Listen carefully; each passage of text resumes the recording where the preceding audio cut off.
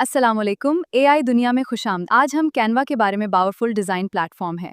अगर आप thumbnails, logos या पोस्ट्स बनाना चाहते हैं तो ये वीडियो आपके लिए है। कैनवा की मदद से आप सिर्फ कुछ क्लिक्स में professional thumbnails, presentations, videos, resumes और सोशल मीडिया डिज़ाइंस बना सकते हैं। इसका drag and drop editor beginners के लिए भी बहुत आसान है। कैनवा प्रो आपको premium templates, magic studio, background remover, brand kit और बहुत से AI फीचर्स। अगर आप स्टूडेंट या टीचर हैं और एलिजिबल हैं तो कैनवा एजुकेशन। अब हम कैनवा के मेन मॉड्यूल्स एक्सप्लोर करते हैं। होम डैशबोर्ड से नया प्रोजेक्ट क्रिएट होता है। टेम्पलेट सेक्शन में हजारों रेडीमेड डिजाइन्स मिलते। अब जब आप कैनवा के मेन मॉड्यूल से वाकिफ हो चुके हैं तो वक्त आ गया लर्निंग जर्नी शुरू करने का। इस complete Canva mastery from beginner designs बनाएंगे। तो चलिए अपना पहला लेसन शुरू करते हैं। तो अपना दाखते हैं फुल कैनवा वीडियो ट्यूटोरियल। अब जब आप Here I'll show you what animation is and how you can do interactive designs on both like images and also presentations as well. Then you have collaborating with teams, then you have film design, then you have social media graphics, then you have t-shirt designs, making advertisements, logos, banners, cover photo editing, then profile picture editing, then making reels and social media posts, and then exporting again, which I mentioned before. Now after completion, you will be able to use Canva for most general purposes, which include photo editing or to video editing to advertisement making. Then use most of Canva's tools and utilities and can use them with efficiency as well. Now do keep this in mind that this is a project-based course, so at the end of all the classes, you will have class projects that will enable you to actively participate in them to practice or refine what you have learned throughout the entire course. You will be provided with supporting resources, so it will become easier to learn as we go. Now, during learning, if you have any queries or any kind of problems, then do feel free to ask me. I will always be available to help if needed. So let us go ahead and get started with our course. Hello everyone and welcome to our Canva course. And for this Canva course, we're going to go from basics to advanced. And for our first ever lesson on Canva, I'm going to go ahead and introduce you to Canva and its interface. So without further wasting any more time, let's go ahead and get started with our lesson, okay? So once you open up Canva, you will be directed to a login page on your web browser, okay? So after you log in, Canva should look like this. And you can also download the Canva software from the Canva website as well. If you were to search on your web browser to download Canva, you will find the download link from there as well. So to introduce you to the interface of the Canva first, as you can see over here, this is our home tab. You have home, magic studio, projects, templates, brand, apps, and classwork on the left side over here, and you have the trash over here at the bottom. So anything that you delete, any kind of projects that you delete will be shown in the trash over here. Now, if I were to click on this, as you can see, it's a top menu, so it's going to put all of those in and compress them in backward inside, and if I were to click on it, it will expand that segment again. Now on the right side over here, you have your settings, where you can see your settings over here for your account, for your login and security, for your message preferences, for your privacy settings. You have a Design Pro over here, which is the paid version of Canva, and you can see your purchase history, domains, and anything which are available for you. Then I'll just go back to home. Then you have the notifications icon over here, where you can see the notifications and kind of messages that you received. You can create a new design from here, and this is your profile over here.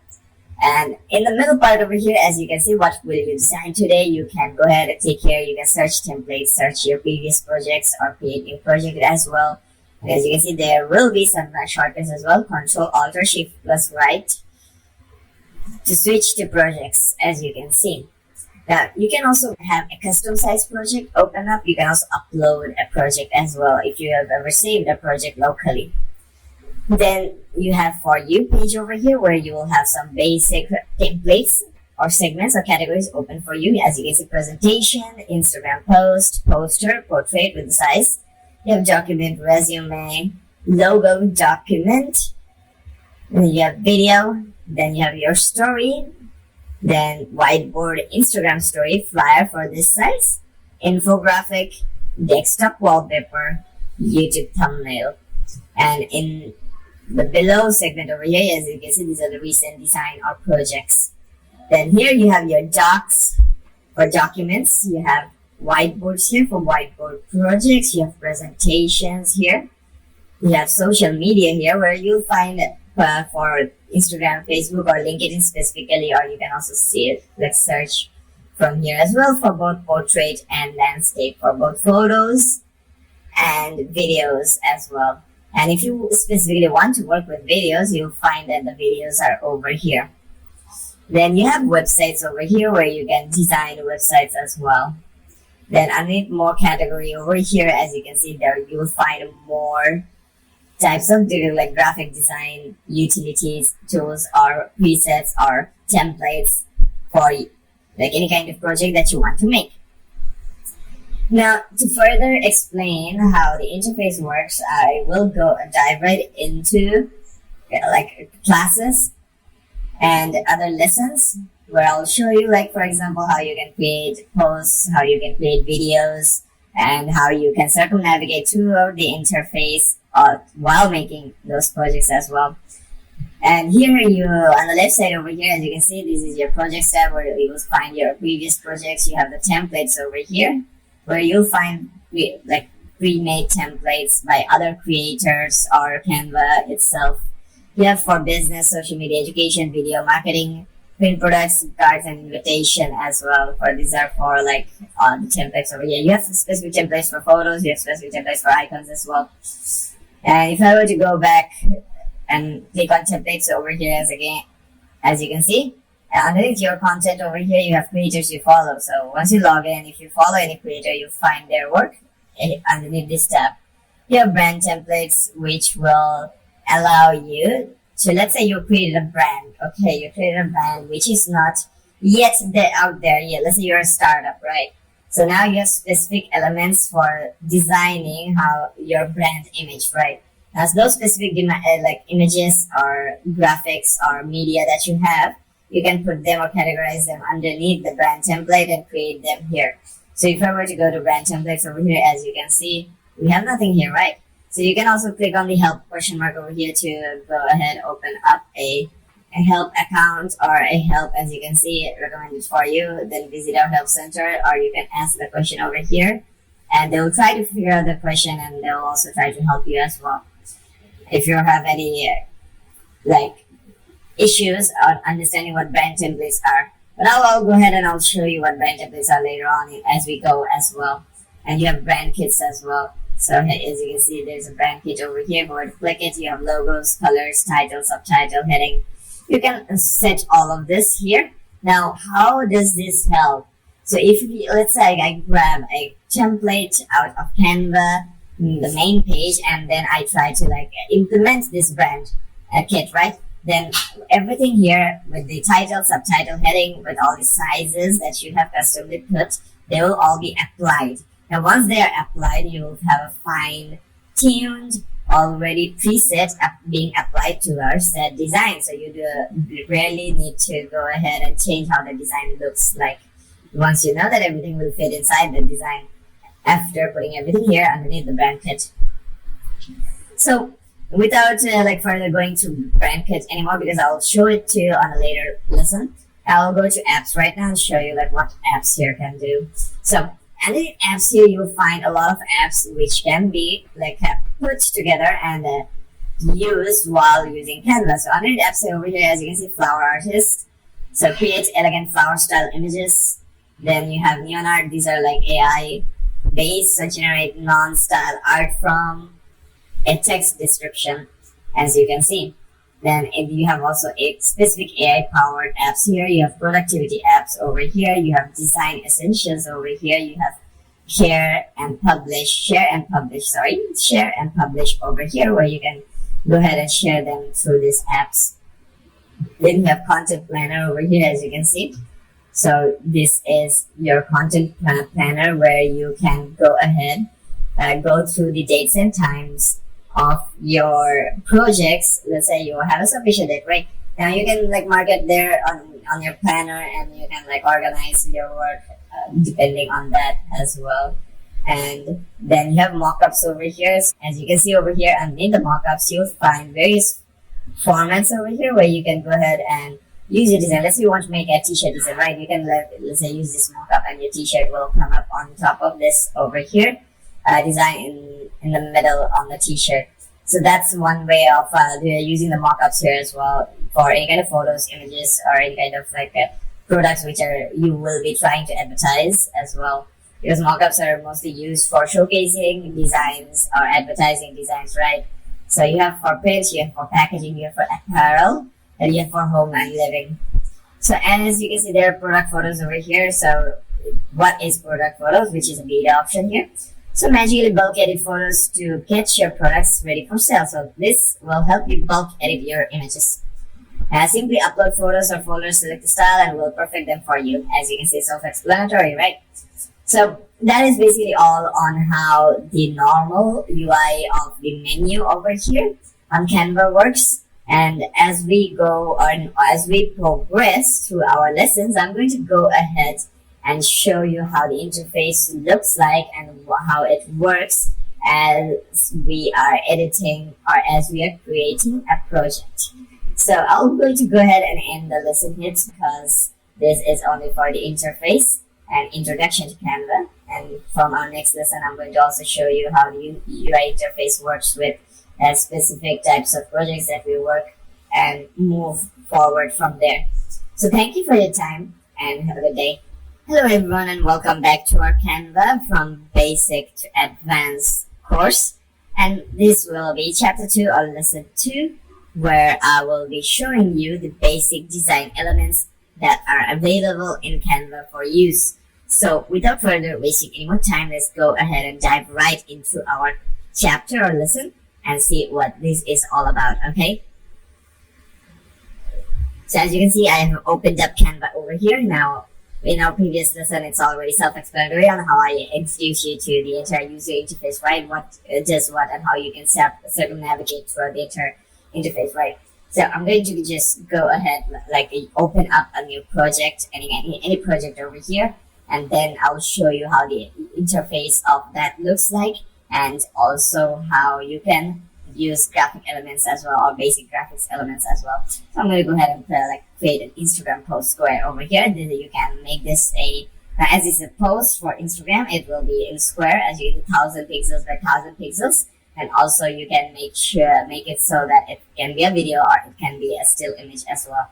So in order for us to go ahead and move forward, as this is a lesson towards basic graphic elements, so I'm going to go ahead and only showcase you the elements or segments over here. The rest I'll show you as we progress through our entire lessons throughout the span of our entire course, okay?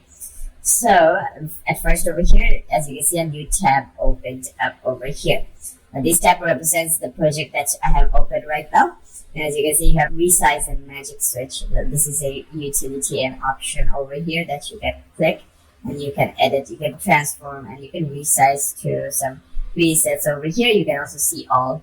And then you can also change the custom size. You can also change the project to any kind of social media, presentation video, website, or anything more, as you can see.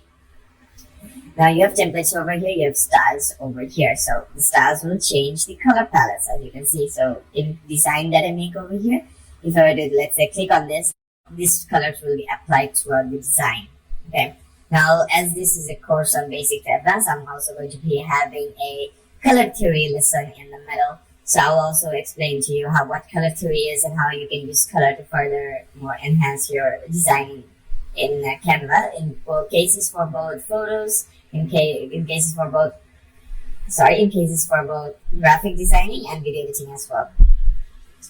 So any templates over here, self-explanatory, you'll find all the templates. Now I'll move to elements over here. So underneath these elements over here, or this elements tab over here, what you can do is, as you can see over here, you have a lot of options over here: frame, arrow, line, circle. If I were to go ahead and click here and here, as you can see, it doesn't end. You have a very large amount of resources that you can go ahead and use to further more improve your design. So if you were to click on frame a lot of frames will come up. As you can see, if I were to click on filter, nothing will come up. And there are a lot of categories up until stickers. You have tables, frames, grids, charts. And these charts, if I were to drag and drop it over here, as you can see, you have options for these charts as well. And as you can see, you can go ahead and adjust how this chart looks like. You can also have a percentage as well. And you can also give it rounded or non-rounded as well, as you can see. I'm going to ahead and press delete button to delete that. Now, underneath elements over here, if I were to go ahead, let's click here, as you can see, a new window pops up, smaller window pops up with recently used shapes, graphics, stickers, photos, videos, charts, tables, frames, grids, and audio. So if you were to click on recently used, anything that you have used recently will come up according to your profile. You can add shapes, you can add graphics, you can add stickers, you can add photos, you can add videos, you can add charts, tables, frames, grids, and also you can add audio as well if you're working with videos, right? So there it is. Now, underneath shapes over here, let's go. As you can see, I have taken this shape, right? Now, there's a border over here, as you can see.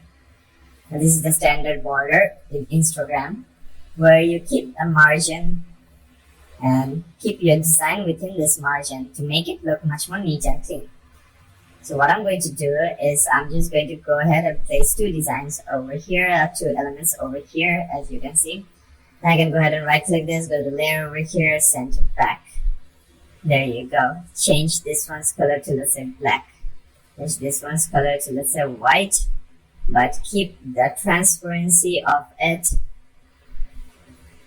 to, let's say, 40. There you go. And that looks a bit standard, right? So you can go ahead and use those graphic elements like that. I'm just going to place this one over here, place it, let's say, right like this. Place another line over here. And place it, for example, in this case, I'm going to place it like that. There you go. And I can go ahead and also remove this so that you can also see how that one looks like. I can also go ahead and place down another line over here. And let me just place it like this. And also another line over here. And place it just like this. There you go. Now if I were to remove this, as you can see, the design over here. So you can also not only use this graphic elements over here to like change the design, you can also use like circles or any kind of shapes here to build up a design grid for yourself. So for this example, which I showed you, I built up a design grid by adding two boxes, right? One keeping it in a frame inside, and one keeping it as like a border frame outside.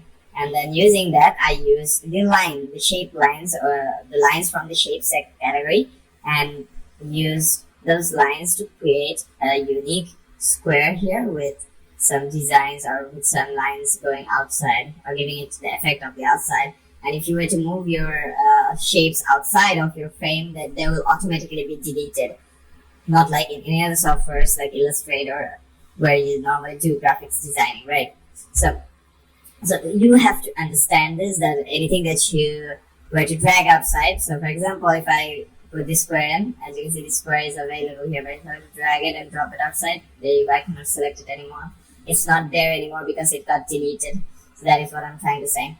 So underneath shapes here, if you were to go ahead and click all, as you can see, you have a lot variety of shapes that you can work with. You can select this.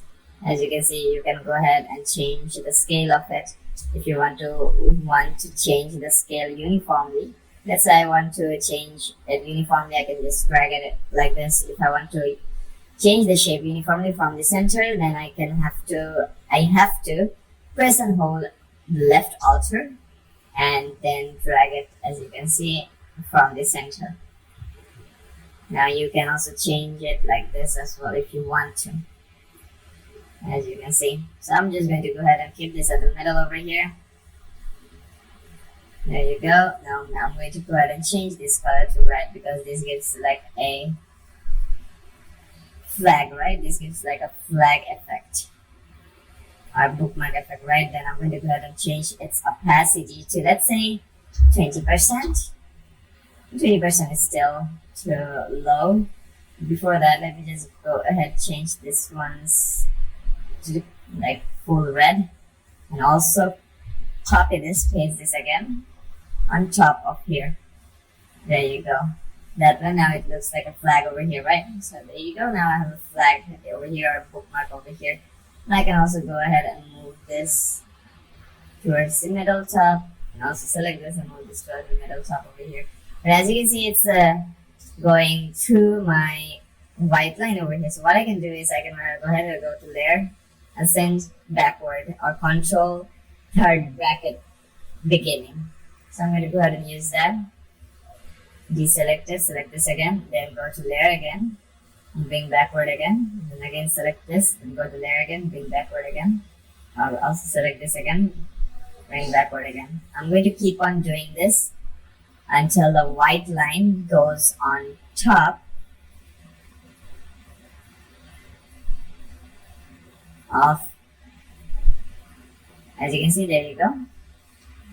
I'll just zoom out again, put this right at the center, put this, zoom in again to see. Now there you go. Now this flag is behind the white line over here. So that's one way of how you can go ahead and use the elements to your advantage. And I'm going to change the color for this one, so let's set this color over here. And I completely changed how it looks like, right? But this is too bright because we want to match our colors. So I would want to go ahead, change or adjust its color so that it goes dark green, which is barely visible over here. There you go. And keep this one's color to, let's say, yellow. And this one as well to yellow. There you go. Now that looks much more better, right? So that's how basically you can use the elements over here, the design elements over here. You can go ahead and search for like shapes, which I did right now. I use the shapes, right? Then I can go ahead and use graphics over here. And as you can see, you have animated graphics, you have different forms of graphics, you have stickers as well over here, collections, underneath collections category, underneath graphics. That is over here. You have stickers over here, which will only enable you with stickers. As you can see over here, they're still loading right now. So as you can see there, you have animated stickers as well. Mostly are animated stickers, but you can find still stickers as well. Then you have photos here where you can like access a wide variety of photos. You also have videos, you also have charts over here, as you can see. And as I mentioned before, you can go ahead and edit these charts. Then you have tables as well. Then you have frames as well. You have grids as well over here. And then you have audio as well over here, where you can access audio as well if you're working with video, that is. So that will be all for this lesson, and I'll be seeing you in the next one. Hey there everyone, and welcome back to our Canva course from basic to advanced. And for this chapter, which is chapter number 3, or lesson number 3, I'm going to go ahead and show you how you can go ahead and do exporting. So why am I showing you exporting in our third lesson? Now, as this is a basic to advanced course, I want to show you all the basics first. Exporting is part of a basic procedure. Well, if you're done with your project, you can publish or export, right? You can publish it to direct websites, post it direct websites directly from Canva, or you can just save them locally as well. And I'll be showing you how you can do it for both cases. So without further wasting any more time, let's go ahead, dive right into the lesson and see how you can go ahead and do export at the same time with a bonus, how you can publish or post it online as well. So let's go ahead and get started. So as you can see over here, I have opened up a previous project where I showed you the basic elements, right? So how do you export? So you will find an option to share on the top right corner of Canva, which is this part over here. As you can see, share. Or you can also send to teacher if you want to send to teacher as well. But that's okay. Let's go to share and see what we have. So if I were to go to share over here, as you can see, people with access to it, edit, so you can add people, groups, or class. You can share it with other people as well. Now, you can have a collaboration link. So as you can see, design for anyone with the link can access. So collaboration, like who can access. You can have Design Pro. Anyone from Design Pro can access the design using this link, or anyone with the link can access this. Then you have it post to, like, this is a quick shortcuts, Instagram present. You can add it to a presentation. You can add it to a Google Classroom. You can also have a public view link as well, so people publicly who will click on that link can access it but not edit it, so they can only view it or spectate it. Then you can have the download option over here. So if I were to go ahead and click on the download option, now it's going to go ahead and move you forwards towards saving your project to a local device. So you have the file type over here. You have various forms. You have JPEG or JPG. You have a PNG. You have PDF standard. You have PDF print. You have SVG, which is very, very good for graphics designing if you want to put this SVG file into any kind of other graphics designing software. Then you have MP4 video. So if you're working with videos, you can save it as MP4 videos, and you can also save your project as a GIF or GIF or GIF, however you want to pronounce it. Then you can have a transparent background. So if you're working with any kind of logo, you can add the transparent background check over here for you to have an access to it. Then you can compress the file to lower quality. Then you can also save your download settings as well. Then if you were to click on download, it's going to go ahead and download it. And a file browser will pop out, or file explorer will pop out, and you can direct towards the specific file where it has been downloaded. Then here you have the share to social. So under the share to social over here, you have Instagram, you have Facebook page, you have Twitter, you have Facebook group, you have TikTok, Facebook story, Pinterest, LinkedIn profile, LinkedIn page, Tumblr. So all of these are self-explanatory. You can share it on Instagram, Facebook page, Twitter, Facebook group. So you can share it in a Facebook group as well. You can share it on TikTok, Facebook stories. So these are all self-explanatory. Now the unique part is the schedule button over here. So if I were to go ahead and click on schedule button, as you can see, connect Instagram business via Facebook. So you can connect your social media to Canva. And once you have done that, you can go ahead and directly share them on the specific social media platform. You can schedule it. So you can select, let's say, a channel, you can write a caption, and you can publish now as well. And you can set the date and time where this post will be uploaded. So you can schedule your upload or publish or share as well. So that's basically it with exporting. It's pretty simple and straightforward here in Canva.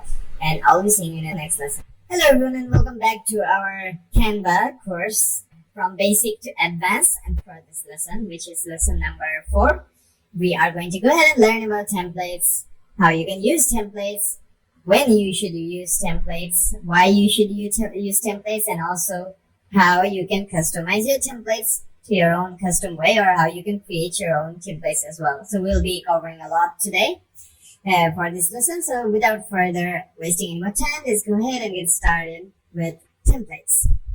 So to first access the templates, you need to go ahead, come over to your main menu over here and go to templates over here, where you will have a lot of variation of templates that you can use for. Now, as you can see, underneath all templates over here, you have various forms ready to teach lessons. So these are lesson type templates. So if you're, let's say, a teacher, you want to teach graphics designing or any kind of other areas, you can use these templates for those specific purposes. Then you can also have the grade as well for the complexity. So as you can see, there are various grades. You have subject as well. So you have math, science, visual art. You have resource type as well. So lessons, presentation, posters, whiteboards, and much more, right? And you have flashcards as well, infographics as well.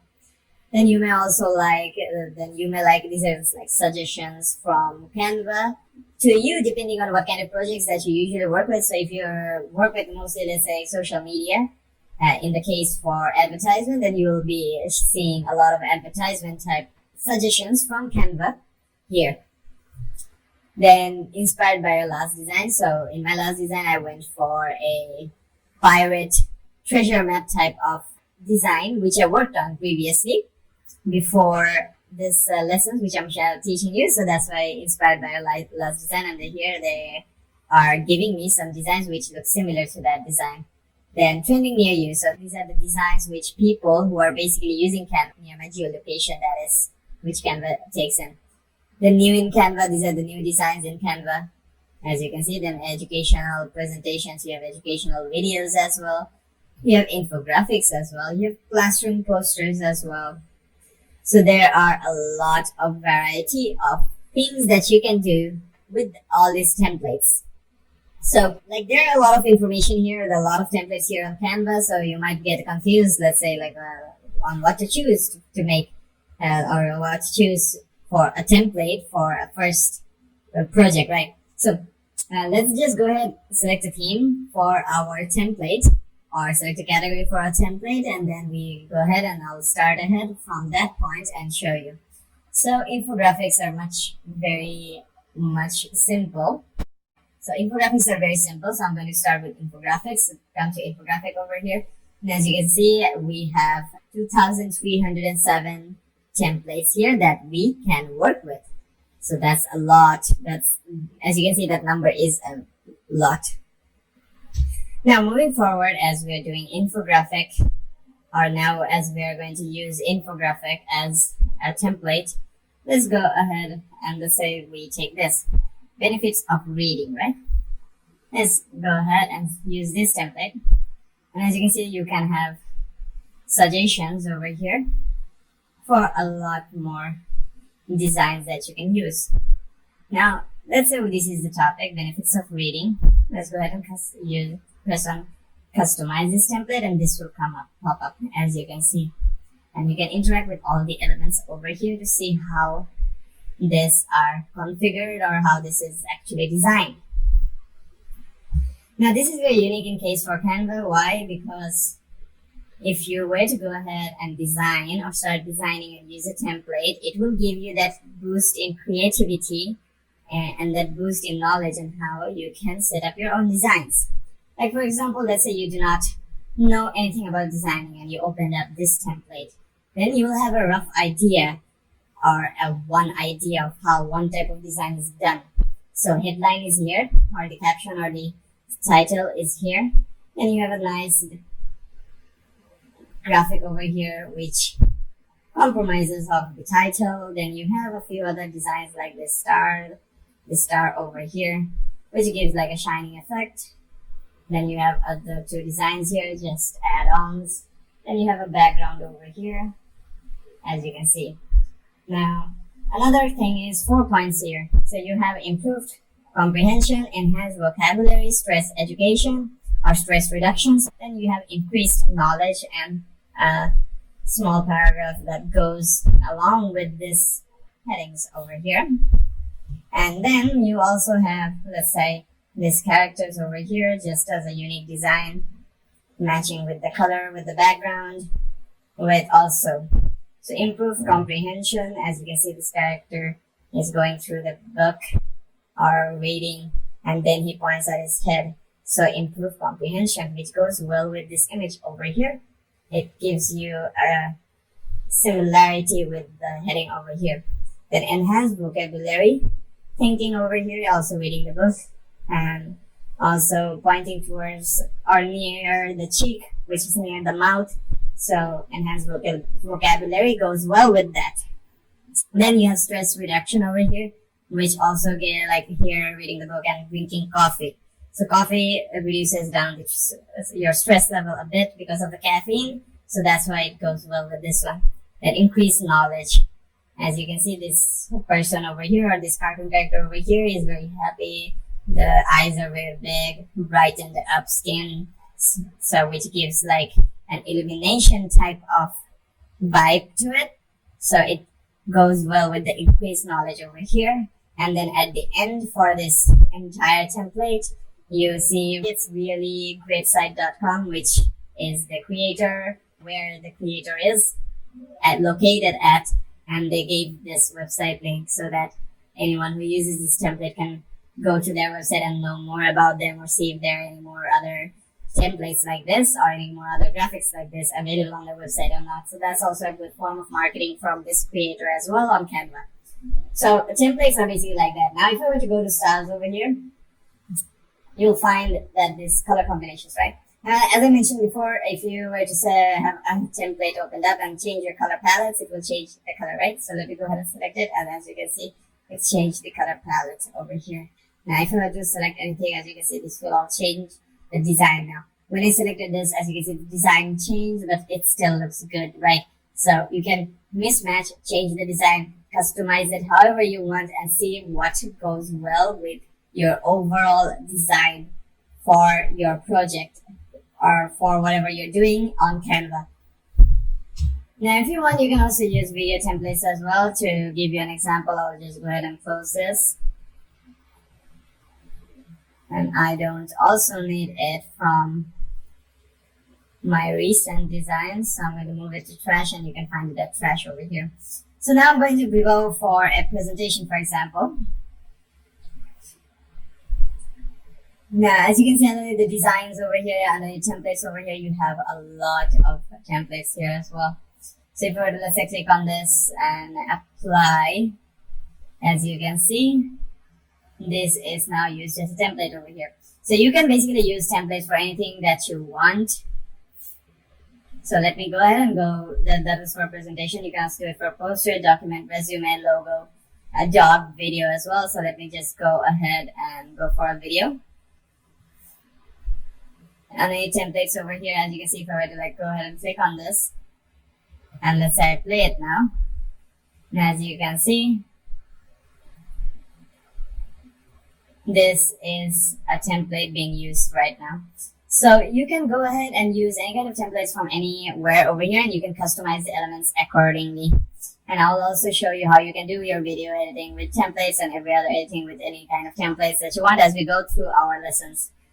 This is a lesson just for templates, so I just showed you a couple of templates and how you can go ahead and customize them. And if you want to go ahead and deep dive into the more customization aspects of templates, I'll just go ahead and let's select this template over here. So I'm going to add this template over here. As you can see, this is an image, right? If I were to double click on it, nothing happens. I can go ahead and delete this, yeah. And then as you can see, delete image, the image will be removed.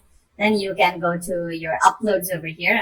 In the user interface, you have uploads over here. So underneath uploads, as you can see, this is an image, these are the images which I have uploaded onto Canva.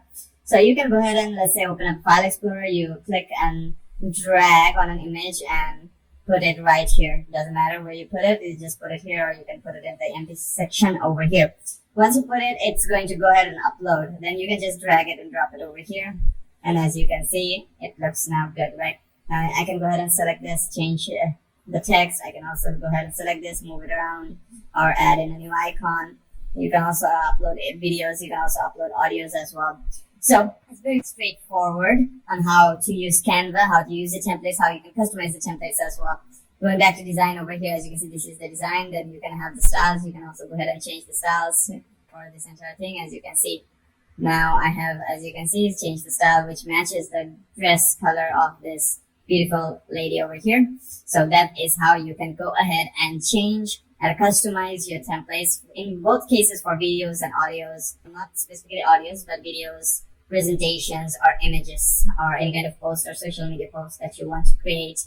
You can go ahead and change the style, change the template, adjust the template, customize the template to however you want. So that will basically be it for this lesson on templates, and I'll be seeing you in the next one. Hello and welcome back everyone to Canva course from basic to advanced. And for this lesson, or for this chapter number 5, we will be working with images. So I'll be showing you how you can edit images, resize them in Canva with a lot more added edits as well. So let's go ahead and get started. So here we go. I have opened up Canva over here. Now I'm going to go ahead and select just an Instagram post over here, a square to work with. Now I'm just going to go with an image from elements over here, going to photos over here. Now as you can see, we have a lot of photos that we can work with. You can also use your own photo as well. If you want to go ahead and use your own photo, that's still all okay. Now I'll just go ahead and let's say drag this photo in here. Let me just go ahead and rescale it up. There you go, and put this right at the center over here. There you go. Then what I'm going to do is I'm going to right click and lock it. If you go and lock it, you cannot interact it. You can select it, you can unlock it, but you can select and then you cannot edit it anymore. So as we will be working with images, I'm just going to go ahead and use this image and work with this image. Now, there are various ways that you can edit an image here in Canva. So you have animate over here. So let me go to animate, and as you can see, I can have an animation added to it as well if you were to make it into a GIF, but we do not want to make it into a GIF. We want to have an edit option to it. So I'm just going to go with no animation. So I'm going to go ahead and remove the animation from here. There you go. You can change the position over here. You can center it. You can align it toward the left, align it toward the right, however you want to. I'm just going to go ahead and use it over here. Now, there are various other ways that you can also import an image in. So let me just go back to my elements over here. Go and add a grid, let's say. So let me just add a grid in. Or I can just add a frame in as well. So I'll just go ahead and add a frame in. There you go. Now, as you can see, this is square as well. So I'm going to use this frame. And you can import an image into this frame the same way as before, just by dragging and dropping it in here. Now, if I were to go ahead and move this, as you can see, the image is not moving, the frame is moving. So how can you move the image inside the frame? You have to double click on it. Then this window will pop up. Then you can realign it like this. I'm going to realign it like this. And then press enter, and there you go. Now I can just realign it towards the center like that. Now you can go ahead and edit the photo from here. So once you click on this, now as you can see, there's a Magic Studio here. There's effects, there's adjust, and there's crop as well. I'll be going through all of them. Crop is basically the same as before. You can just crop it however you want to, aligning it towards the frame. You can press enter again to set it up. But I'm just going to go ahead, and there's a new option, as you can see, expand. There's also a crop, smart crop as well, and you can also rotate it however you want. I'm just going to keep it at auto over here, but as you can see, it zooms in. So I'm just going to press escape, but as you see, that's not working. So I'm going to zoom out a bit and readjust this so that it fits in perfectly, and then we align it again and we press enter. Then I'm going to zoom it back to fit. You can also make it full screen if you want to. So I'm just going to align it to fit and realign it to the center. After that, going back to edit over here, the effects are self-explanatory. You can select any kind of effects. You have a background remover. So if I were to click on this, it's going to analyze the image, as you can see, and it's working right now. And once it has detected everything, as you can see, the background image has been removed.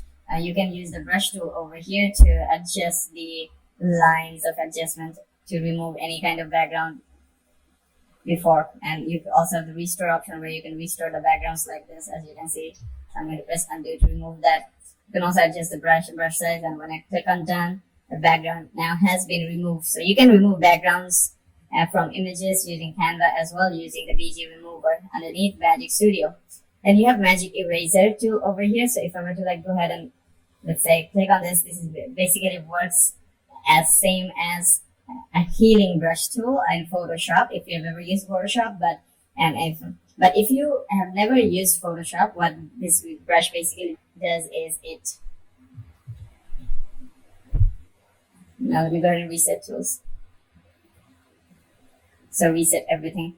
What it basically is, let's say you have a skin complexion, you have a lot of freckles, right? So you could, with the Magic Eraser, you can go ahead and use it to smoothen out your skin. You can remove the freckles using that. So the Magic Eraser tool works like that. Then you have Magic Expand. So Magic Expand will make sure that your image expands. As you can see, you have a crop and expand. So the image you have selected can be expanded.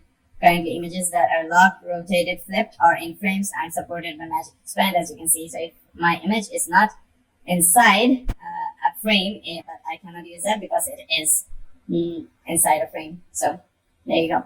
Then you have Smart Crops. Underneath Smart Crop over here, looks great already, as you can see. So Smart Crop will automatically crop your image to a size befitting of your project design. So that's all for crop. And underneath adjustment over here, You have auto adjust. If you were to click on this auto adjust, it's going to automatically adjust everything. Now, as you can see, this image had a lot of brightness. It auto adjusted and adjusted all the brightness and every aspects over here. So I'm going to go ahead and press Ctrl Z to undo everything. Now I'll go ahead and manually adjust everything.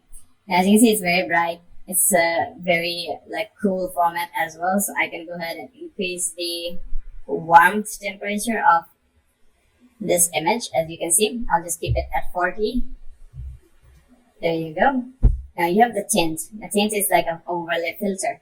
So if I were to move it towards this or this side, as you can see, the tilt is working. So I'll just move it a little bit over here with the warmth.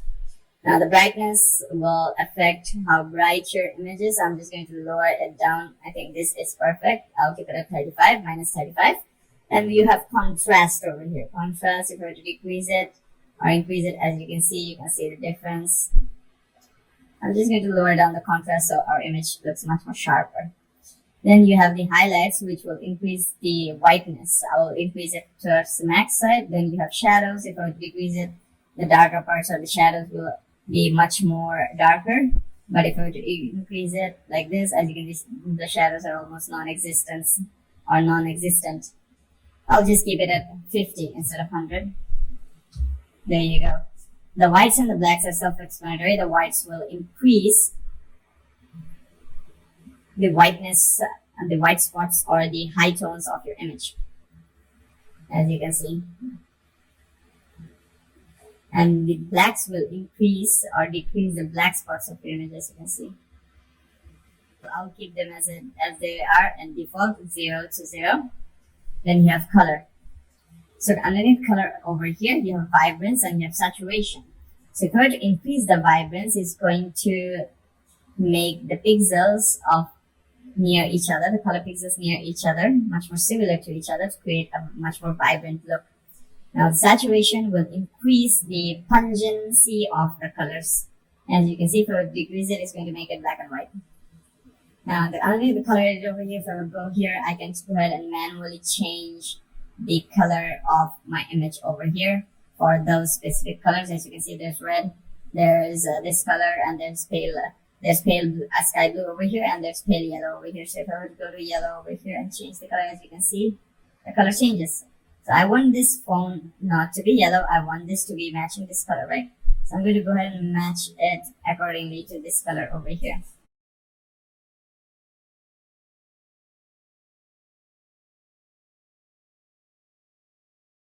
And you have the brightness and the darkness as well. So I'll reduce down the brightness a bit, adjust the color so that it matches our color over here. And as you can see, it's almost similar. So I'm going to go ahead and use this one.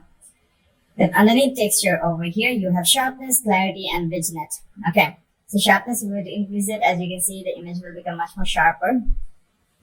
But I don't want that. I'll just keep it at 0 because I believe that the image here is perfect as it is. Then you have clarity. If I were to increase the clarity or decrease the clarity, as you can see, the clarity increases. I'll just increase the clarity up a bit. If I were to increase the sharpness, now as you can see, the sharpness increases as well. And the vignette will make sure that the borders are a bit darker. So I'll keep the borders a bit dark. There you go. So that's it for adjustments over here. You can also reset the adjustments as well. Now, underneath effects here, you will have various forms of effects that you can use. As I mentioned before, you have digit remover, magic eraser, magic expand. You have magic grab now. So if I were to click on magic grab, it's going to grab the image over here. And as you can see, some parts of the image has been changed. The colors have been changed.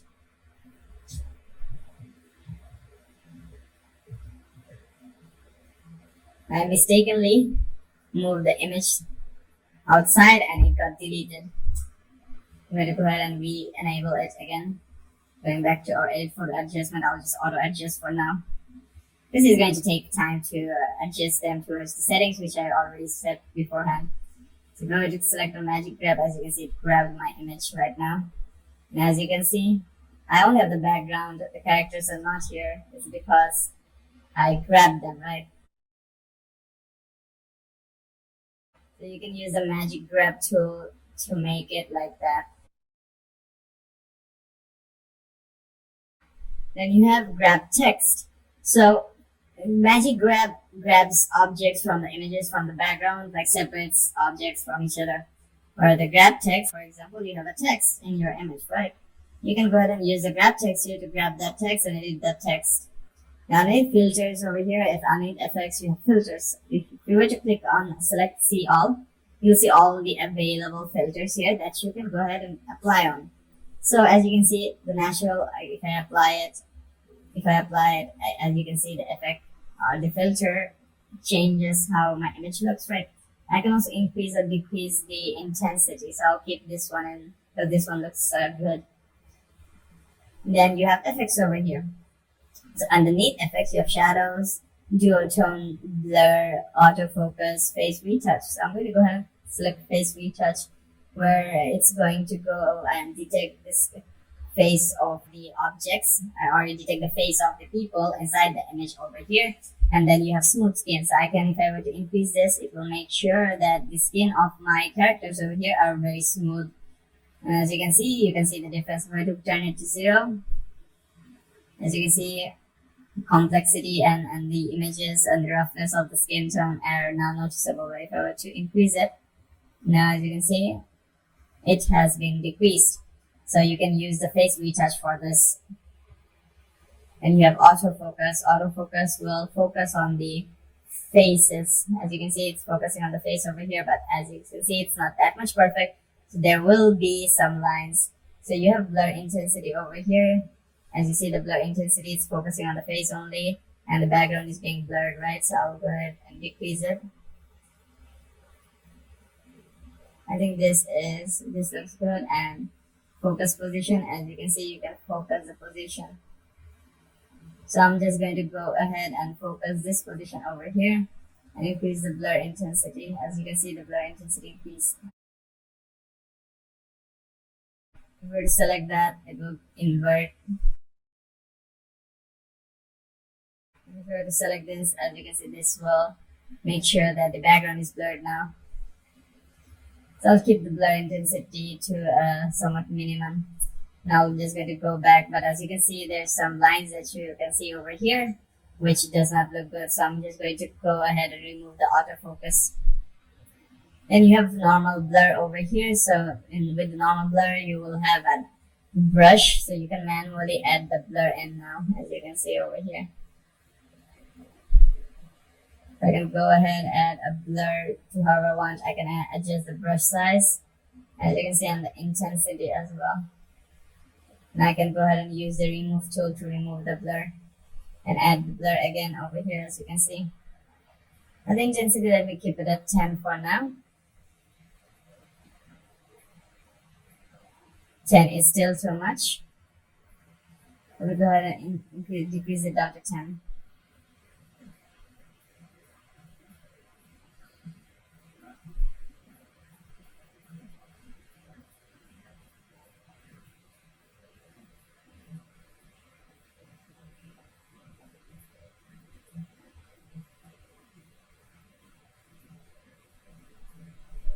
So this is one way that you can go ahead and use the blur tool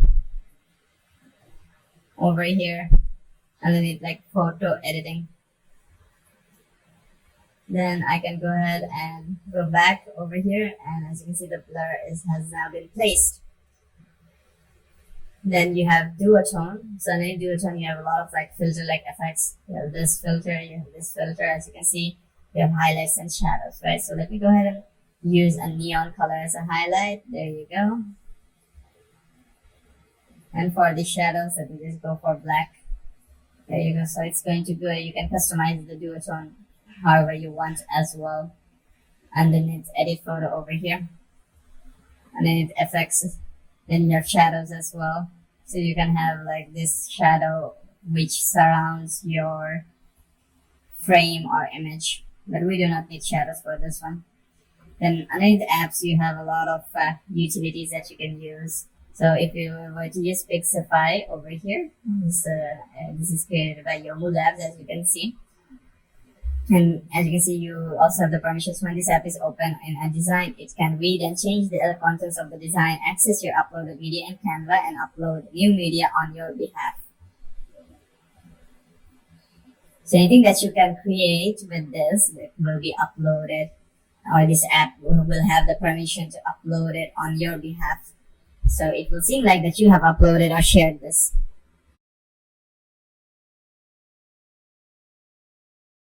Now Pixify is a very resource hungry app, so it's going to take some time to load up, but you can also go ahead and close the Pixify app through there.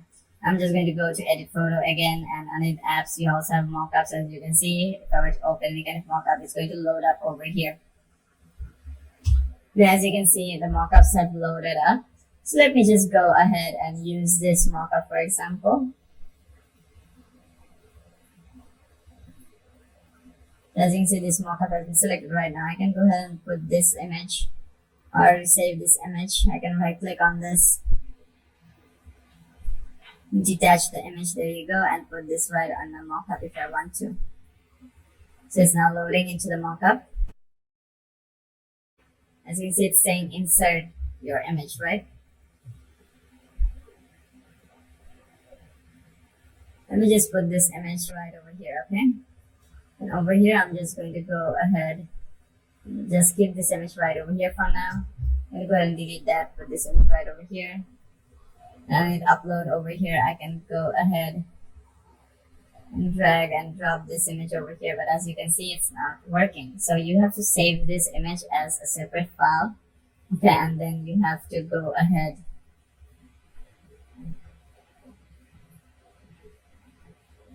and import this image inside this mockup.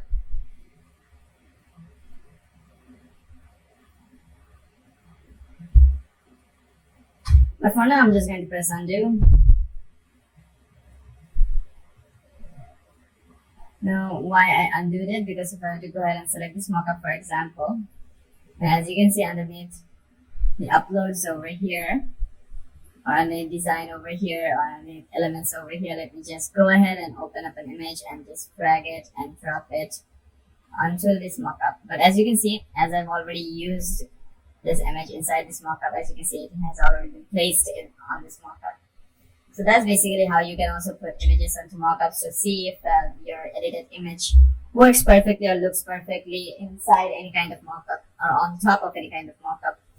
Now, going back to edit photo over here, you have apps, you have mockups, which I showed. You have image upscaler. So if you have a low resolution image, with the image upscaler, you can go ahead and increase the resolution of it. If an image is not colored properly, you can use colorize over here. Now, underneath apps over here, you can also access various forms of apps from apps over here in the UI to see which app or which kind of photo editing app goes well with your photo. So that'll be all for this lesson on how to utilize or edit your photos, or how to basically work with images. So that'll be all for this lesson, and I'll be seeing you in the next one. Hello everyone, and welcome back to Canva course from basic to advanced. And for this chapter number 6, I am going to show you what you can do with typography and text effects.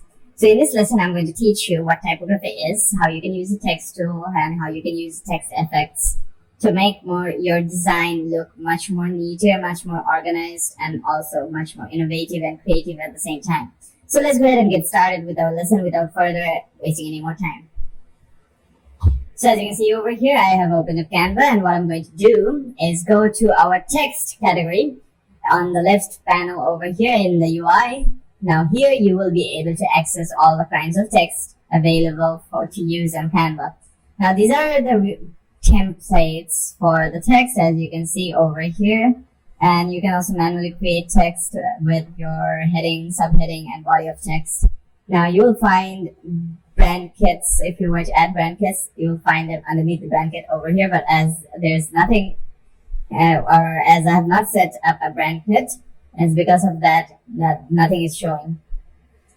Now I can go ahead and add a text box over here. Okay, as you can see. Now I can also click on this icon over here, links, and add a link into it. So let's say I'm making a digital link, right? A digital page, a digital link, or let's say website or website UI design. I can go ahead and click on this and add a link into it as well. So you can add a text box over here. You can expand the text box. Then also scale up and down the text box like that. If I were to add a heading, as you can see, this is a heading. If I were to add a subheading, this is a subheading over here. So let me just realign it so it fits and looks neat and clean. Then a body of text will look like this. There you go. Now let me just align them with the position over here. Let me just align them. There you go.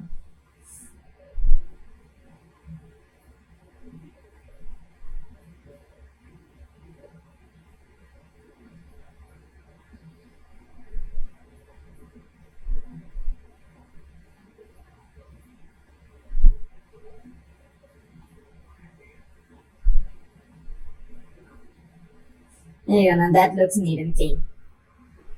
So you can also do the space evenly tidy up like this so that everything is far from each other, the same distance, as you can see over here.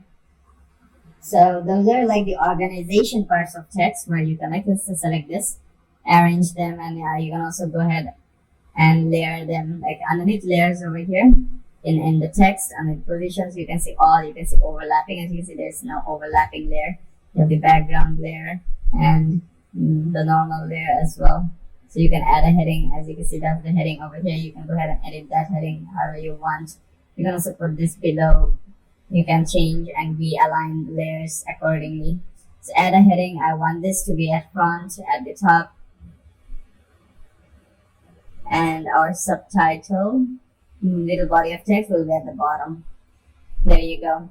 Now I'll show you what this does basically is by changing the colors so that you can differentiate them from each other.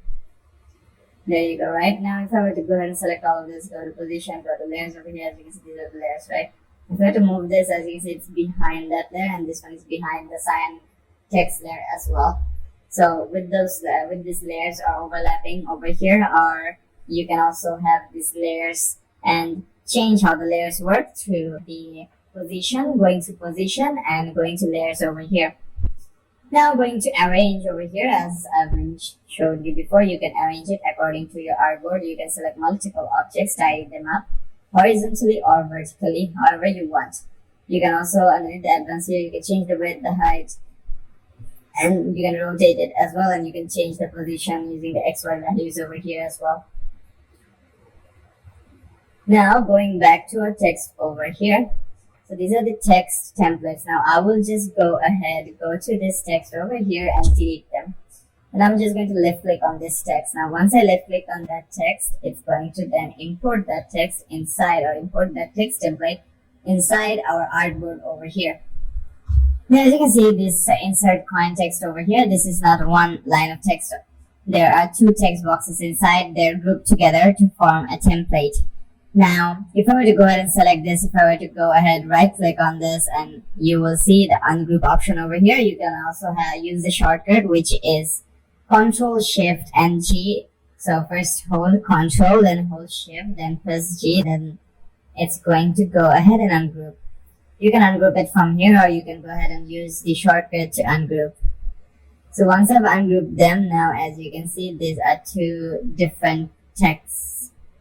You can also go ahead and edit those texts however you want to. It depends on you.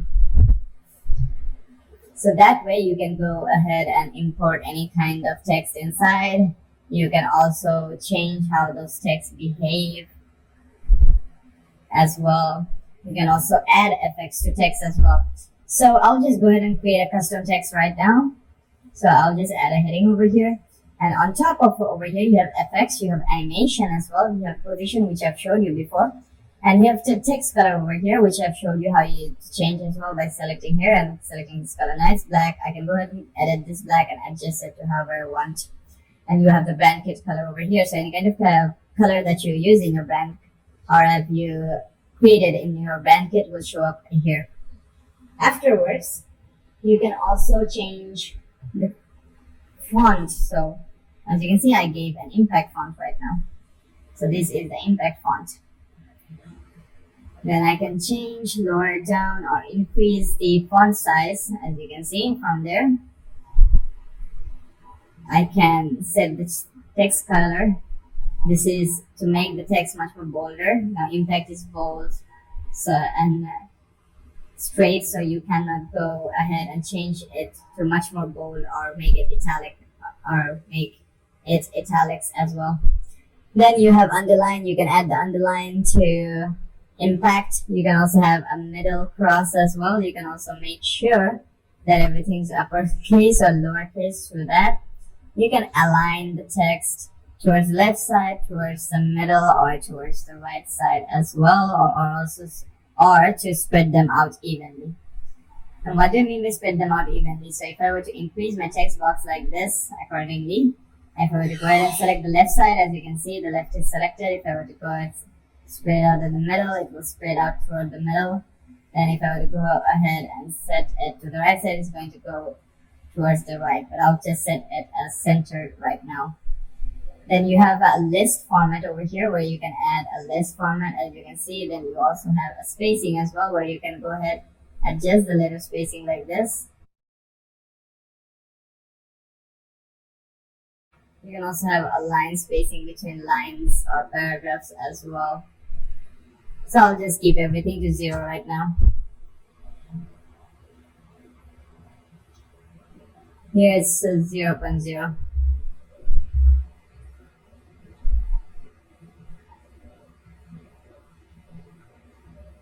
This always stays at like 1.4, so I'm just going to keep it at 1.4.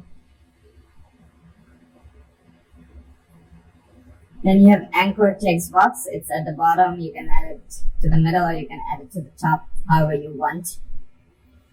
Then you have effects here. Now effects for text are a bit different than effects for videos or photos.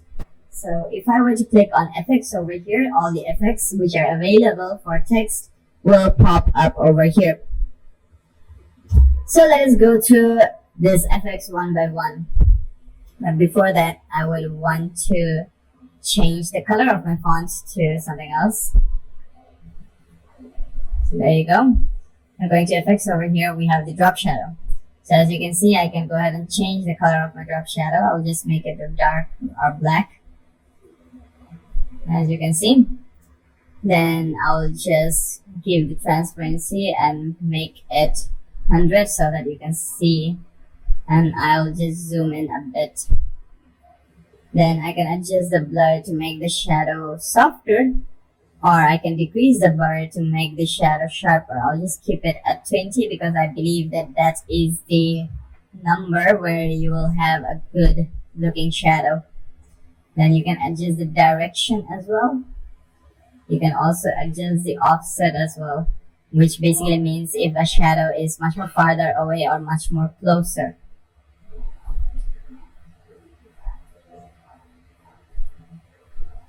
I'll just keep my shadow like this. There you go. As you can see, that's one effect.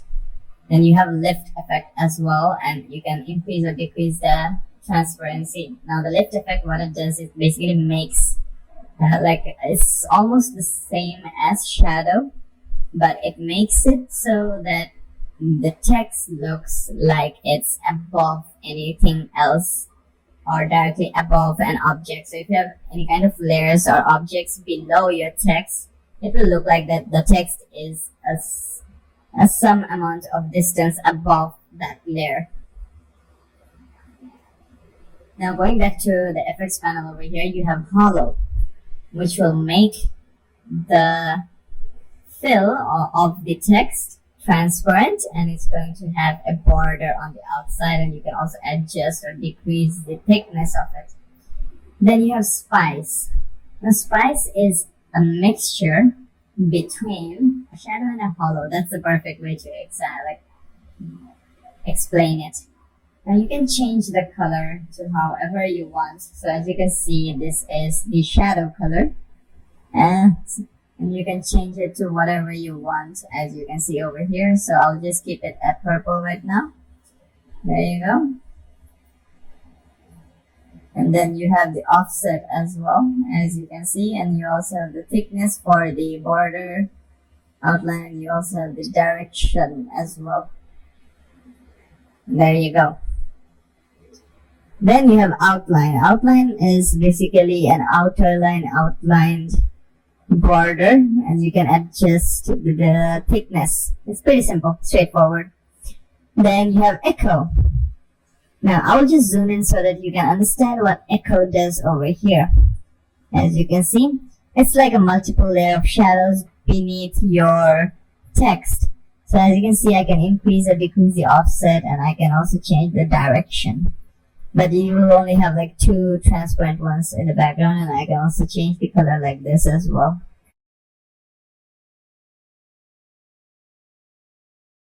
There you go, as you can see, the color has now been changed. Okay. Now going to our next effect, which is glitch. As you can see, if I can increase or decrease the offset, it's going to glitch my text. I can also change the direction.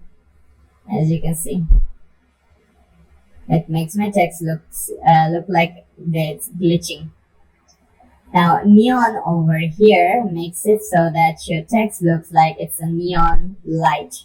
The more intensity that you increase, the more whiteness of the text will increase, but the surrounding borders or surrounding fade or blurry effect or gives it a touch of the more realism to how a neon effect looks like.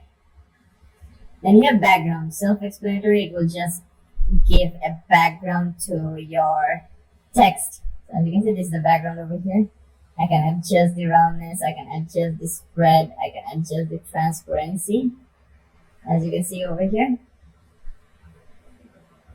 Now continuing onwards, I'll just go back to my effects over here.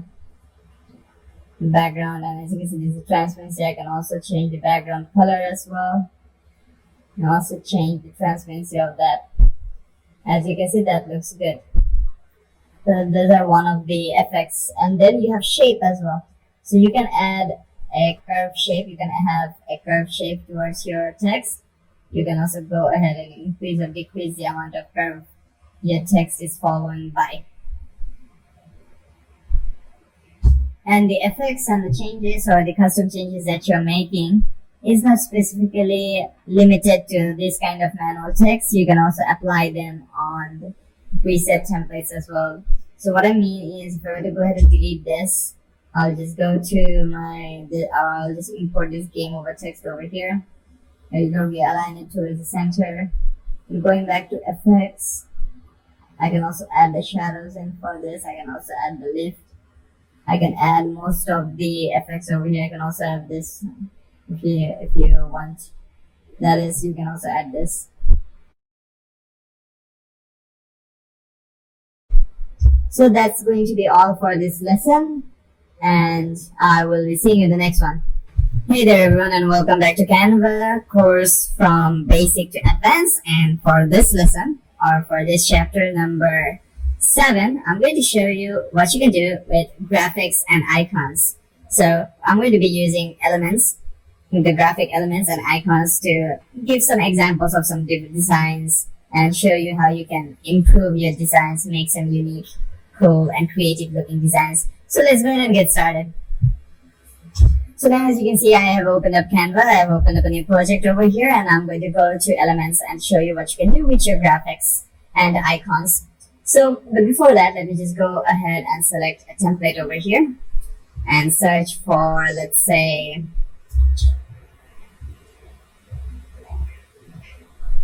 graphic or graphics. Let me just go for a graphic over here, and you'll see that there are a lot of templates here that you can work with. Right now, previous we used text, right? So I'm going to go ahead and, let's say, use this.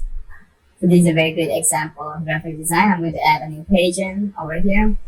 Now, instead of page 2 by 2 over here, I will go ahead and select it like this. As you can see, we can select our video like this and edit it like this. And I'll just make it so that it looks like this, or expand it to just use my scroll wheel to go ahead and go between these two. Okay, So now I'm just going to go ahead and try to copy this, but as you can see, these are the icons, these are graphics over here, this line is over here, and we have like two simple text boxes over here. So if I were to go over here, I'll just go to elements over here, I'll just going to drag a line. Now I'll try to make this, but design this in a much more unique way, okay? So at the center over here, I'll just go ahead and drag this to keep it at a single frame, because I would want to keep it at a single frame without disorganizing everything else. So we have graphic design text over here, but I'm just going to add in a text box, just a normal text box. I'm just going to add a subheading in. Okay, so here it says graphic design, right? So I'm going to type in graphic design. There you go. And just have this design and second line over here. There you go. Now I'm just going to reiterate it or realign it towards the left side. There you go, and have an underline to it. And why I give the underline, I want to make sure that this underline or this line over here goes on top of this line like this. There you go. And selecting this line, I'm just going to place it right over here.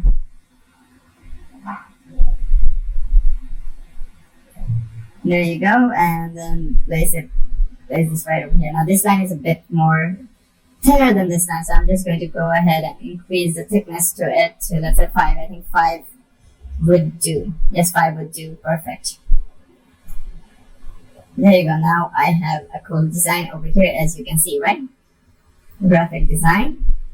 Now comparing it to our previous one, it looks a bit more unique, right? Now having this icon, this bulb over here. So I'm just going to go to elements over here and just type in idea. This graphics design is all about idea generation. You have creativity, right? So I'm just going to go ahead and use that. There you go, and place it right over here. Then scale it down a little bit. There you go. So we have graphics design, we have this one. Now what elements do we have? Our work is good and in accordance with our customer wishes, right? I'm just going to go ahead and create another text box over here and paste that one over there. There you go. And I'm going to make it so that it's from the right side and paste it right over here. There you go. I'm going to make the text size to 20 to make it look much more neat and organized, as you can see. 20 over here, and then give it an italic format. There you go. It already looks very flourished. Right now I'm just going to go ahead and add an effect in and add spice in. No, I'm not going to add no effect. I'll just going to go ahead and add that. Now what I'm going to do is I'm just going to go ahead and copy and paste it like this, and I'm just going to go ahead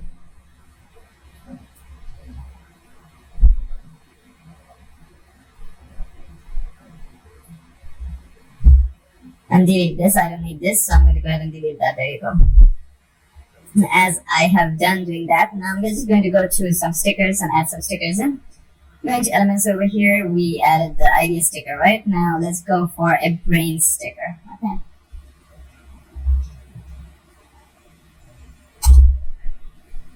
So as you can see, we have brains. Now this looks like a brain. This looks like a good one. Instead of this, we can use this. I'm just going to go ahead and use this instead of that one.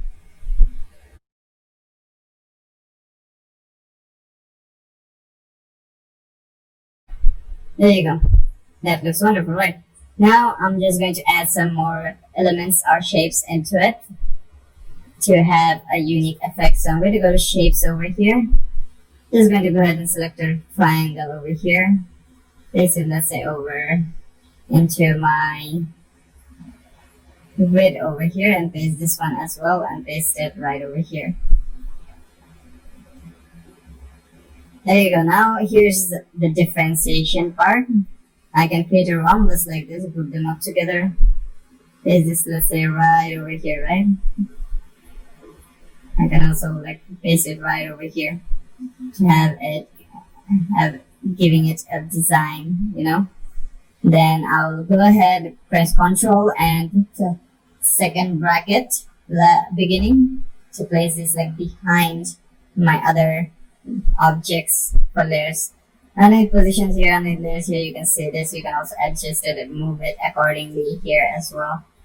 And I'll just keep it as it is, as you can see. So it's there, right? But I will also add another object over here. Select this one. Going back to my position layers over here, I'll put this right above this shape over here. And place this right over here. There you go. Then I can adjust this however I want. So let me just go ahead and adjust this to, let's say, this way. Okay, there you go. And that also looks cool, right? Now I'm just going to go ahead and add in a circle like this, and sorry, not circle, a rectangle. But I don't want this one to be here, so I'm just going to add this one here. Why? Because I can increase or decrease the size like this, right? So I'm going to increase it like this. Make it a little bit short like this. There you go. Over here. Change the color. Tweak the color a bit like this. There you go. And make it a bit more transparent. There you go. And going back to position, going back to layers, I'm just going to place this right below here. There you go. As you can see, this looks wonderful right now. I'll just expand it to like this area over here. If I wish to, I can just expand it to this area. Or just move this one a little bit towards the left side over here. And then have another box like this. I'll just copy it by holding down Alt and then pasting it on top, right? Then I'll just go ahead and paste this right over here. Move it right over here and move it right over here. Then change this one's color to, let's say, this color over here. I'm going back to position. As you can see, this is the layer which is below all these layers. So these layers will not be affecting, or this one will not be affecting this layer, these objects. As you can see, it already looks neat and clean, but the top side and the bottom side are empty, right? So how can you like make more?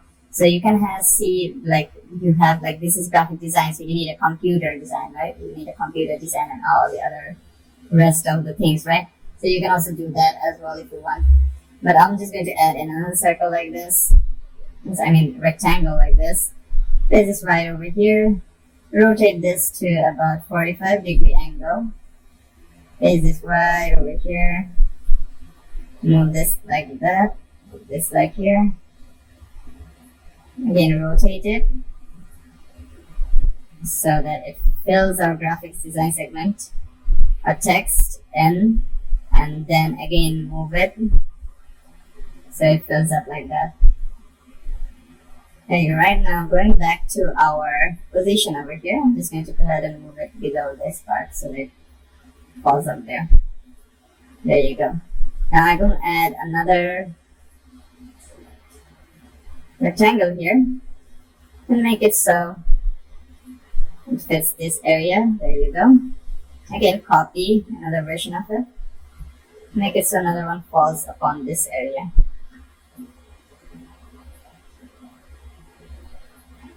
Within our frame. Then I'm just going to go ahead and group these two together by pressing Shift and selecting these two. And then I'll just go ahead and log them in so that I do not interact with them anymore. And I can go, as you can see. So there you go. We have created a nice unique design. Now, if you want, you can also go ahead and create this design in various other ways. Like for example, you can have a rectangle, you can add a rectangle, a triangle like this over here, for example. You just go ahead and try to match it with the curve. There you go, that looks perfect. So I'm going to go ahead and place that over there, right? Now I'm going to go ahead and change the color to this one, for example. As you can see, it matched that, right? But it's a bit different because you need another triangle over here. So what I can do is I can go back to shape, take another triangle, paste it, let's say right over here, and then scale it down a bit so that it fits this exact part over here. There you go. Then change its color as well to this one. And then while selecting both of this, I'll just move them towards the left side so that they fit and they cut through over here.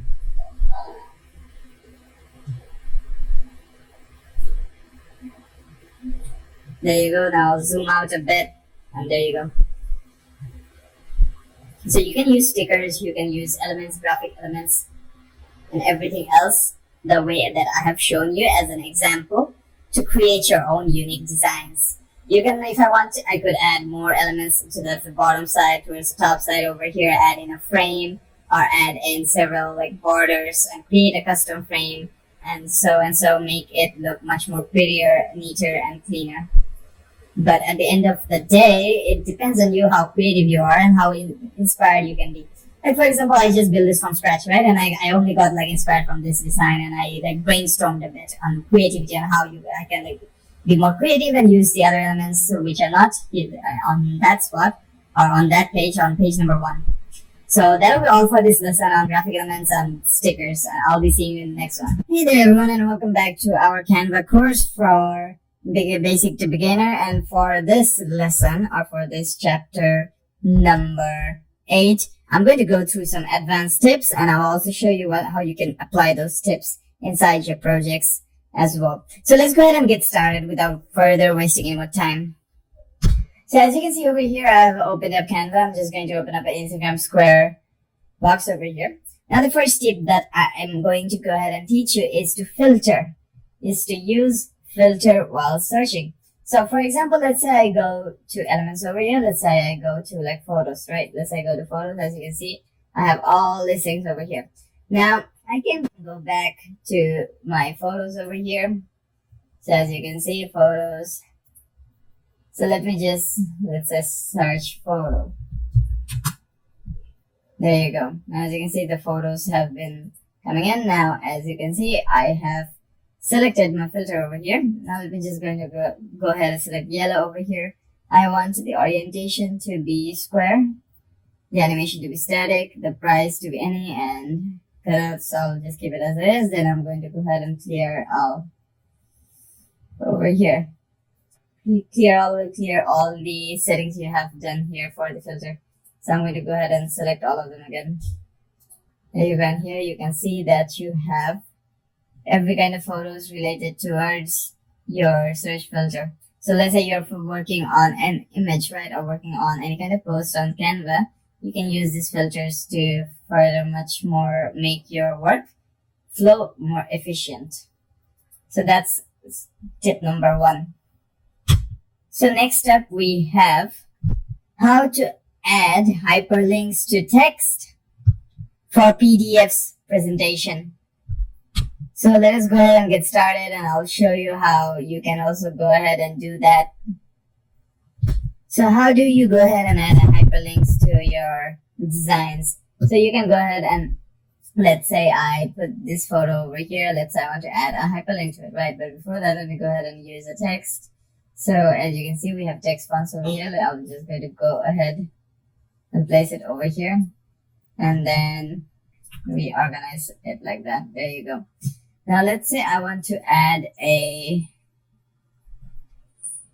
hyperlink, right? So what I'm going to do here is underneath here, as you can see, there's an option for a hyperlink over here. What I can do is go to text, go to like normal text over here. Then you have title, body of text over here as well.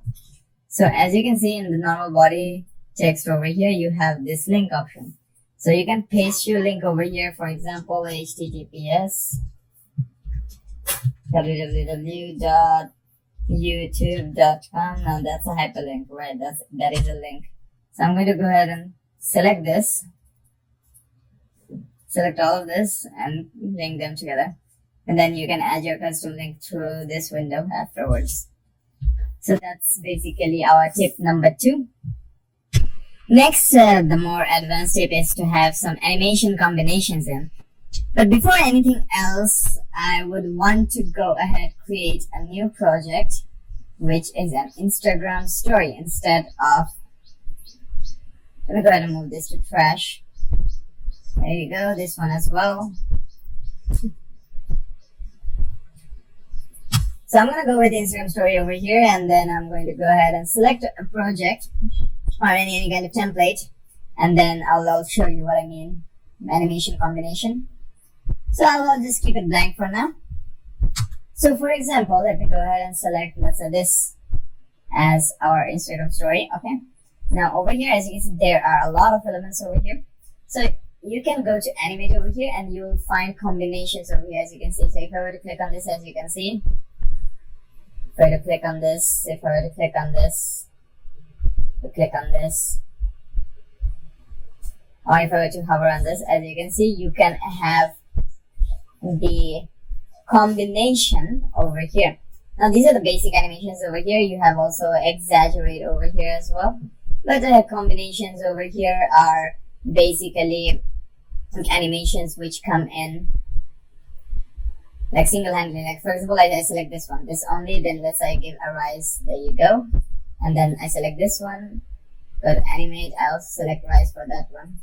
So if I were to go ahead and play this from the beginning, as you see, only those two got animated, right? So animation combinations are basically the same thing. So as you can see, you have I have basic over here only. So let me go back to my style over here. Go ahead and select this. Then after that, going to animate over here.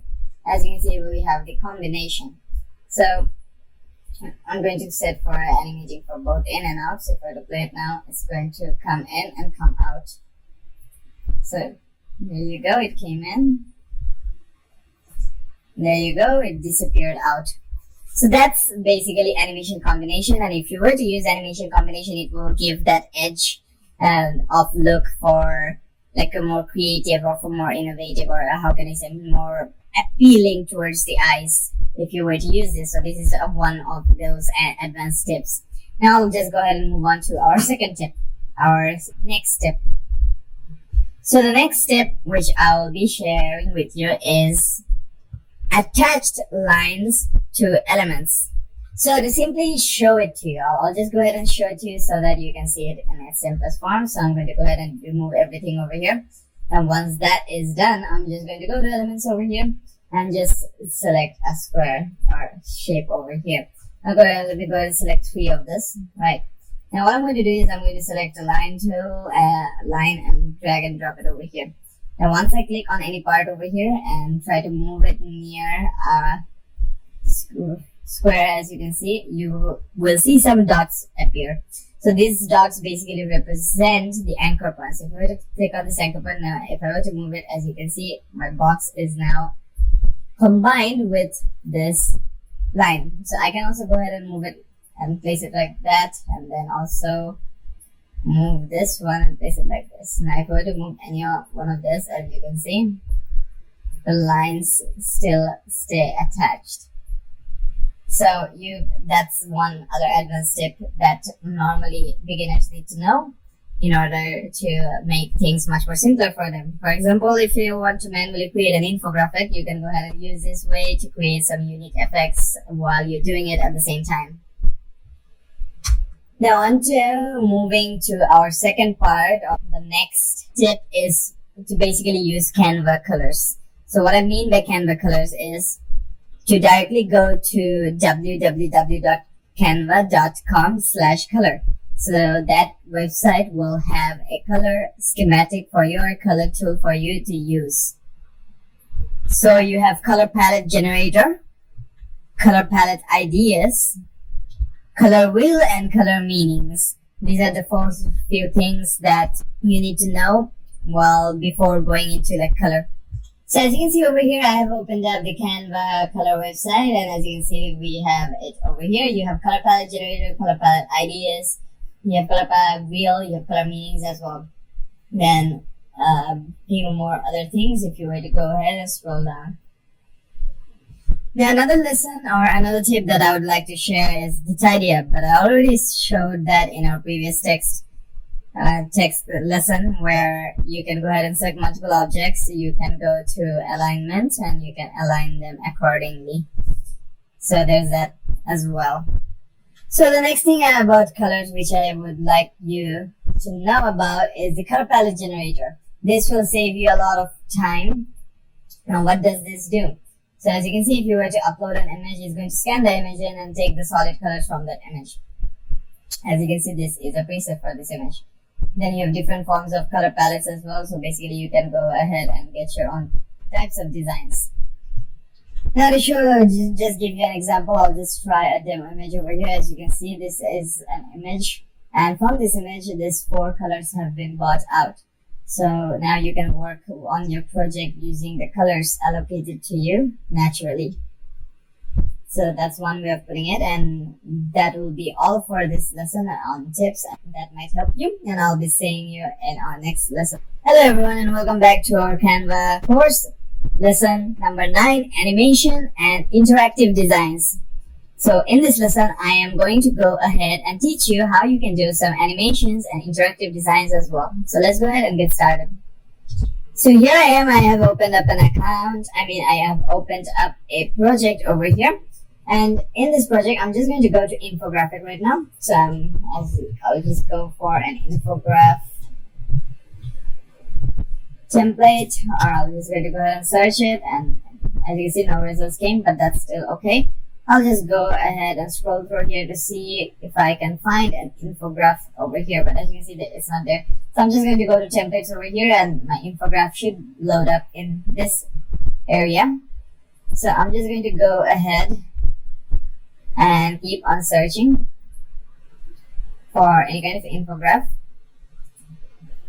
As you can see, infographics are not coming in.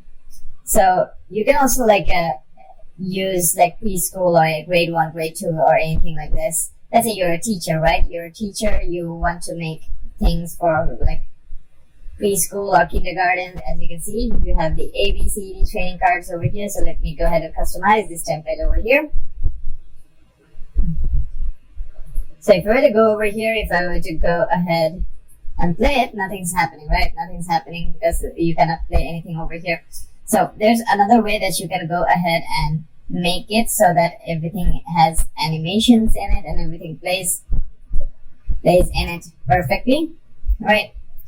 So let me go ahead and play it now. As you can see, that came in like that. Now, if I were to go ahead and select everything, going to animate over here, we have basic animation, we have exaggerate animation over here, as you can see. So I'm going to go ahead and use that. So I can go ahead and play it and from the beginning over here, and as you can see, that came in, right? Now, how do you make it interactive? So that's one way of making animation. So if I were to go ahead and, as you can see, A and B over here, so I can go ahead and select all of this parts. But before that, let me go ahead and select this one, make it rise like that. Let me go ahead and select this one, make it rise like this, and let me go ahead and make it so that it rises from below.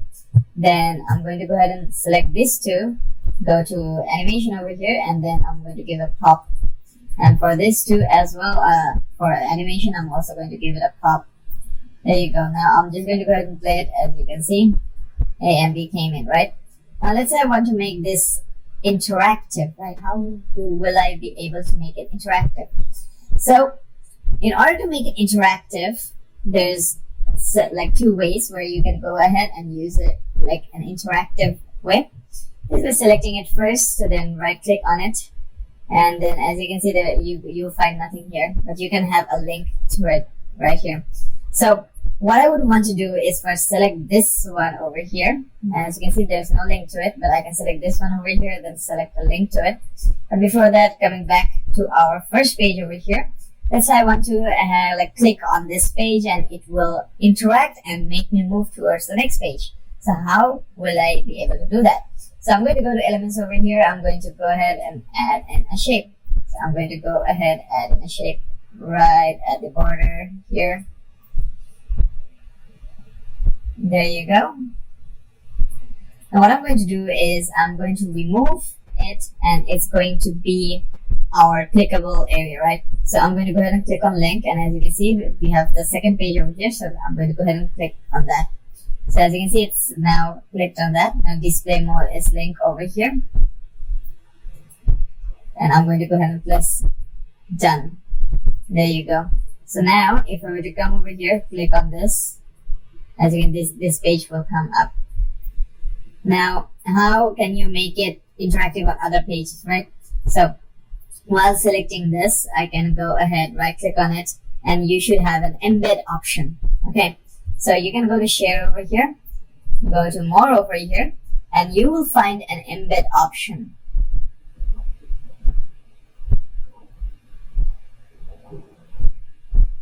As you can see, there you go.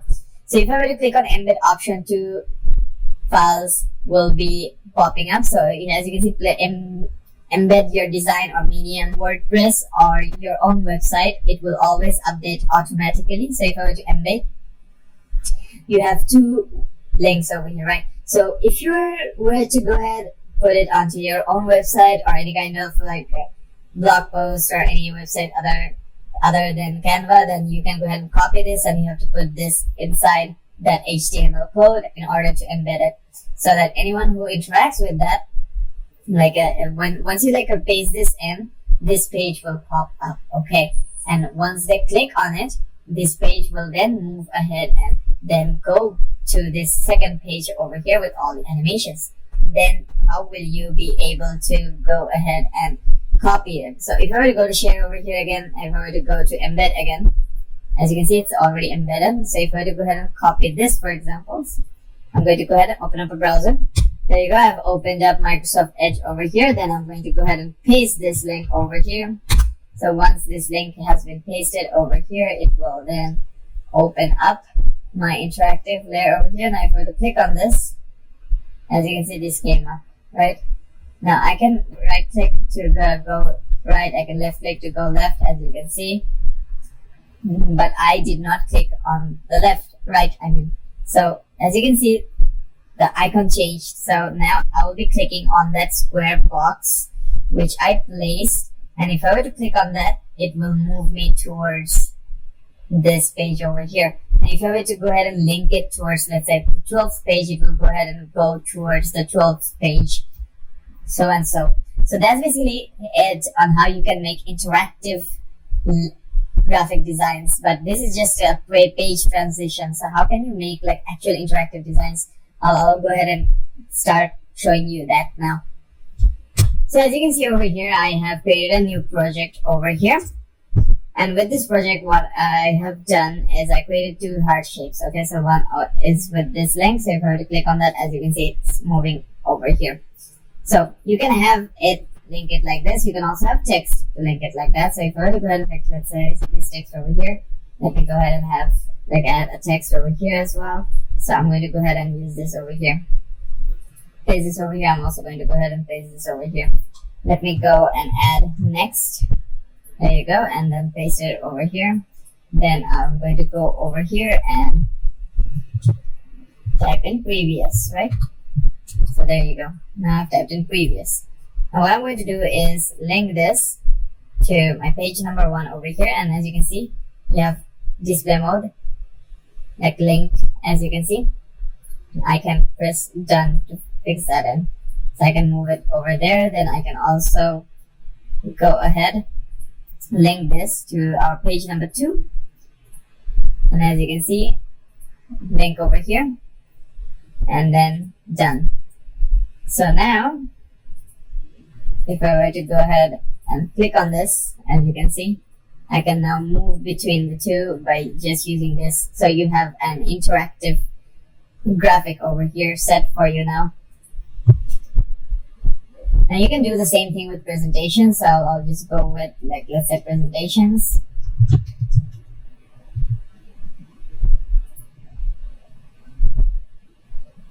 As you can see, this is a presentation, right? So I can use a text. Let me add a heading here, and then let me add a heading over here. There you go. Then while selecting this, let me just type in first page. This will be my first page, and this will be my second page. There you go, right? Now I'll just go ahead, right click on it, link it to my second page over here. And as you can see, I can link it, done. And then this one as well. Go ahead and link it to my first page there. Now if I were to like present it, for example, so if I were to go ahead and let's say present it, I can go ahead and see what's happening. So as you can see, grid view, then present full screen mode. And as you can see, second page, it's loading up like that. So you can go ahead,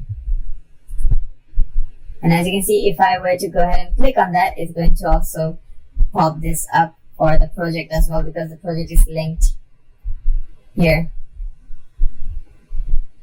Open this design in Canva app. Yes, so I'll just open my Canva and open up in my Canva.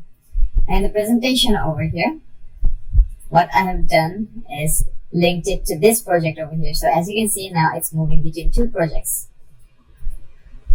So I have to come over here and then select it, edit it, and link it towards that is fine. Coming back over here, I have to go ahead and delete this one, add it to my first page for this project over here, and then press done. Now if I were to go back to my presentation view and click on this, second page comes up, click on this, first page comes up, as you can see. Now we have an interaction. Now if I were to go ahead and animate it, there you go. If I were to go ahead and animate this one as well, there you go. So now if I were to go back to presentation, as you can see, now I have interactions. Now I can have like an infographic or any kind of other objects as well. So to furthermore show you how it works, let me just go ahead, move this shape over here. Okay, and I'm going to go ahead and paste this over here. But before that, I'm going to copy this and paste this as a duplicate. Now why I place this as a duplicate? Because I want this to go ahead and move over here on my second page. So this will move over here. There you go. Now in my first page over here, I'm just going to go ahead and remove this. Sorry. I'm just going to go ahead and remove my link over here. I'm going to go ahead and remove the link. But I'm going to keep it underlined because this one's underlined here as well. So I want to keep it the same. And here I would want to animate this to like pan in. There you go. And this one I want to pan out. Okay. So on exit. There you go. Now what I would want to do is first select this, go to link, and as you can see, this is the second page over here. So I'm going to go ahead and select the second page and press done. There you go. Now I'm going to go back over here, select this, then link this one to my first page.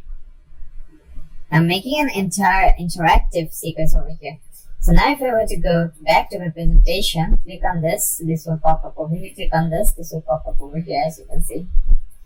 Now I have this one as exit out animation. So I'm just going to go ahead and give like for both in and out, this one as well. Select this for both in and out. Then I'm going to go back to my presentation view over here and click on it. And as you can see,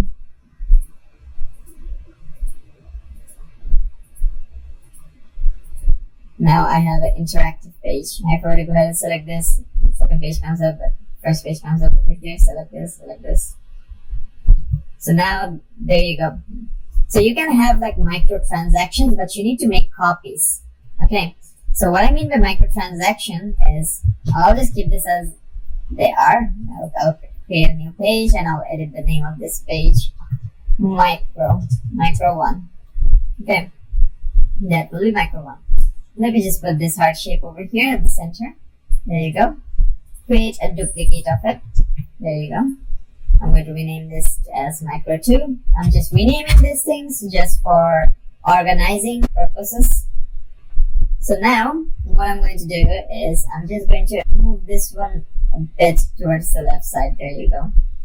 So now if I were to go over here, then link it to my micro 2 over here. There you go. Link mode done. Now in micro 2, I would want to have an animation to it. So I'm going to go ahead, give it an animation. So let me give it a pop animation to it. Now if I were to go back here, go back to presentation, As you can see, it popped like that. Right now, it won't go back to my previous one. So it's going to be like that. But if I were to go ahead, let's say remove the animation. There you go. And then link this one to my micro one again. Done. And if I were to go, as you can see,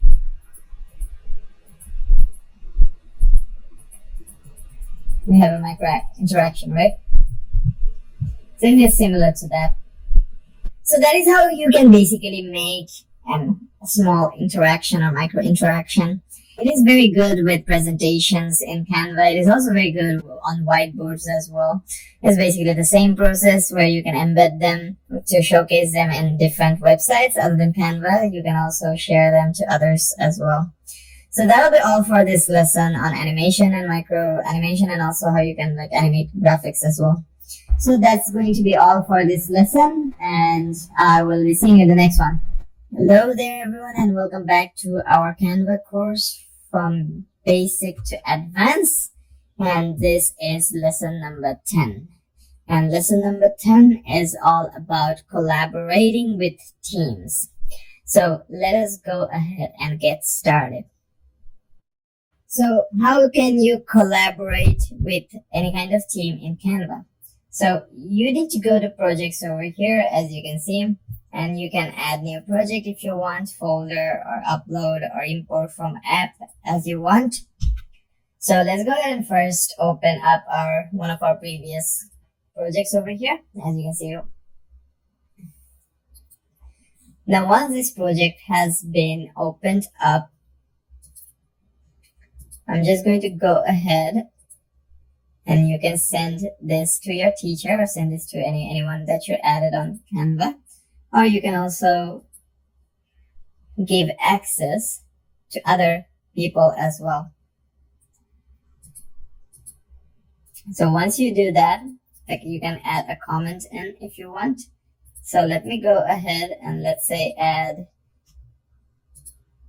this one. You can edit Designer Pro. Okay.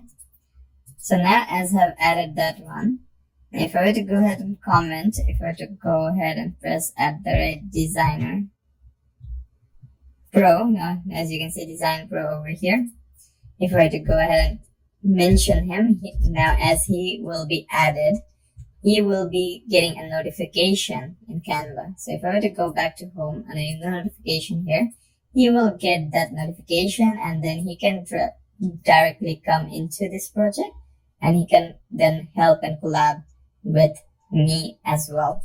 If you're doing it with someone else, then you will be able to collab with that person. Now let me just go back to home over here. You can just add new folder as well, or you can just add, as you can see, there's an add option over here. People with access, you can give them as an access to them as well, and they will be able to go ahead and edit and make modifications to however their project will look like or work together with. And you can edit the project and they can also edit the project as well. So you both can edit the projects as well at the same time while collaborating with each other.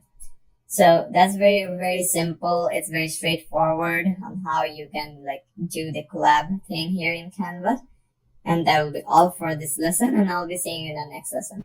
Hey there everyone, and welcome back to our Canva course from basic to advanced.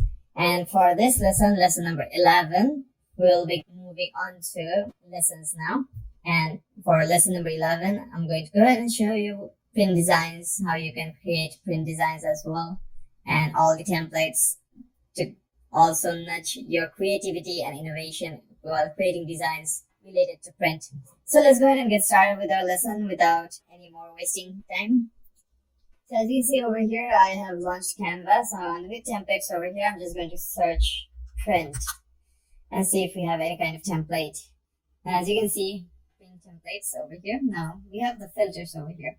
So as you can see, we have cards and invitations. These are printables. These are print products as well. As you can see, documents and office, photos and gifts. So these are the categories for filters over here, but I don't want to go towards the categories. Over here, underneath all templates, you have print products over here, documents and office. As you can see, bound documents, infographics, you have invoices, letterheads, notebook covers. So we have a lot of things to cover here. Now I'm going to go through most of them. Okay, I'm going to go through most of all of these things for print that we are going to go. So at first we are going to go with documents and office. So bound documents over here. So let's try to go ahead and see what these are. Okay. So as you can see, bound documents, and the bound documents over here, we have a lot of things to work with, right? So as you can see, you have a colorful food illustrated bound document over here. So let me go ahead and click on this. So you have two pages, one's over here, one's over here. So bound documents are very similar to leaflets, you could say, or menus or offer menus, And so as you can see, you can guess from this one.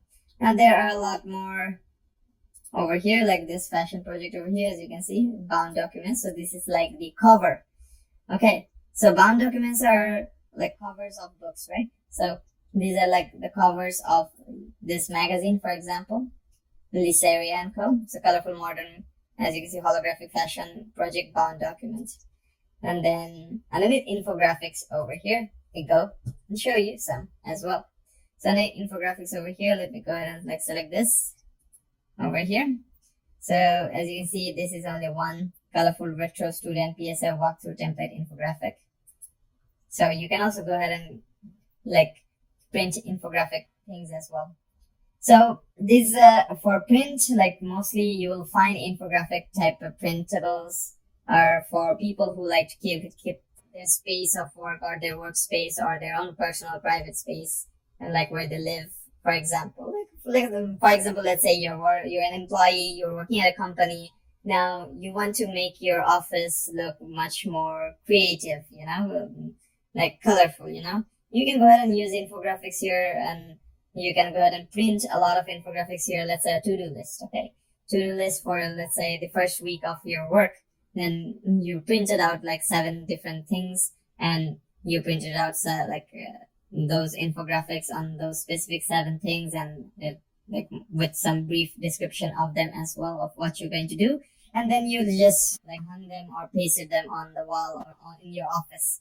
So because of that, you now also have a creative and a unique design as well. So moving onward, those are just some example which I gave you, if you want to use infographics as principles. Then you have invoices, which are pretty much self-explanatory. Invoices do they are digital invoices, and there are physical invoices as well. You'll find the invoice designs over here as well. You can use these presets or use these templates to create your own kind of unique design as well if you want to. As you can see, letterhead is over here. So this is basically a form of a letter, a design of a layout for letters, right? As you can see, there are some unique designs over here that you can go ahead and use. Then you have notebook covers over here. So as you can see, these are some notebook covers that you can use and create. Now, here's a unique idea, or here's an idea. So let's say you are a good designer, okay? You have a unique sense of designing. You have a unique sense or style of design. You can create, let's say, notebook covers over here. Or let's say you're a business owner. You print a lot of notebooks with a lot of unique, creative, colorful designs for, let's say, elementary schools.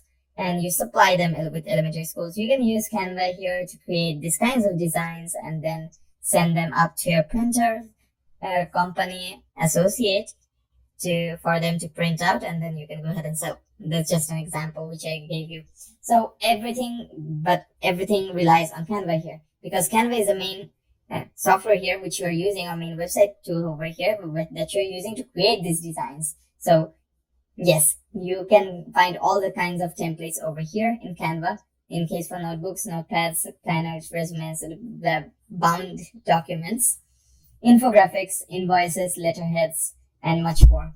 So let me go back to Notepad now. And Notepad is also self-explanatory. You've seen a lot of notepads in your life, and these aren't that much different, aside from a few which are very unique in design and style as well. Now, the only reason that some of this colorful ones are unique because you won't find these kinds of notebooks in real life that often, because these are expensive to like produce, because every page will have color in it, every page will have this color in it, so it's going to be a bit expensive. But at the same time, if you were to print this out all in like high quality paper, it will be in high quality, and because of the high quality, you can also sell that notebook for a higher price as well. So a little planners over here. It's like a to-do list, like planners. So you have weekly planners, you can have monthly planners, you can have organized planners, or so like, as you can see, teacher planner here, syllabus. So you can assign syllabus, or let's say a coaching timing or a private tutoring timing for your students or for specific student, or daily schedule planner over here as well, as you can see. You have resumes as well. As you can see over here, you have a lot of resumes that you can use as well, and also like go ahead and print these resumes out. Then you have photos and GIFs underneath print products. So you have, as you can see, Canva prints over here. So these are some Canva prints that you can go ahead and directly print and like put a frame to it. And you can also kind of like customize this as well, and then put a frame to it and print it out and hang it on the wall, or hang it, like put it in a frame, small frame, and like make it stand on your table where you work. So there's a lot of options that you can use and do in Canva. Then you have coasters over here. As we are like dealing with mostly like print designs over here, we'll be going towards like the designs. But for now, I'm just showing you like what each and every single one of these designs has in store for you. So coasters over here, as you can see, these are mostly like logo or icon related. Some are like photo related, as you can see. Then you have gift certificates. So these are gift certificates. So let's say you are giving a gift to a person, right? So you can like print out this gift certificate and like paste this on top of, let's say, your gift wrap, right? So you can have this gift certificate as well to make everything look very fancy, neat and clean, you know? Then you have mouse pads. Self-explanatory is a pad that you use like underneath your mouse. So you can also design unique like mousepad designs over here, and you can make a custom, or you can print out a custom mousepad of your own choosing. Then you have mugs over here. Mugs over here, as you can see, these are also self-explanatory. These are designs that you can print on your cup of mug. It can be a water mug, it can be a coffee mug, coffee cup as well. Like this, for example, if your coffee cup is, let's say, black, you can go ahead and like design this or re-customize this as white, and then like have it print out on your coffee cup. Then you have photo books as well over here. As you can see, these are photo books.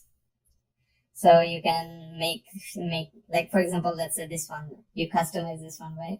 So photo collage over here. Instead of photo collage, you can, let's say, rename the text to family album. And you can have a few pictures of your family in this preset over here, template over here, and then print it out as like the cover for your family album. So you can do a lot of things in Canva. Then you have wall calendars. Also, this is very self-explanatory as well. And I think in case for wall calendars, you mostly have the horizontal one over here. There are a lot of like vertical ones as well, but you can also go to filters as well if you want to. As you can see, theme, you can have a subject as well. You can have a style as well for the filters here. There you go. And you can basically use the filters to narrow down your sense of style. As you can see, this is vertical over here. Then you have water bottles as well, because you will find a lot of advertisements on water bottles.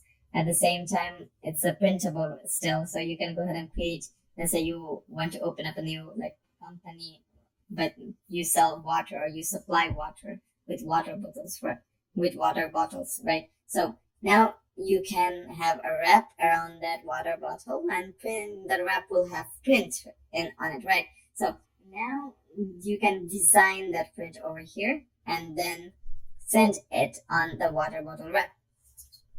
So as you can see, this is a shopping mart. So let's say you are selling your water bottle to a shopping mart company and they want to have a sponsor. They want to sponsor you to advertise their shop on like a sticker on the wrap of your water bottle. So you can go ahead and also use that one as well to create it.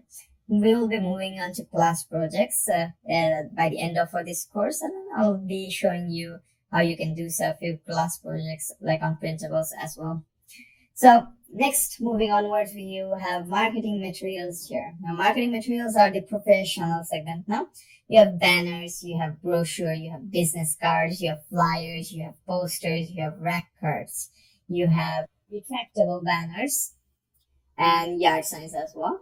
So these are all self-explanatory. Banners are, for example, you can create a YouTube banner from here. You can create a Facebook banner or Facebook group banner.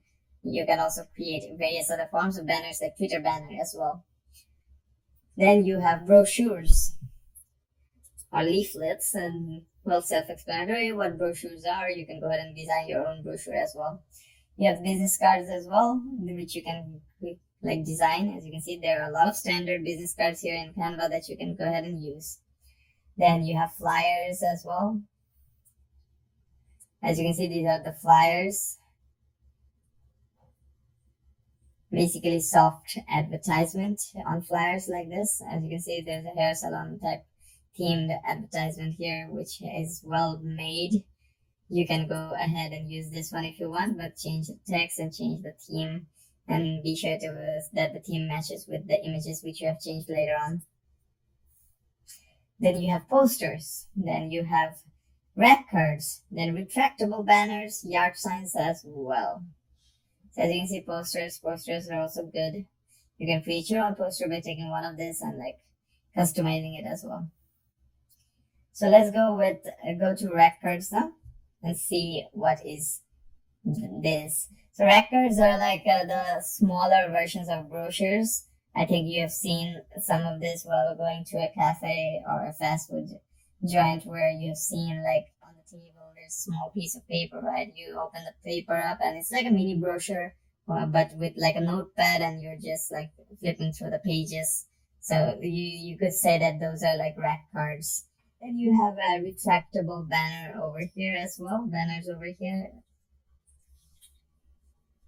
So if I were to go ahead, let's say click on this, then customize this template.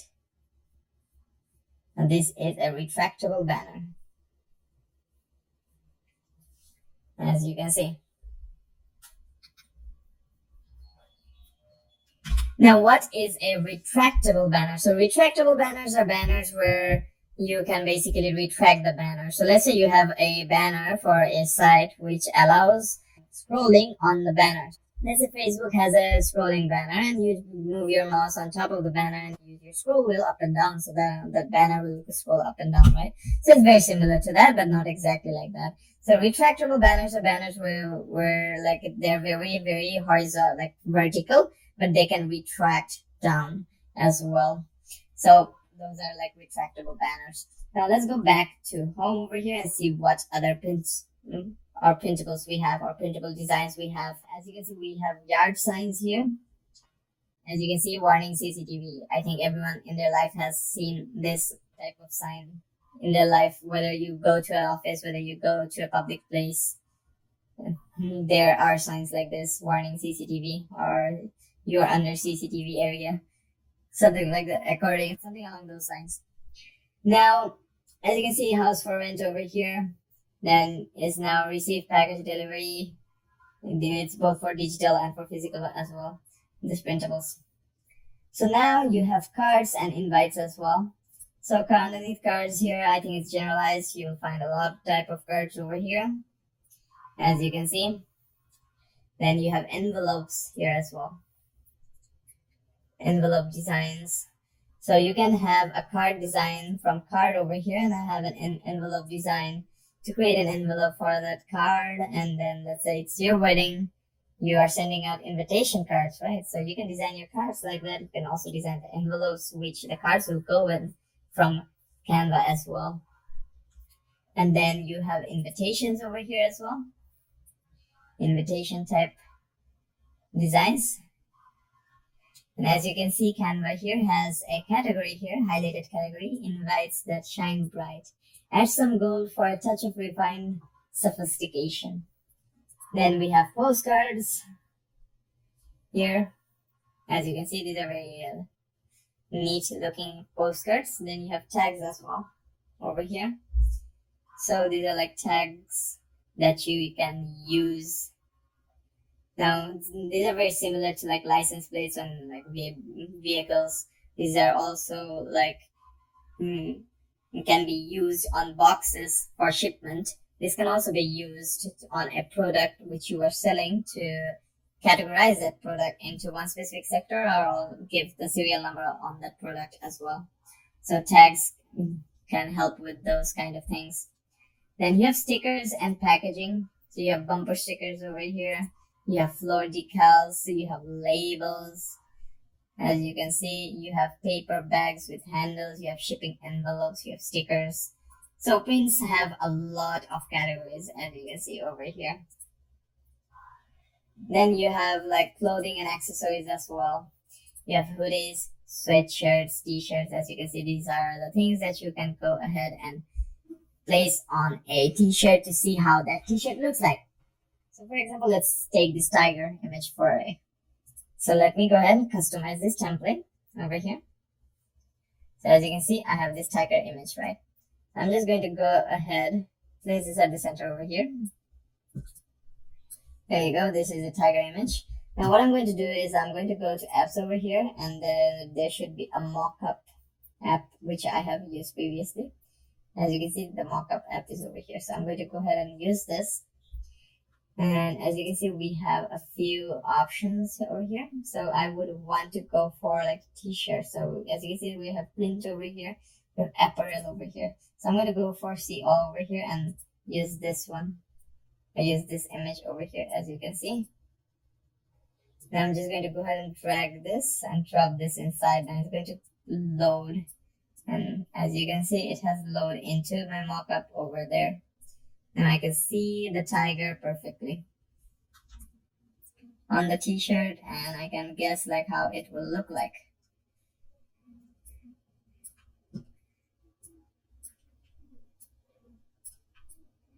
There you go. So you can use the mockup like this as well. Let's go ahead and close that one. Going back to home to our templates over here for our pins. Let's go ahead and move forward. Now we have sweatshirts, we have t-shirt designs as well. As you can see, these are the things that you can put on a sweatshirt. The previous one were hoodies, then you have t-shirts over here. And as you can see, t-shirts have a pretty wide variety of designs compared to other apparels. Then you have tote bags as well. Tote bags type of designs. As you can see, tote bags are like this, you know, the bags which are made of cloth, so hard cloth or hard plastic cloth. These are the type of designs on this kind of bags. Then you have cards and invitations. As I've shown before, how invitations look like, how cards and postcards look like. And then you have photos as well, and icons as well. But those aren't like print products. We have gone through everything that we need to go through our print products now. So for now, I will be ending the class for this session, and I'll be seeing you in the next class. Welcome back to our course for Canva from basic to advanced. And for this lesson number 12, we will be going through some social media graphics and how and when and what kind of graphics you should use, and the templates that we will also cover to see what kind of graphics are required and what kind of elements are required to design social media graphics. So let's go ahead and get started with our lesson. Now, as you can see, I have opened up Canva, and I'll be going through some social media graphics. Okay, so first I'm going to go to templates over here, and underneath templates, you'll find a lot of things, but I'll go through social media over here.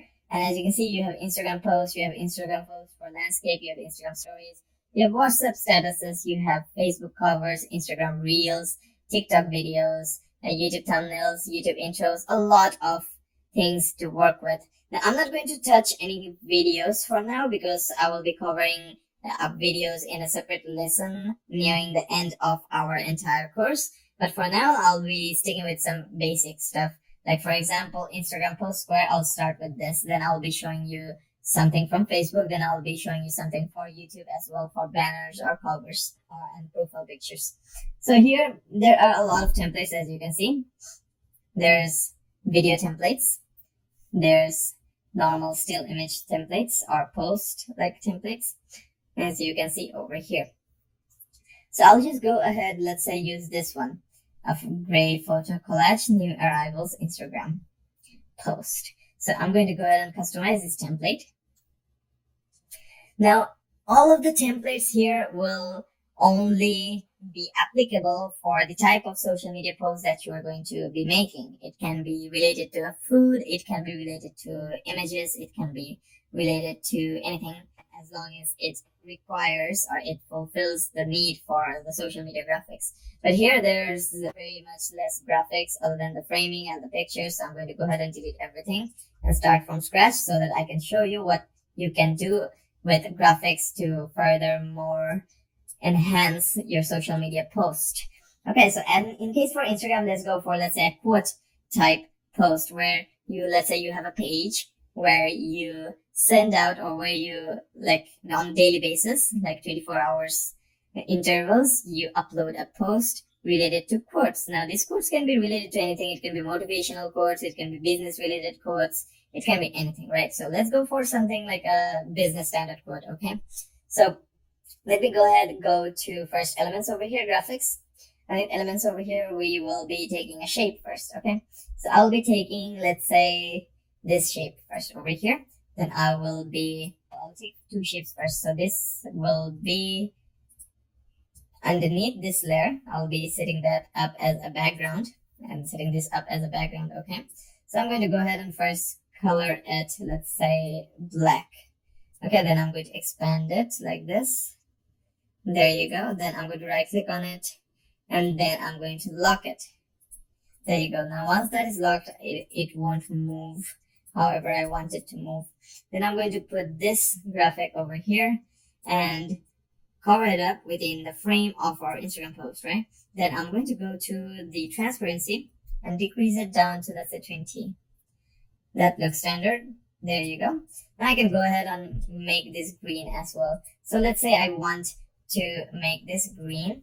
I want this to really pop off, you know. So I can go ahead and increase the transparency again. As you can see, I have this green over here. I can double click on it and type inside this if I want to, or I can go ahead and use our text tool over here and make new things. But before that, let me go ahead and use a text. Use our text tools, our text over here to first write some text in, and then we'll be moving forward from there. So now continuing on, I'm going to add in our text. So I'm just going to add in a subheading for now. As you can see, this is subheading and I will keep this as black. I'm just going to put this right on top here without any, I can also give like an underline over here if I want to, but I don't want to give an underline like that. I would want to manually give an underlining, but not right now. So I'm going to go ahead and paste this over here. I'll show you a design method where you can go ahead and add a design in as well. So I'll just place this right over here, for example. There you go. I'll just place this right over here. Then I'm going to go ahead and change its color to this and then add another graphic element over here. So as you can see, I'll place this right over here and also change this one's color to pitch black. And as you can see, I will paste this right over here.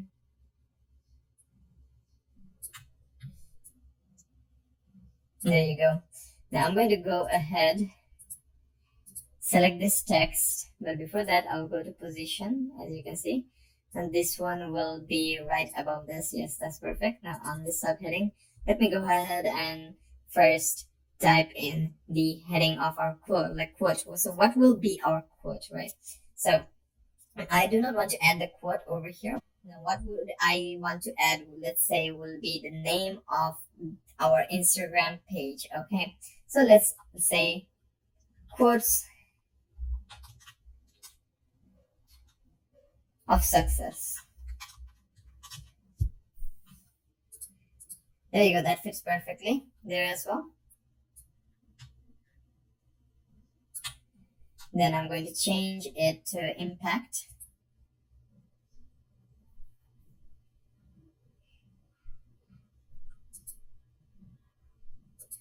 There you go, and place this right at the center.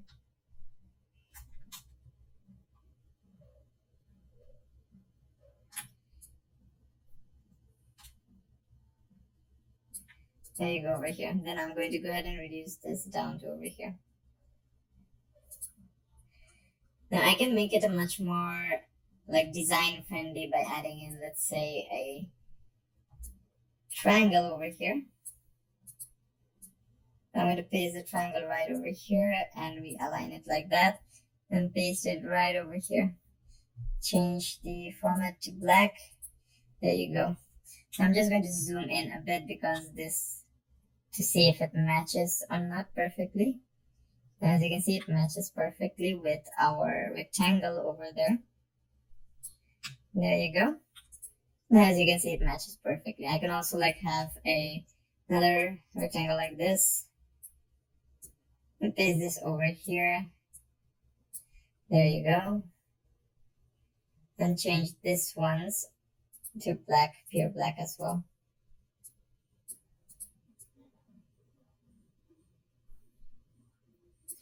And there you go. So that looks perfect as it is. Now let's go ahead and add a quote in, right? So now I'm going to go to our little text body over here. And then I'll be adding the quote here, right? So I'm going to add first 2 exclamatory marks, not exclamatory, our quotation marks over here. So quotes of success, that's the name of the Instagram page. I'm just making a profile here to better make our design. Okay, so let's type in the quote. So health, let's say, health is the greatest wealth. There you go. And I would want it to be right here, aligning it to our middle. Okay, then this part, I would want to place it there. This part, I would want to place it on the right side. And then lower it down so that it looks like this to give it a design view. There you go. And place this, let's say, right over here. That looks great. Or I can just place it right over here. Now I'm placing it right over here because I want to add more text in, right? So health is the greatest wealth. Now I'm going to have a description. So I'm going to make it bold so that it pops out more. Then I'm going to add in another text body over here. And this text body will have the description of this quote, right?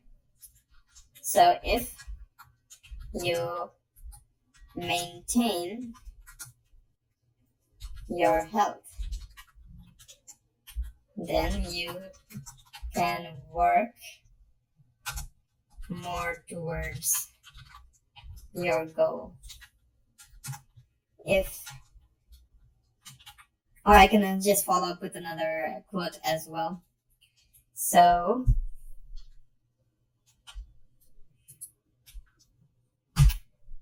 let us go ahead and type in, if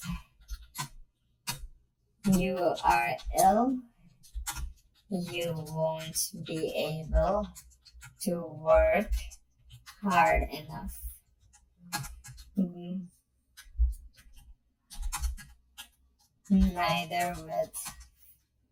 Neither physically nor mentally. Then I'm going to have another text body to mention something else.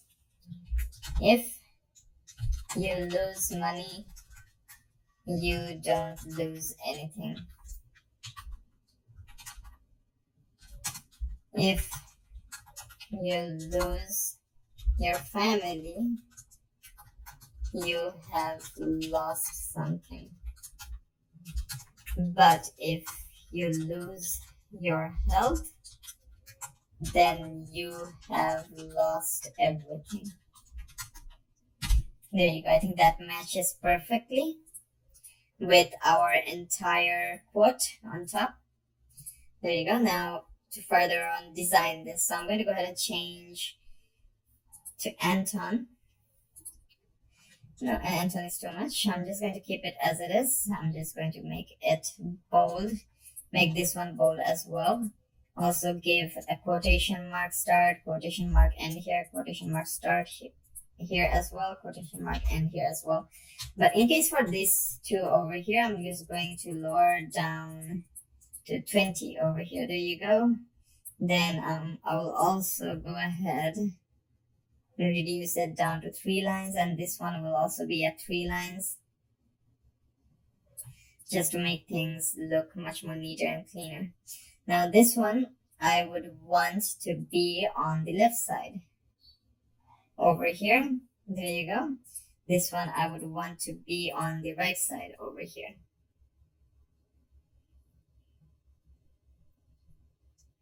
And there you go. Now I'm going to go ahead and select all of this and move them towards the middle. There you go. And also move this two, group them up together, and move this two also over this one. There you go. Now to further on design what we have made, right? So now I'm going to go ahead, go back to elements, grab this again. Okay, change this one's color. First this one's color to this, then this one's color to pitch black. There you go. Then make sure that it covers up our entire quote over here. There you go. Then I'm going to go ahead and copy this and paste this right over here. Then I'm going to go ahead and also change the text color for this one. And move this too so that it fits over there. Now I would want to add a line in or I would want to make sure that it covers our text but does not go outside more than that. And there you go. Now in the middle, I would want to keep this as it is, but I would also want to underline it like that. Now you can add more designs to it by adding, let's say, lines like this to it. So I'm going to add some lines to it.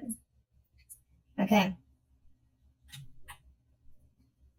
I'm going to add a line over there. And I'm also going to go ahead and add a line over here. There you go. Now I would want to increase this up a bit because I would want to have these lines. There you go, like that. And then I can have like a transparent.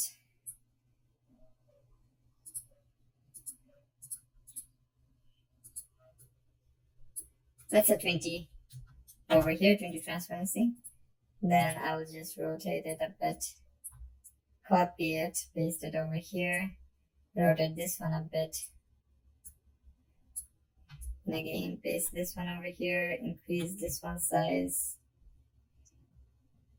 or decrease the size a bit.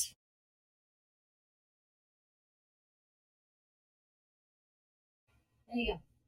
As you can see, I only use 2 kinds of colors. Now you can go to design over here, you can go to styles over here, and you can select any kind of style that you want. So for example, as you can see, I've changed style, then again I have changed style, but it still looks perfect. So the other thing here for this part, I'm just going to go ahead and fix that so that it doesn't matter even if I change the style or not. So I'm just going to go ahead and use this over here. There you go. And also copy this and paste this right over here. There you go. I'm also going to go ahead and lock this too. There you go. That way it looks much more neater and cleaner, as you can see. Now even if I were to go back and like change my style to any kind of color, now those boxes will not change, as you can see. And as you can see, this still changes, so I can go to position over here, go to layers to see where this lies at. So as you can see, this lies at over here, but I don't want them to lie at over there, so I'm going to go and select all of them and move them right below these lines. There you go. And I want to make sure that these two also moves on top. But if I were to move this, as you can see, that doesn't work like that. So I'll just keep it as it is because this also works. And now the part over here, you can add like circles. Okay, you can add circles. Circle over here to go ahead and mask them completely so that they don't like show outside. So that's another way that you can use this effects as well. But you can also go ahead and delete this if you want to. There you go. And delete this if you want to. And delete this if you want to. And then move this like right outside of the artboard like this.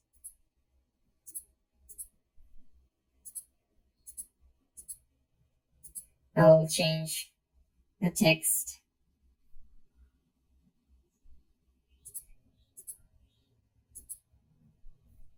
This one's text, as you can see over here. There you go. And I would want to change the color of this text to, let's say, white over here. There you go. Now if I were to go ahead and change to however I want, as you can see, it will change likewise. You just need to like micro adjust it from time to time in order for you to get that specific design in.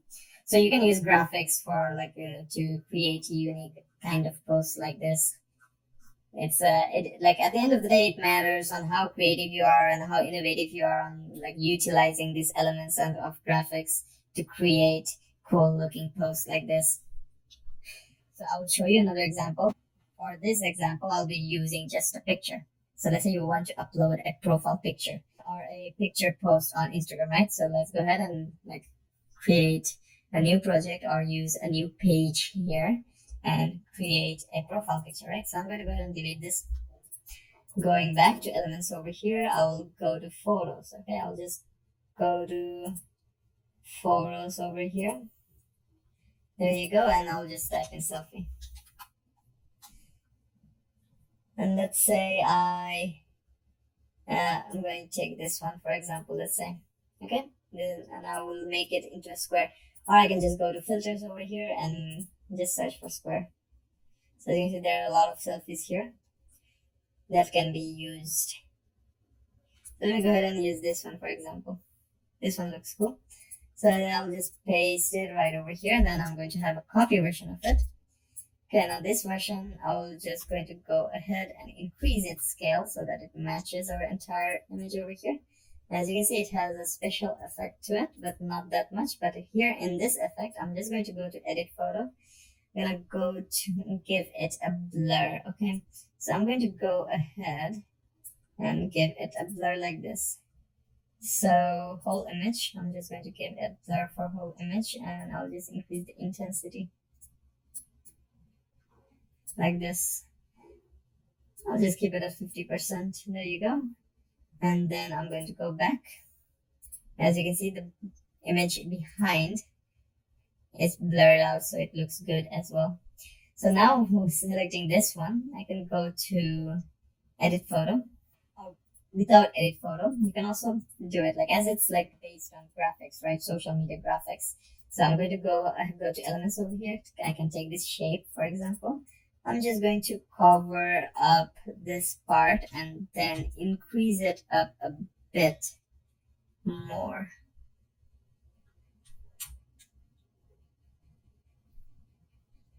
Like this. I think this will be perfect. Yes. Then going back to position over here, I'm just going to put this right there and then change this one's color to black. There you go. It gives like a border to it, right? So now going into, let's say, shape over here, we have that shape, right? But we can also change this one, right? So we can also change this one as well, but we do not want to change this one that much. You can also give like a shadow as well. So let me go ahead and delete this one. We're moving it outside. While selecting this one, I can go to edit. As you can see over here, you have filters as well. So I don't want to use a filter, so I don't want to use a shadow, duotone, or anything like that. What I want is to go to filters over here or colorize over here. There you go, colorize over here, and then I'm going to open.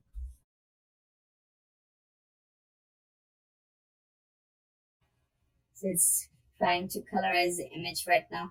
It's a monochrome color, right? So it's coloring the image right now. So I'll be back when the image is done being colorized.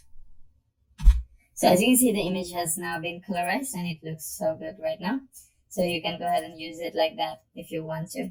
You can also flip it as well if you want to. So I'll keep it as it is. Now going back to elements over here, going back to graphics, I'm just going to add some variations to it, some effects to it. So I'm going to add a white line with a stroke of, let's say, I guess 10 would do. Let me just check. Yes, 10 would be perfect.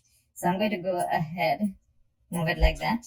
Also, I have another one, move it like this. There you go. Then also, I'm going to go ahead, copy them. Okay. And then paste them. And then rotate them like this, 20 degrees, and then move them towards the bottom over here. And there you go. But I would want to move them a little bit upward. Yeah, that looks perfect. There you go. We also have a design like this. Then you can also have another copy of this one. Rotate it a bit like this and paste it over here. Then going to position, selecting this. You can set it behind the image like that. As you can see, you can also rotate and adjust that. I'll just keep it at 45 degree. There you go. Then I'll just copy that one, paste it over here. Then again, copy another version of it, rotate it like this, and then move it over here. There you go. I can also have another one over here. There you go. So you can have unique effects like that. You can also add this one if you want to. You can add a frame like this if you want to. There you go. You can also have, for example, instead of this, you can go to frames, for example. Then underneath over here, I'm just going to go ahead and place this one over here. There you go. Place it right over here. There you go. Then going back to the elements, previous elements over here. Then underneath recently used, I'm just going to go ahead and grab this image over here. And then just going to go ahead and try to match it towards this image, which I'm using right now. There you go. Placing it exactly on top of each other and then pressing enter. And as you can see, we have that love shape, but it has a different type of effect to it, right? So underneath effects over here, I'm just going to, or underneath adjustment over here, I'm just going to go ahead and change the adjustments a bit. So contrast, I would want to make that not too much brightness. Let me readjust contrast. There you go. Increase the brightness a bit, decrease the contrast a bit, increase the highlights a bit, decrease the shadows a bit to make it much more darker, increase the whites a bit, also increase the dark sides a bit. Then I will try to see if we have a border or not. As you can see, we do not have a border. I can go ahead and select this and add a custom border like this as well if I want to. I can increase the border width, the corner rounding as well, but I do not want that. I'll just keep it as it is and place it like that. There you go. And we are done, as you can see. So you can have a unique kind of graphic elements. Like the picture in itself wasn't not that much impressive other than the monotone itself, but then I just put like use that picture as a background, added a blur effect to it, then added the same picture on top, then added the same picture in a frame, but I edited the picture in the frame and gave a border to it, so it looks like that everything has placed in a small tight little effect, and it looks a little bit unique than most average posts. So there you go. That's another way that you can go ahead and handle like social media graphics with. So I showed you one where you can do some quotation marks. I showed you one where you can like go ahead and edit pictures, add it with some elements of graphics on your social media post. So that'll be all for this example on social media graphics, on how you can use social media graphics to make social media posts or edit image and upload it as well. So that'll be all for this lesson, and I'll be seeing you in the next one. Hello there everyone, and welcome back to our course for Canva from basic to advanced. And this lesson number 13 is about t-shirt designs. So in this lesson, at first I'm going to showcase you a few templates on t-shirt designs and what kind of designs look good on t-shirts. And afterwards, I'm going to show you how you can customly use the graphic elements to make those t-shirt designs on your own. Now, in our previous lesson, I showed you social media graphics, right? But there are a lot of social media platforms, there are a lot of social media categories, so we could not have the entirety of time to discuss through all of them. So in this t-shirt designs, I will show you how you can go ahead and create unique designs to make graphics basically. So now this graphic is basically mostly related to t-shirt designs, but the same procedure of creating the graphics through the elements and through using graphic elements and stickers and other stuff. You can go ahead and create like social media posts with those as well if you want to. So you can also take inspiration from this class and also use it to further practice on what we could not discuss about in our previous class. So that way you will be in a process of brainstorming your creativity and learning and progressing on your own pace as well. So without further wasting any more time, let's go ahead and get started with this lesson. So as you can see, I have opened up Canva over here. I went to our template segment, and underneath print products, I went to t-shirts over here so that we can have all the types of t-shirt designs available for us to see. And I'll be showing you like which one you can create in Canva and which one you need to access other resources in order to create it. Like for example, I'll start with this Black Illustrator Savage t-shirt. So I'm going to go ahead and open this up, customize this template. Now as you can see, we have this over here. Now this is not a graphic, this is just an icon which has been imported. Okay, so let's go ahead and try to recreate this, okay? So as you can see, I've opened up a new tab, and I'm just going to, underneath elements over here, I'm just going to go with, let's say, tiger. A tiger face. There you go, and I'm going to go with graphic over here to see what kind of tiger faces we have. Now, as you can see, this and this are basically the same images. Okay, so I'm going to realign it toward the center. Now this one has been already been created. And as you can see, you also have particle effects over here. So what I'm going to do is, after aligning it in the center, I'm going to add in a element, like a shape element over here. Change its color to complete black and move it like this. There you go.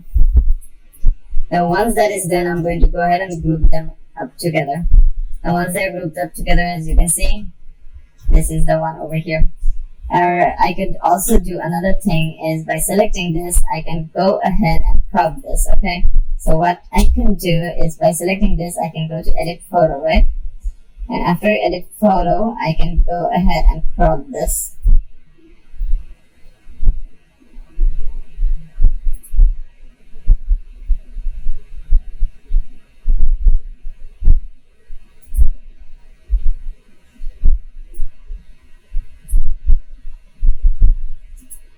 So as you can see underneath crop over here, I'm going to just press it as freeform.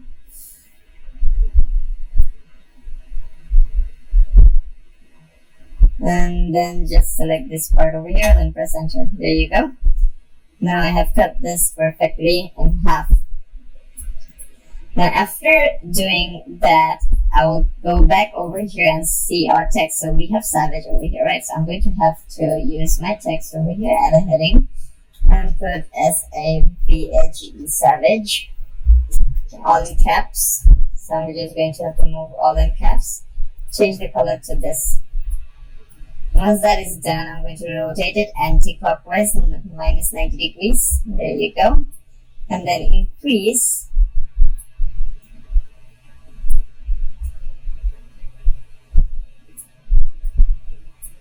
its size until it matches almost matches our image over here. There you go. I'm just going to place it right there. There you go. Or a little bit closer. That looks a bit more cleaner than this one. As you can see, this one looks a bit more cleaner than this one. But I need to also change the font of it. So let me just go ahead and see what kind of fonts we have that we can work with. How about this one? Yes, this one looks way more better than the previous one. Then I am going to go ahead and increase the size up until it matches the size of the face. There you go. Now I'm just going to have to change the color of some parts of it. So V and E, I would want to change the color.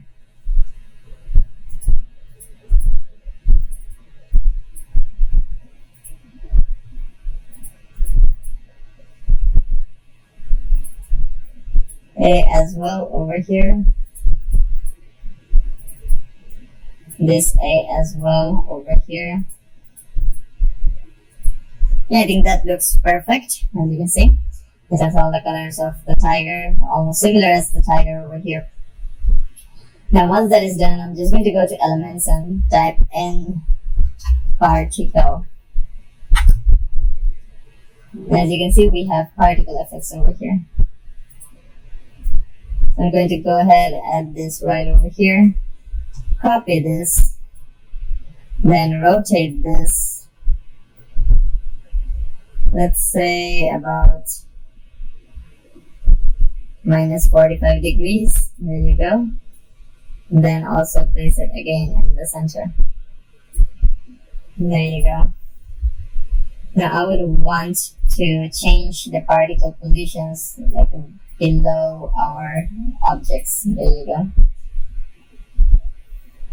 And this one over here, I can go to effects. I can go to have a neon effect to this one if I want to, as you can see. I can also have a neon effect that also looks very sharp and very perfect as well. Now I would want to add particle effects to it again, but that's a photo, right? I would want to add not a photo, but a particle in itself where I can change the color. Yeah, this one looks perfect. So, and it's also, I think I can also make it so it fits this savage part over here. So I'm going to go ahead and increase its size and put it right over here. I mean savage. Then I'm going to go ahead and change the color to black and position this on top of savage over here. There you go.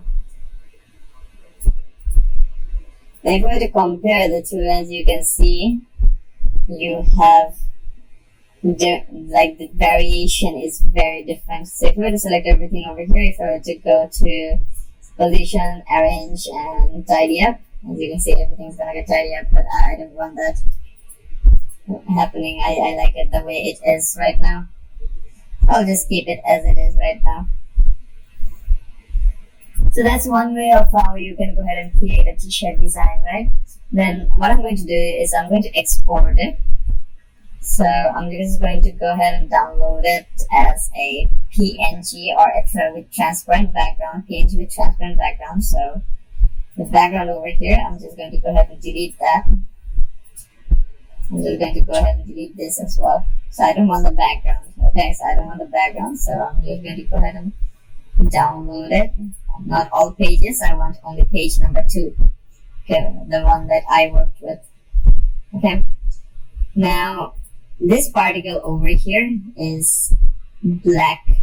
Okay, so I would want to try to place this on a black t-shirt. If I'm planning to place this on a white t-shirt, I would change the particles to white and change my savage text here and change the neon effect. Otherwise, it won't be that much visible on white t-shirts. So back to downloads over here, PNG, transparent background, page number 2 only, done, download. And it's going to go ahead and download it into my local drive. There you go. So this is the PNG. Once that is done, I'm going to go ahead and create a new one. Go to mockups over here. And underneath apparel, I'm going to go ahead and check see all to see what kind of, like if I have a dark image or not. As you can see, there's barely any dark image, but that's alright because I can go ahead and say import this t-shirt in, right? So after importing this t-shirt in, there you go. Too many. So once I have selected this t-shirt, I'm just going to go ahead, move this up like this, place this right at the center. So I'm just going to realign it at the middle. There you go. As you can see, there's not much options for this. So what I can do is just import my image in here. So insert your image over here, right? So I can go to import over here and I can like upload files, or click on upload files. The file explorer will pop up over here. So I'm just going to go ahead and, as you can see, select my file over here and upload it. And it's going to get uploaded over here, as you can see. But still underneath the white t-shirt, I'm just going to go ahead and import this inside to see how it looks like. So now I have imported it and it's loading in right now. As you can see, it has loaded in and I can zoom in to see how it looks like. And even if it is on a white t-shirt, it looks very good.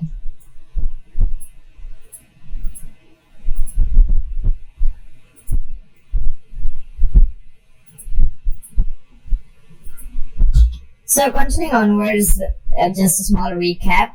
First, we have imported this file here. We have imported this in and taking this as a reference, we have created our own over here. You can add a watermark logo like here, like Brooklyn, as you can see. I did not add that in. And then after completing, we did a mock-up to see how it would look like on a t-shirt. Okay. So now let's go ahead and see through another template. This time let's go for a template which has text more than anything else and see how we can recreate it. So I'm just going to go back to home over here. As you can see, we have a lot of templates over here that we can work on. As you can see, this is also very unique black-white typography motivation. We could go ahead and make this one, but this one will be for a white t-shirt because this is for black t-shirt, right? So I'm going to go ahead and customize this template over here. But I can just go ahead and copy this and come over to this project and paste this over here. There you go. And I do not need to go ahead and work on a separate project. I can just work on this project. Now this one color, I will change it to white. But before that, let me change this one's color. change everything over here. Change their color to black. This one's color to black. This one's color to black. This one's color to white.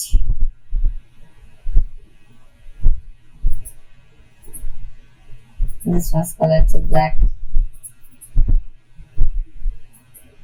This one's color to black as well.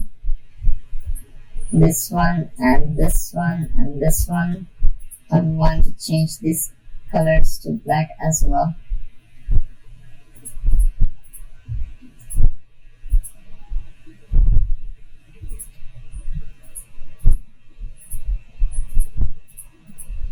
Now I want to change this one's color to white. This one as well to complete white over here. This one as well, I would want to change the color to white as well.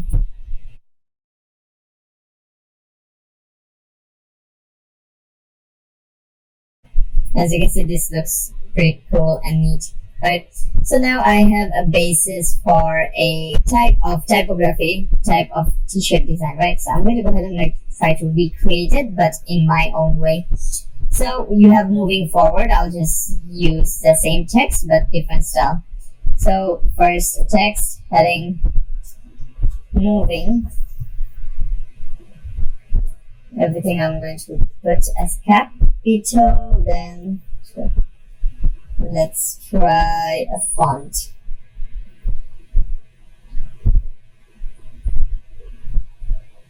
Let's try this font. This font looks very cool, so I'm going to go ahead and increase it to, let's say, 200 seems too small, I guess. 300 seems to be okay, so I'm going to go ahead and use 300 for this. There you go. Just going to place it like that and have it centered, then adding in a graphic element of a shape.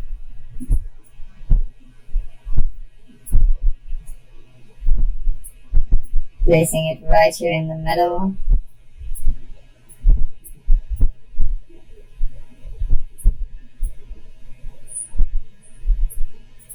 Now, as you can see, even if I were to change this color to white, I won't be able to guess what is written here.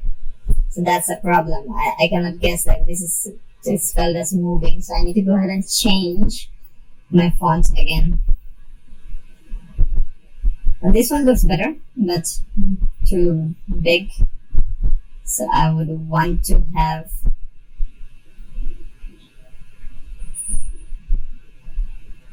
it changing its font size.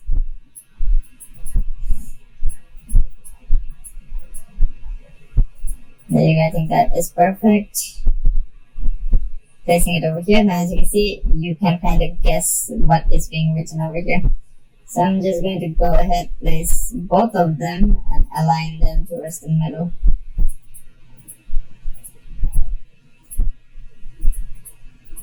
This one as well, alignment towards the middle.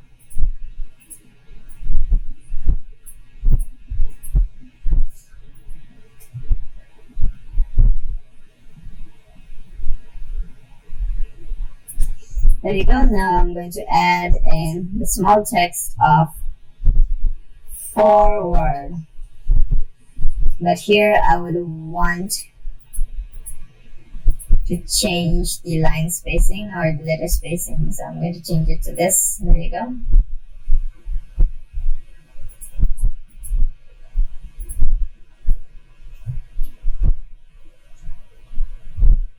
Also placing it right at the middle. Okay. And then changing the font as well.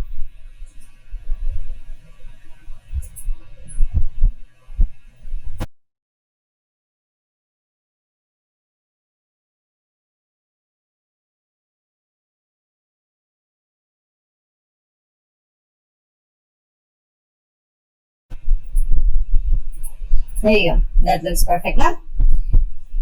Now let me go back to our previous one and see. So you have giggling platypus. So I need to add another tag, but before that, let me go ahead, make it so it's bold. I think that looks perfect.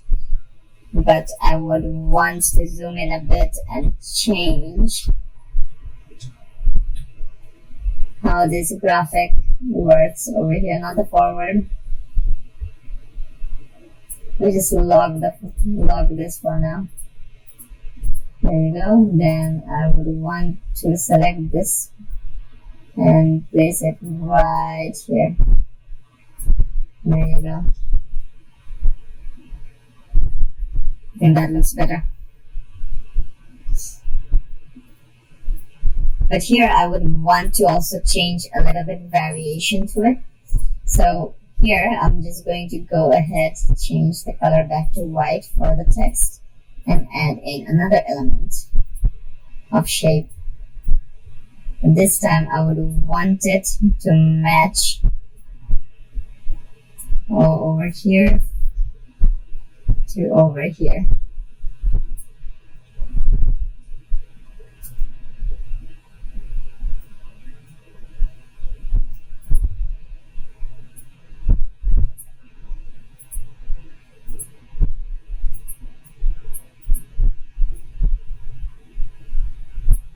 There you go, that looks perfect, and I'm going to move it back over here.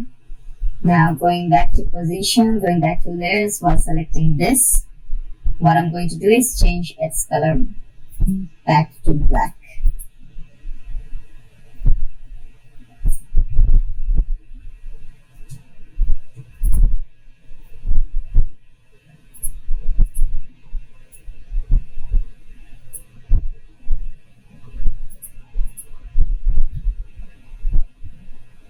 And I think that looks already perfect.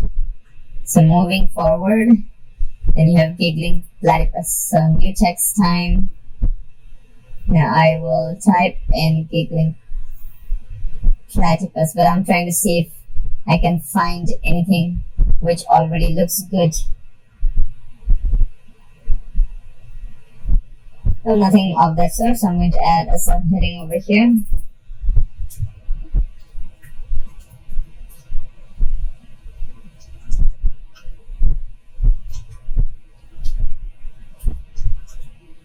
There you go, giggling platypus. I'm going to set it to 30 over here.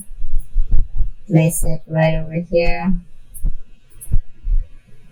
Change this one's color to white. Then add in this one over here.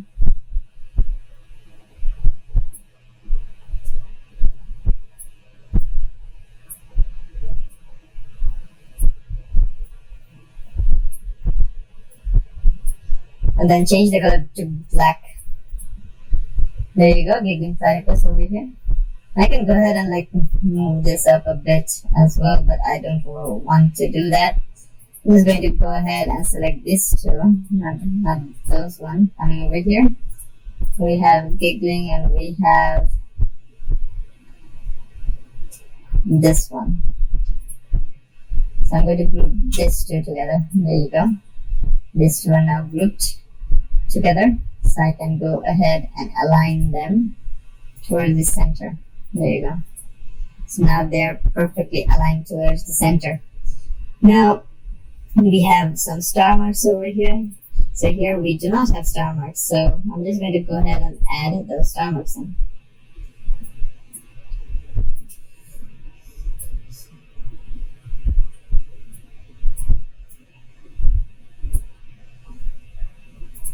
Change the color to black.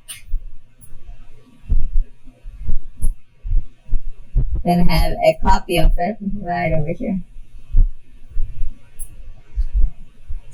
There you go. That looks much more better. There you go. That looks much more better. Now after this is done, we have two more options left. So just keep.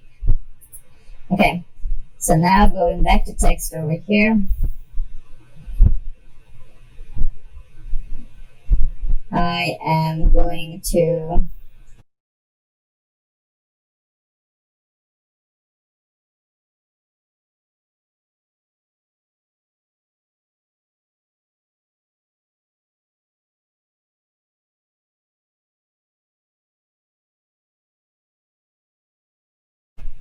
There you go, that looks way better than before. Now to add some text in, just keep. Now this one size is 24, so I'm also going to skip this one size to 24. Make it bold. Then change the font to, let's say, this one. Because that looks perfect. So I'm going to go ahead, rearrange it at the, not in the middle, that. Just at the front, top like this. Then going back to elements, I'm going to have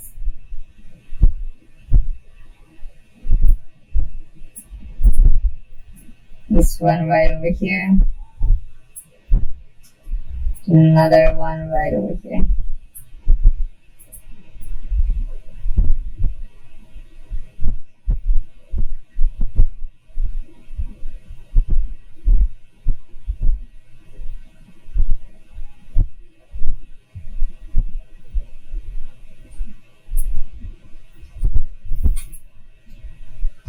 Now, as you can see, I have finished creating my own version of a t-shirt design here.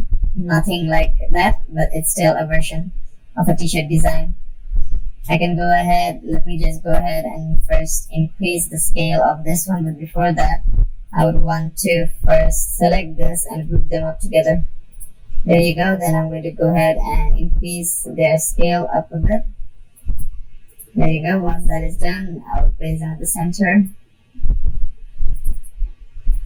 This is 46, so I'll also put this to 46. There you go, then push it up like that. Push this one on this side, push this one on this side. Then this one, I would want to keep it right at the center. There you go. This one and this one as well.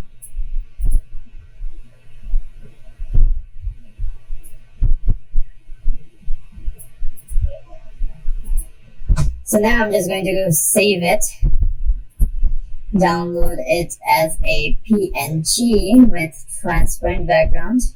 I'm just going to go ahead and download it, only page number 5, not all pages. I'm going to go ahead and download it first, then test it out on a mockup.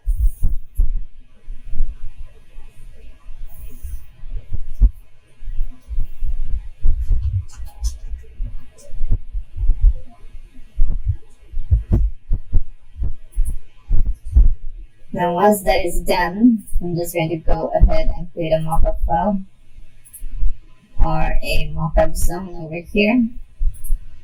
Add a mockup.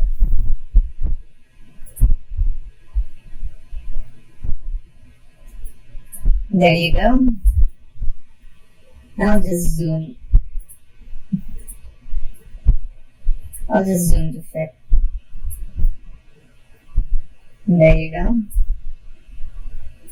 Now I'll just go to my uploads over here, upload files, and then I have this one.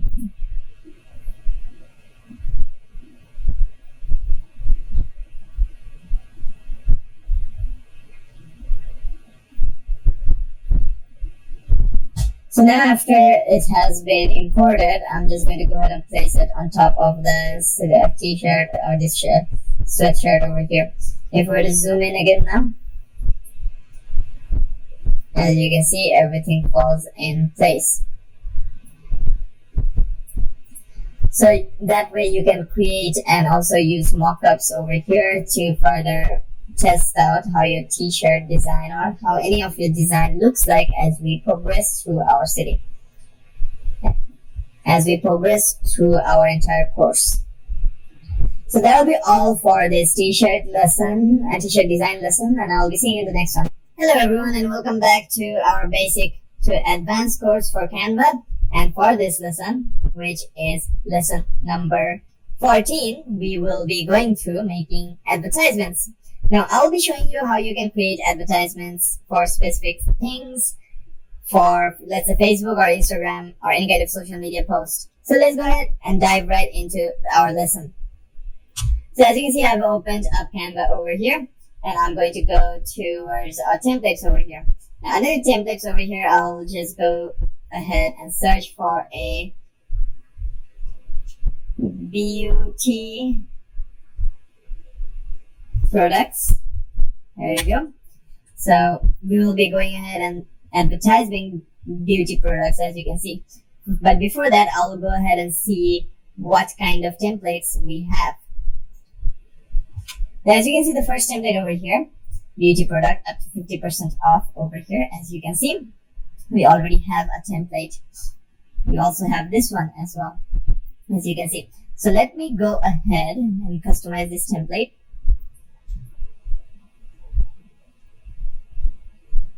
Now, as I've selected customize this template has now been loaded up.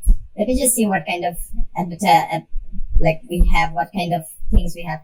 As you can see, we have a few elements like leaves over here with some drop shadows.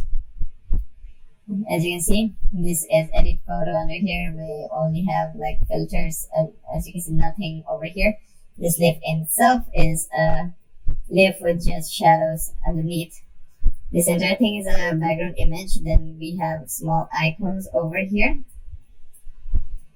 as you can see. And we have text over here.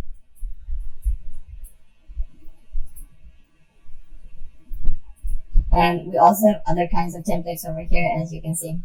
So without further ado, I'm just going to go ahead and create and add a new page, and I'm also go ahead and start with our beauty products. So underneath elements over here, underneath photos over here. So I'm going to go with photos. Go to photos over here and type in stand. As you can see, we have some stands over here. So I'm going to go ahead and use this photo over here. And I am going to go ahead and put our product over here on top. Okay. So after putting our product over here, then I'm going to search photos and beauty. And as you can see, we have a lot of things here that we can go ahead and use. I'm going to go ahead and see what we can use. Not this one. How about this? No, not this one either. Let me just go for a lotion. Lotion bottle. Okay. This one looks to be perfect. So yeah, I can go ahead and place this on top of here, for example. There you go.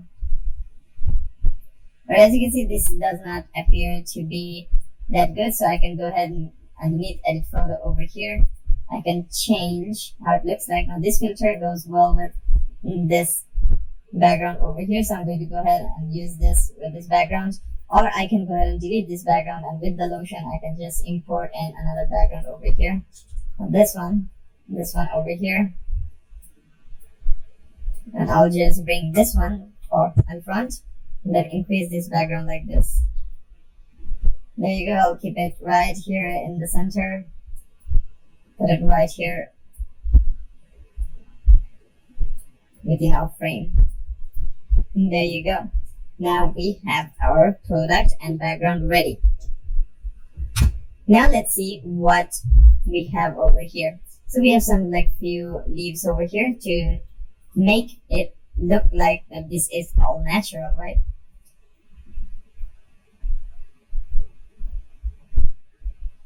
So I'm just going to keep on scrolling and see if we can use anything else or not. No, we cannot. So underneath, without photos anymore, let me just go ahead and search for, let's say, leaves. And again, we have a lot of graphics over here for leaves, as you can see. I'm just going to go ahead and search for something that we can use as good designs. Let me go for leaf with shadow.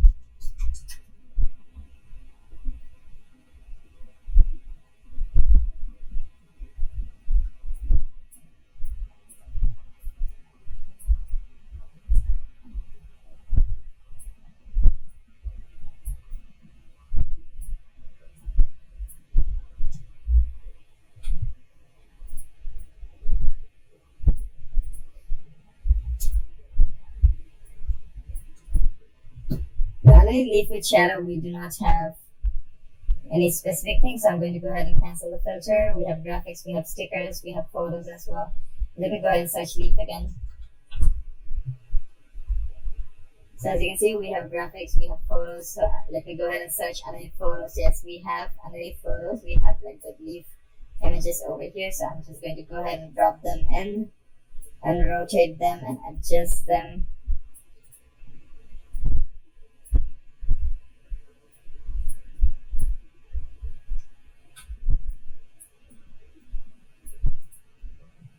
To however we want.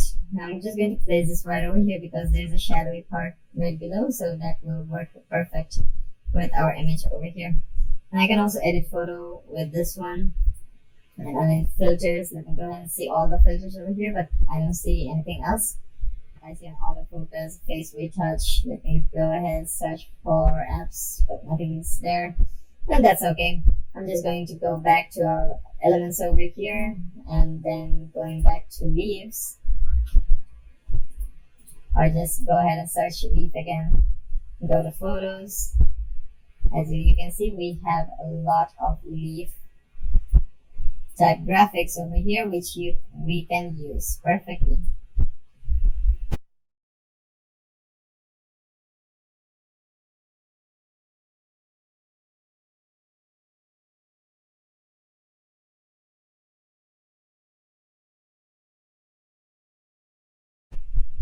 There you go. That looks wonderful. However it is. Now another thing which I will do is add in a square box. Place this right over here. I'm just going to align it towards the center like this. We can place it in such a way so that our lotion here is visible. I do not need to put that one in anymore. Then what I'm going to do is have another version of it copied over here and have this one's color to be a bit more greenish like that. There you go. I can also make it so that it goes right over here as well. I don't want that, I just want to keep it right over here. There you go, that also looks perfect. I can just change the opacity down a bit. There you go. That looks perfect. Also this one's opacity down a bit.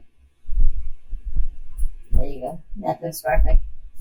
Now once that is done, now I'm going to go ahead and add some text in here. We have day cream, right? This one I would want to have like, let's say, lotion, like white lotion, or let's say cold lotion, okay? So, or for dry skin lotion. So day cream, skincare for healthy skin, as you can see. So underneath text here, I'm just going to add a subheading. I would want to add the subheading, let's say,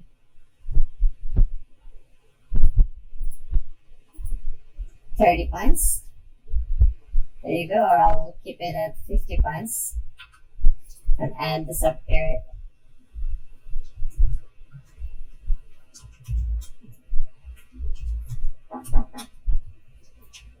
Dry skin lotion, there you go. Then I'm going to go ahead and place this right over here. Change this one's color so that it matches, or just like keep it white, entirely white. As you can see, have it underlined over here, dry skin lotion. There you go. Dry skin lotion, I'll move it a bit upwards. There you go, we have dry skin lotion. And we have these kinds of icons, so I'm just going to go ahead, copy these icons from this page and paste them right over here, as you can see, and change all of their colors to white. Also change this guy's color to white as well.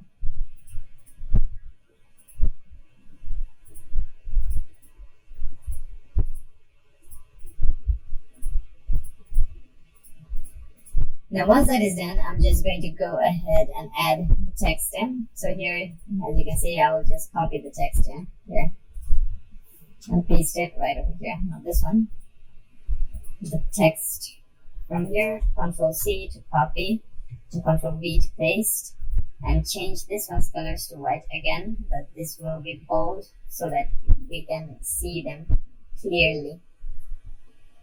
And as you can see, it's being shown very perfectly. But before that, I would want to copy this one as well and paste this over here.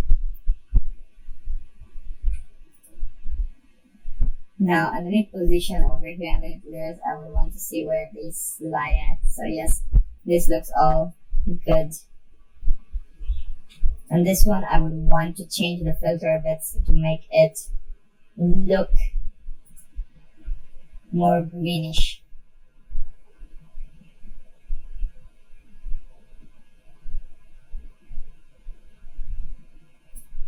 Or I can go to adjustments over here, add a tint, green tint to it.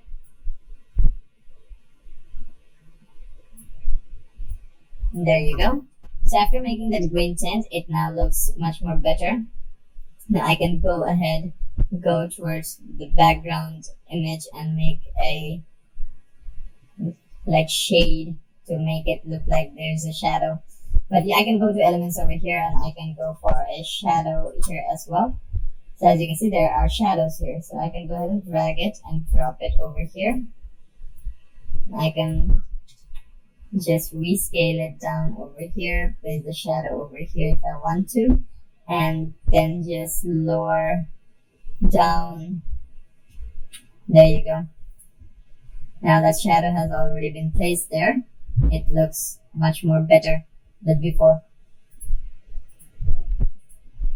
There you go. Now I can just finish it as it is right now.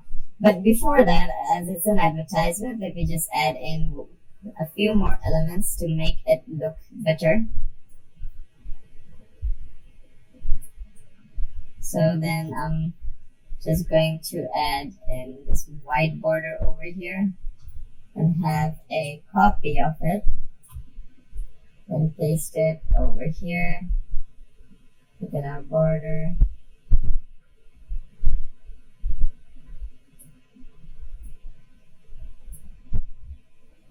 And again, paste this one over here.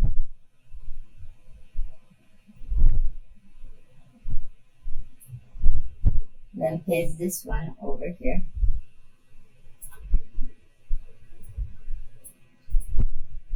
I'm just going to select my frame over here, change its color to, let's say, this color, and group them up together. And then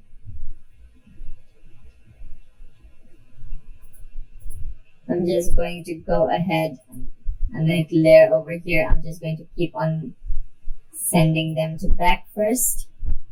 As you can see now, underneath position, underneath layers over here, I have this frame, right? So I'm just going to move it up one time. There you go. Now our frame has been placed. It looks very neat. It looks very clean as well. But I can also do another thing is to select all of this over here and move this a little bit towards the right side so that it fits within the frame. This one as well. There you go. But I would want to also have an outline for this one.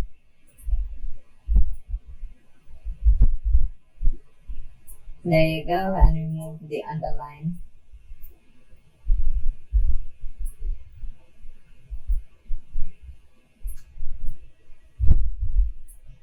There you go. And that looks much more better than before. There you go. Now we have an advertisement, but it's still not an advertisement. It's just showcasing the lotion, right? So if it's an actual advertisement, we can have some text. So adding a text box over here, I'll just add in SA L-E vertically. Place it right at the center over here. I'm increasing the font size and also selecting the font. This font looks perfect. Just going to select the yellow color over here. Now the yellow color doesn't work that good. How about red? Red also doesn't work that good. Let's just keep it at white. Then at the end, we're going to give an exclamatory mark.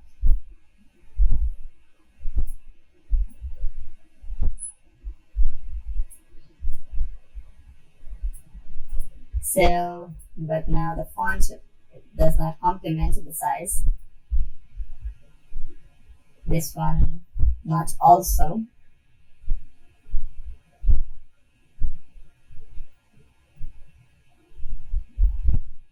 Let's just go with impact and see. This impact is standard. There you go. Then I'm going to have another text box. 50% OFF off. Then I'm just going to go ahead and place it right here. I'm also going to select it as impact.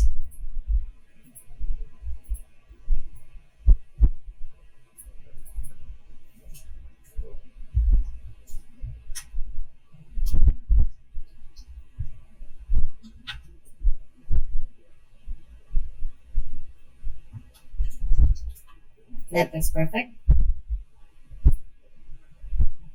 And then I'm going to add this one as a green color. Like this, with a border to it. With an outline to it.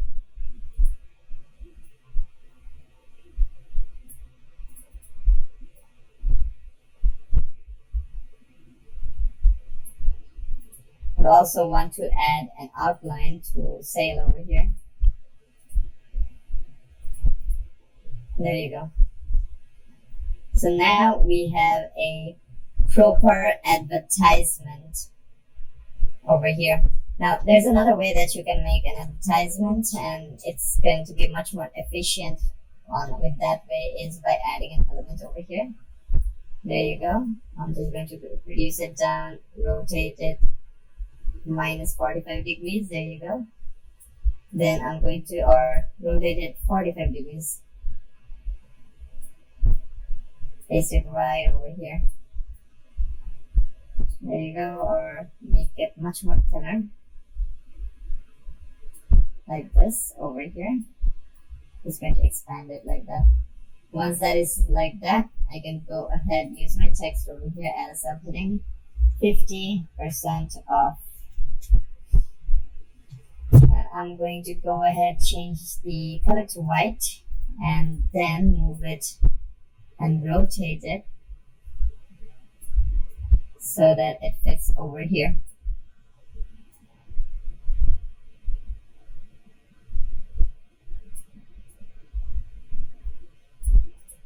There you go. So now it looks like a proper advertisement. But still, I would want to flip this horizontally like this. There you go. And this looks way better now. So that's basically it on how you can create advertisements. You can go through the templates, like for example, the template which I use over here in the design.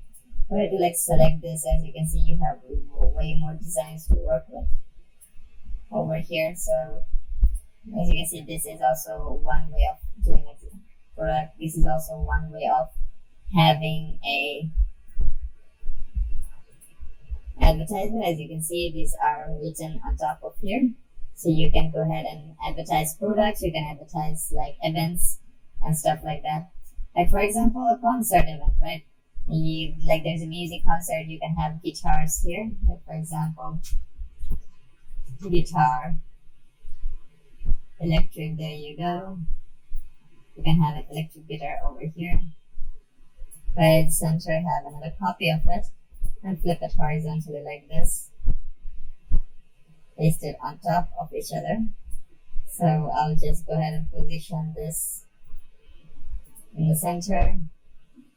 Going back to layer over here, selecting this, then arranging. As you can see, it's already in the center. And I can just group them up together. There you go. Now after grouping them up together, I can go ahead and add text in the middle. I have a black background element over here, for example.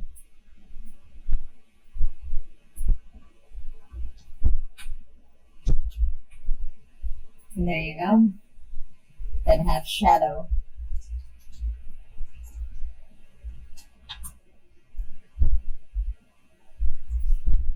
Add it to it as well.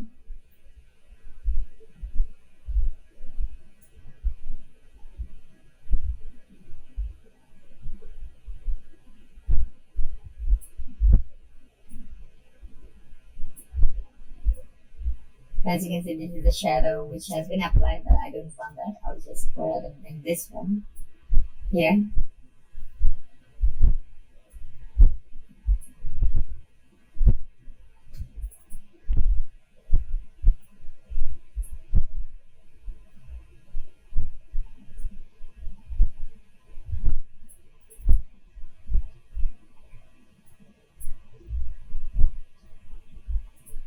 I don't want that as well. So I can go to text over here, add a heading. Let's say the name of the concert is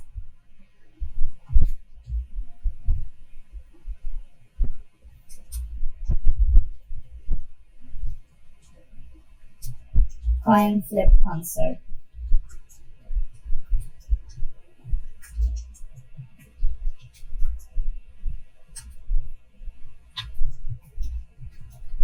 There you go. I would then change it to yellow, having it a outline of black color with a good amount of thickness, so that it's much more visible, as you can see right now. So it depends on how you put together all of these utilities, all of these elements together, and how creative you can be on creating a kind of advertisement post. But more or less, this came out really good. As you can see, I can upload this as a template myself, because this is comparable to this kind of advertisements, but that's still okay. So as you can see, this fits perfectly. So that will be all for this lesson on advertisements, where you can go ahead and showcase the product. Hey there everyone, and welcome back to our course for Canva from basic to advanced. And for this lesson, which is our lesson number 15, logos. So in this lesson, I'll show you how you can go ahead and create logos from scratch. Also, how you can create logos while using or while reviewing to a few templates as well. So without further ado, let's go ahead and get started with our lesson. So before we go ahead and start with creating our logos, you need to understand there are several types of logos. 19 to 20 types of logos. You have wordmark type logos. You have mascot type logos. So for wordmark type logos, you have Samsung, you have Kelly, you have Subway. Those are the wordmark type logos. You have mascot type logos like KFC. You have abstract logos. You have emblem type logos. You have lettermark type logos like HBO, NASA. You have combination logos where there's a small icon of a logo with the wordmark as well. You have combination marks type logos like Fuji, like NBC, like Dove. You have pictorial mark logos like IBM, NASA, HBO. These are also considered as pictorial mark logos. You have letter form type logos or typography type logos. And you have monogram type logos like CNN, HBO is also considered to be a monogram, because it has monologous type colors. So simple colors like black. You have CNN, which is only red. Then you have brand mark type logos like Apple.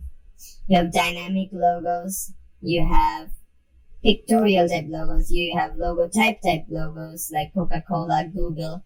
You have 3D logos like Firefox. You have abstract type logos like Microsoft, like Nike.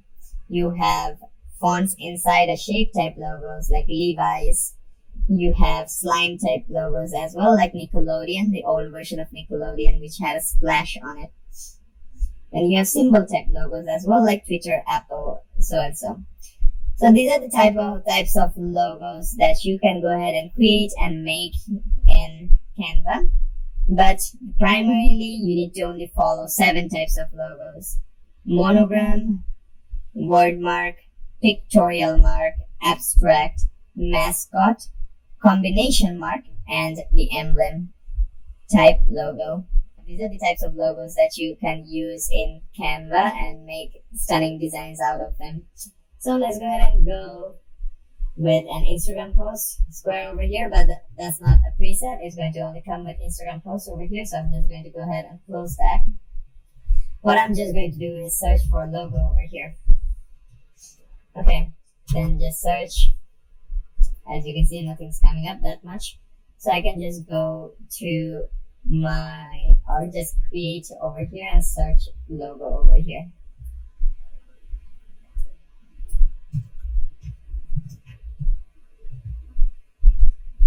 As you can see, there's a logo over here, 500 times 500 pixel. You have animated logo as well, but we're not working with any kind of animated logo. So let's go ahead with normal logo over here.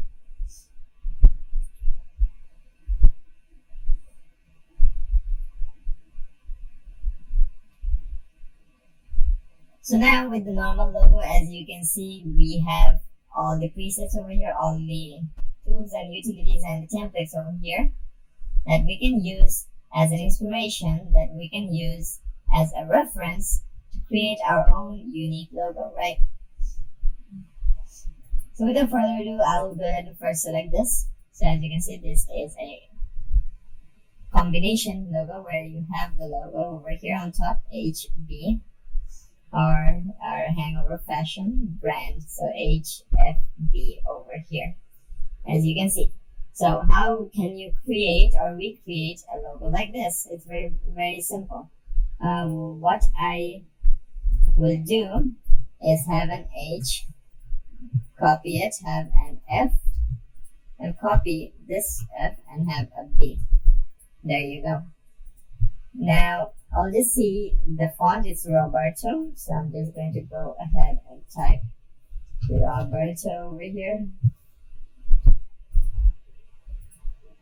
Sorry, it's Roboto, not Roberto, it's Roboto.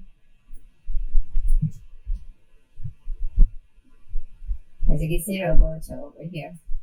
I'm just going to go ahead and select Roboto. There you go, add and the bold mark. And then I'm just going to add them side by side each other like this. Let the F right over here, and I'll add the B right over here.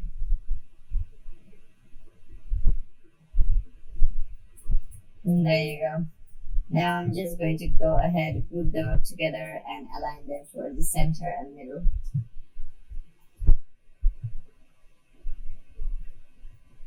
Now going back here, as you can see, it's kind of like this, right? So how can you make it look like this, right? So I'll just go ahead and ungroup the B first and place it a bit closer.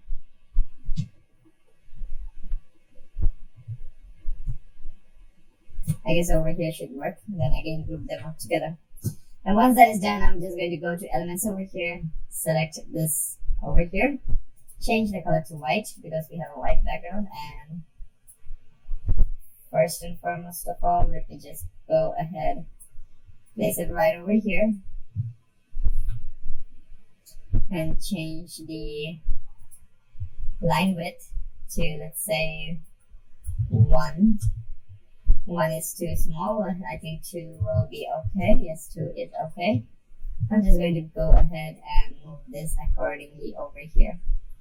Now, if I were to look at this, we have one line over here and one line that crosses between F and B, right? So I will have another line that crosses between F and B.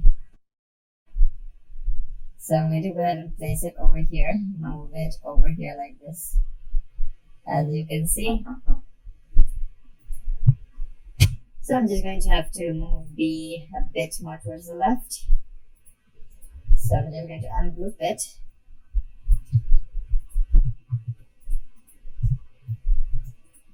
Then move my B towards the left over here.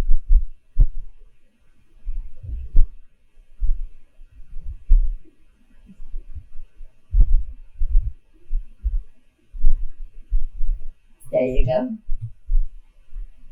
And then move this so that it moves exactly over here.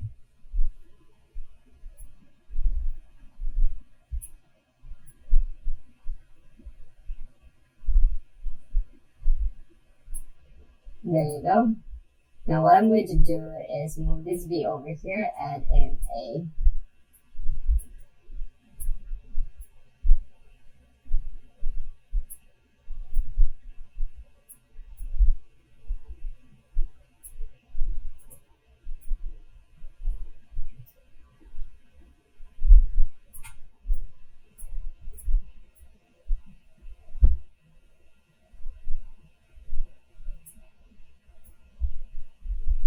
There you go, that looks perfect. Now I'm just going to add this over here.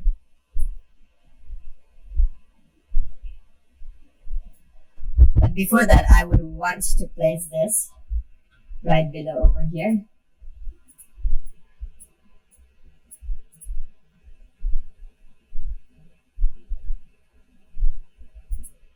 I'm going to position over here, layers over here. I would want to select this object and move it so that it goes right over there and change its color to white completely, and then move this B over here. Now we'll have to go to position and move this B right below this layer over here. There you go, and move it so that it gets placed right over here.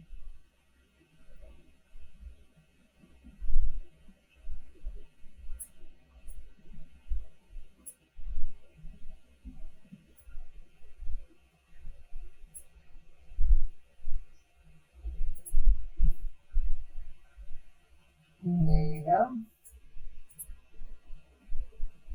Now everything looks fine. Now I'm just going to go ahead and copy this and paste this another time. This will be on top of B.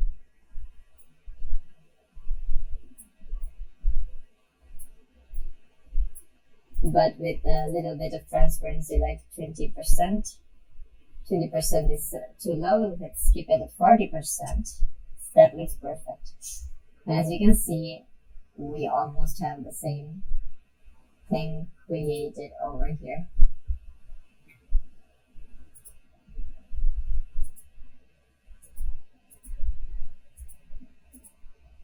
Then I'm just going to add in a subtext, a subheading over here. But before the subheading, I would want to go ahead and group everything for this one. Go ahead and scale it up.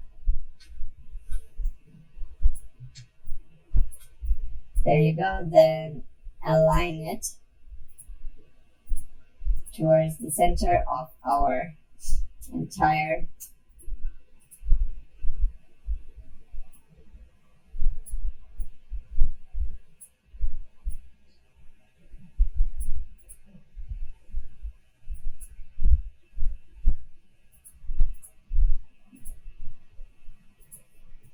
then group that up together. And again, realign it towards the center. There you go. After that is done, and now I'm just going to go ahead and add in text. So what was the name? It was Hanover Fashion brand, right? So Hanover Fashion.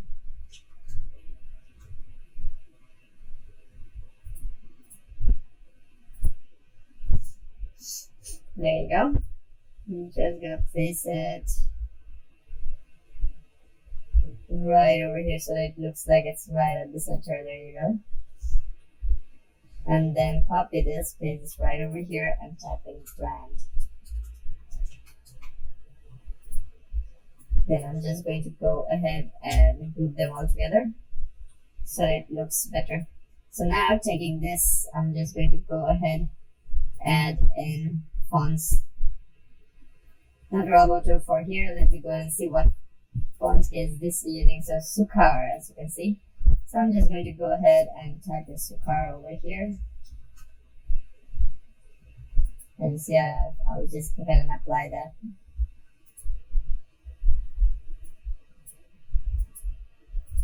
There you go.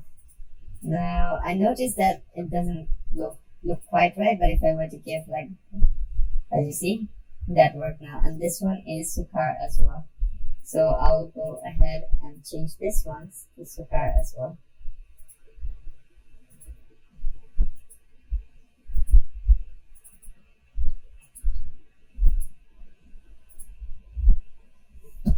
Then once that is done, I'm just going to go to elements and pop this one in here.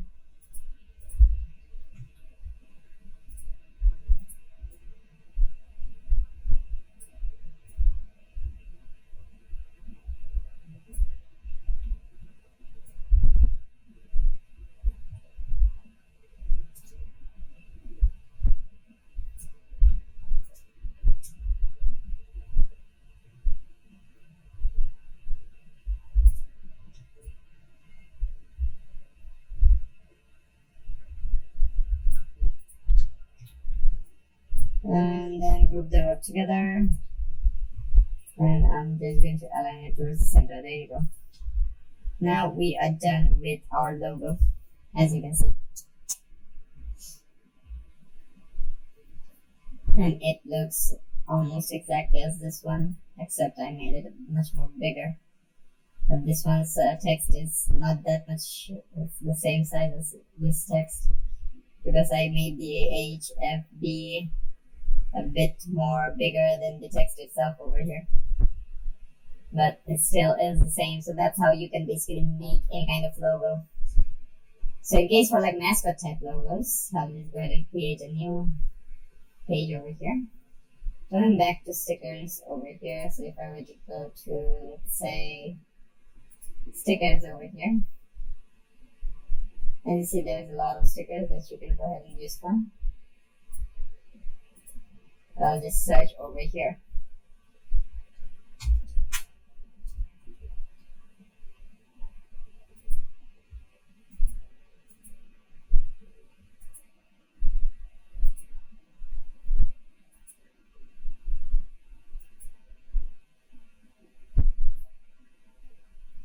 So in case for this one, let me try to go ahead and use this as a logo design format, okay? So I'm going to go ahead and edit the photo over here. Add in a duotone over here.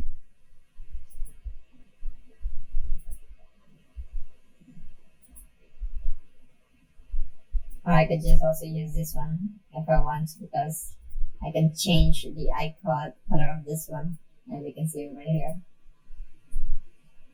Then I'm just going to add in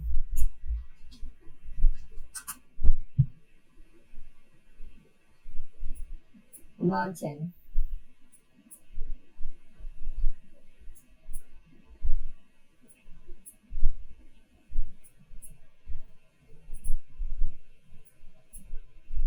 I'm just trying to find a mountain where I can like edit. There you go, mountain done.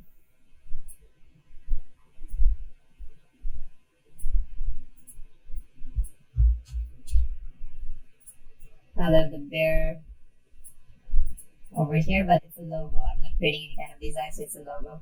So I'll just keep the bear's outline is black. This color will be this. This color will be, let's say, give it white. So let's give this one as black and this one as white. There you go. This one to be black as well. This one to be black as well. There it looks like a very simple logo now. Now what I'm going to do is have a letter, or two letters over here. So I typed in A.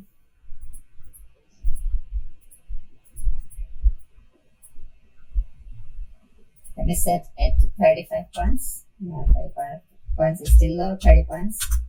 There you go. So A. And you can copy that paste it right over here.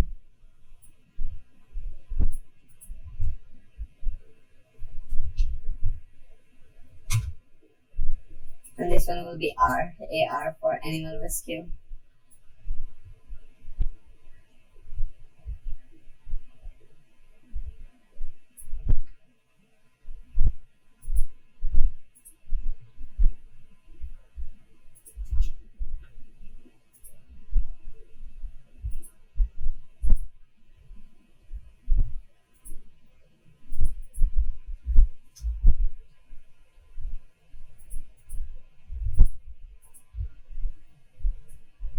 Then I'm just going to go ahead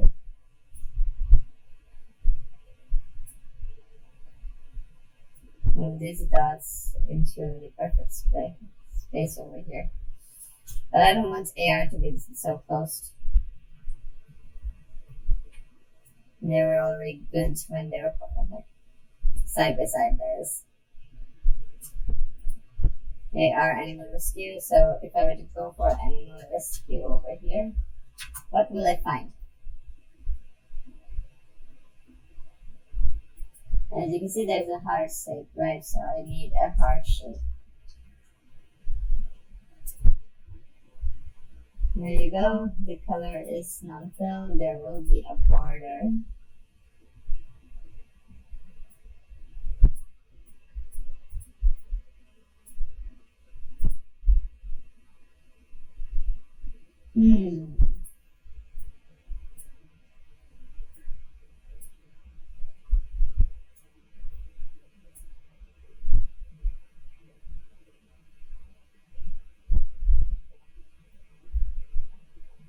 So I'll just go ahead and lower down the border width of it. There you go.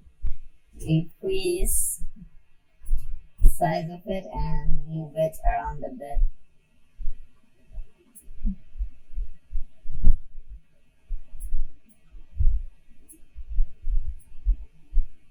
And there you go.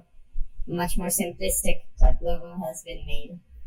And you can add more the more details you put in, the more innovative you are while creating your logo will be really helpful. Now, moving forward, I'm just going to show you an example of another logo over here, like for example this one. Just basic B over here, C over here. You have Battle Studio over here with a box over here, as you can see. But all of them combined together, as you see, it becomes a very good and very neat and clean logo. So that'll be all for this lesson on logos, and I'll be seeing you in the next one.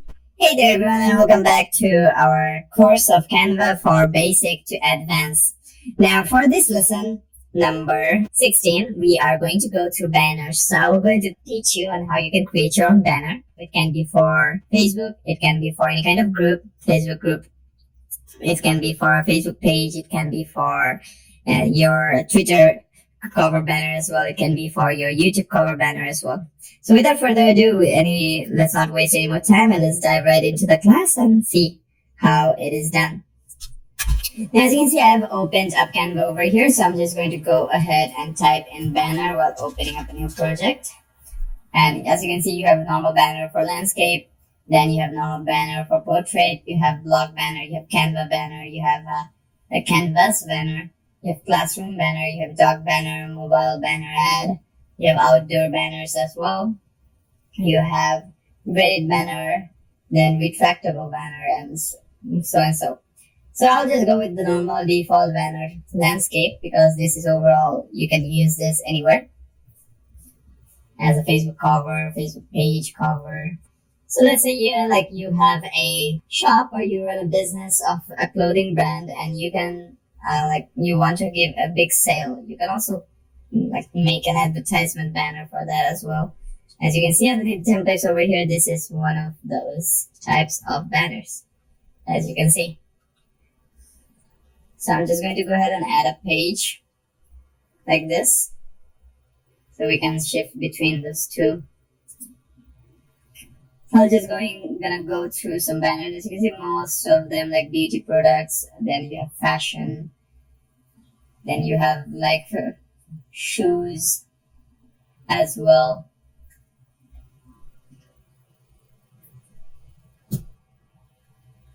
Fashions as well. So these are mostly like fashions and stuff like that. As you can see, these are the banners. Now you can also go for like, let's say Facebook banner. If I were to go for, let's say, Facebook cover. As you can see, Facebook cover over here. It also counts as a banner. So this is the Facebook cover exactly. Now this is a bit more like linear, or this one has more height to it compared to this one. As you can see, then you also have like YouTube banner as well, or YouTube cover. As you can see, YouTube banner. Another YouTube banner, you also have this one.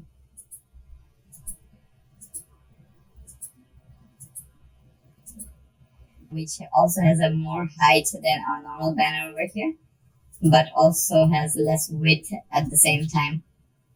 So let's just say that you are trying to go ahead and make a YouTube banner, okay? So I'm going to close my previous files which I've opened up, and I'll show you how you can go ahead and create a YouTube banner. I'll just take this as a reference over here and create something similar to this so that you can see what it looks like, right? So I'm going to add a new page over here. And after adding a new page, I'm just going to go and see. So this is a very big triangle over there. So I'm just going to go to elements, take in a big triangle.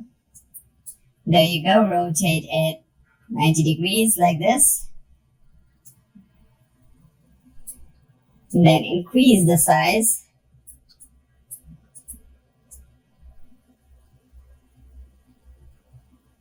There you go. It's at the center now.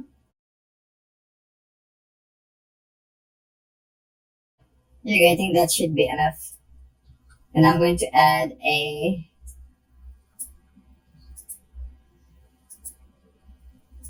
rectangular square.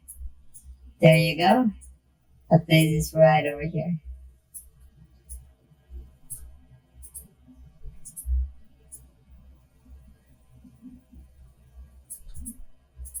Now once this is done, I'll just go back again to see what's left. So there's another rectangle, so I need another rectangle at the middle over here.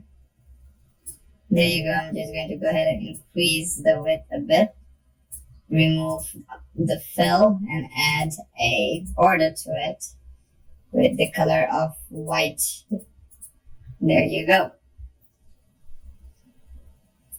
And there's also a border over here, so what I'm going to do is I'm just going to go ahead and place this over here, one, and one over here. And again, I will copy this, paste one over here and another one over here. Then after selecting both of this, I am just going to go ahead and increase the width to, let's say 10. 10 is too small, let's say 20. 20 looks good, yes, 20 looks good. And I'm just going to zoom in and see this particular side. There you go. So now what I'm going to do is I am going to first go back here. Now as you can see, all of my designs are already working. So now what I'm going to do is basically make sure that everything falls perfectly. So now we need a graphic for a person for the middle, right? So I'll just go to my uploads over here to see if I have any image that can work pretty well with that. I can use this image if I want to, or this person if I want to over here. So let me just go ahead, go to edit photo, go use the background remover.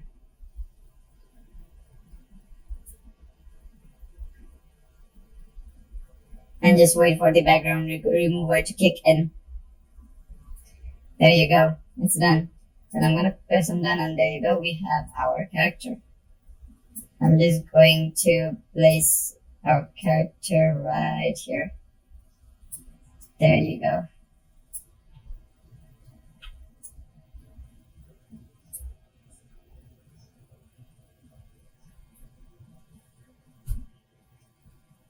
Now I'm just going to compare again for our previous. So we have the name over here.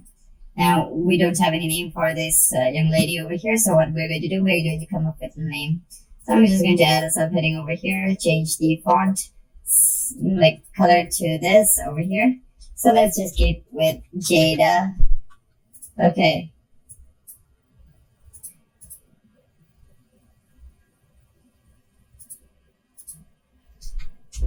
Book 2.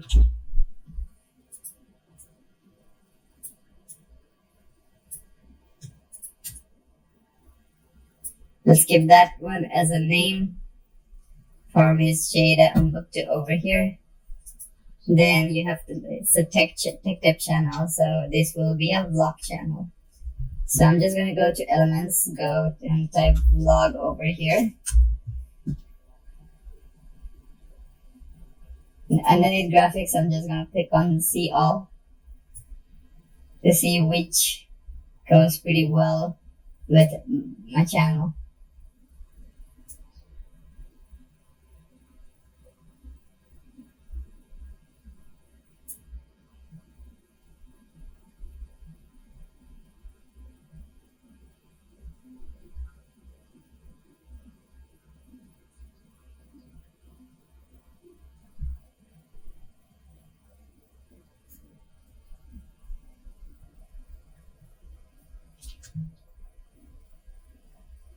So now what I'm going to do is I'm just going to take an appropriate icon for my vlog type channel over here, which I've made. So I'm just going to go ahead and have this one in. I'm going to lower it down at first. There you go. Copy this and apply channel to it. Lower down the font to, let's say, 50. And this one, I'll just scale him down. There you go. And this can be grouped together. So after I have set my vlog channel over here done, now I'm just going to go back over here to see what we have. So we have your social, subscribe, new video every Sunday. So I'm just going to go ahead, copy this, paste this over here. And then I'm going to adjust the color of it to pitch dark. So I'm just going to add new content.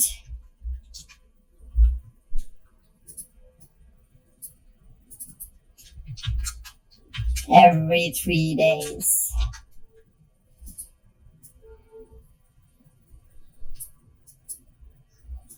Now I'm just going to move them a little bit downwards. This one as well, a little bit downwards.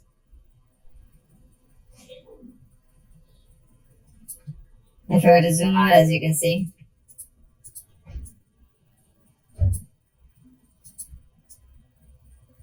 so after new content every 3 days, let me go ahead and check. We have subscribe and we have 3 social links, right? So I'm just going to go for the social link over here. I'm going to search.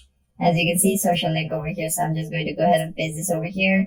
Then lower it down like this. As you can see, I can also increase it like this, decrease it like that. So let me just lower it down like this over here. And instead of this, I'm just going to design it a little bit differently. So I'll have one social over here.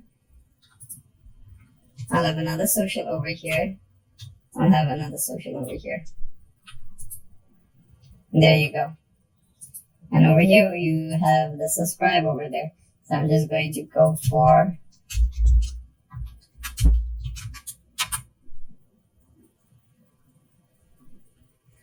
non-animated subscribe. I need a non-animated subscribe.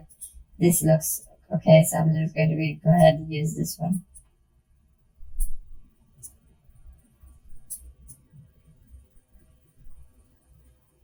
So now I'm just going to put the subscribe over here. There you go.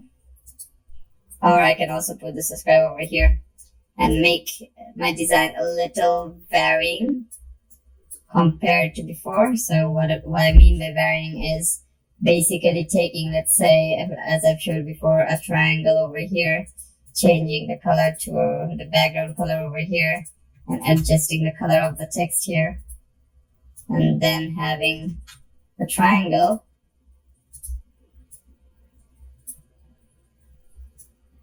I'll just rotate the triangle like 180 degrees. There you go.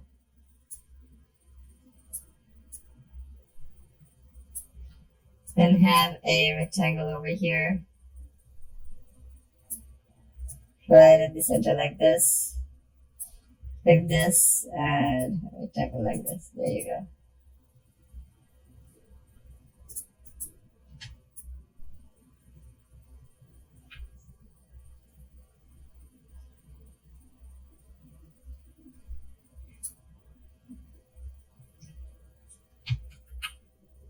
So there you go. Everything has been placed perfectly, neatly, and cleanly. And now we have a YouTube banner and it looks stunning as well. So that is how you can go ahead and create YouTube cover pictures. You can also go ahead and create like Facebook banners in the same way.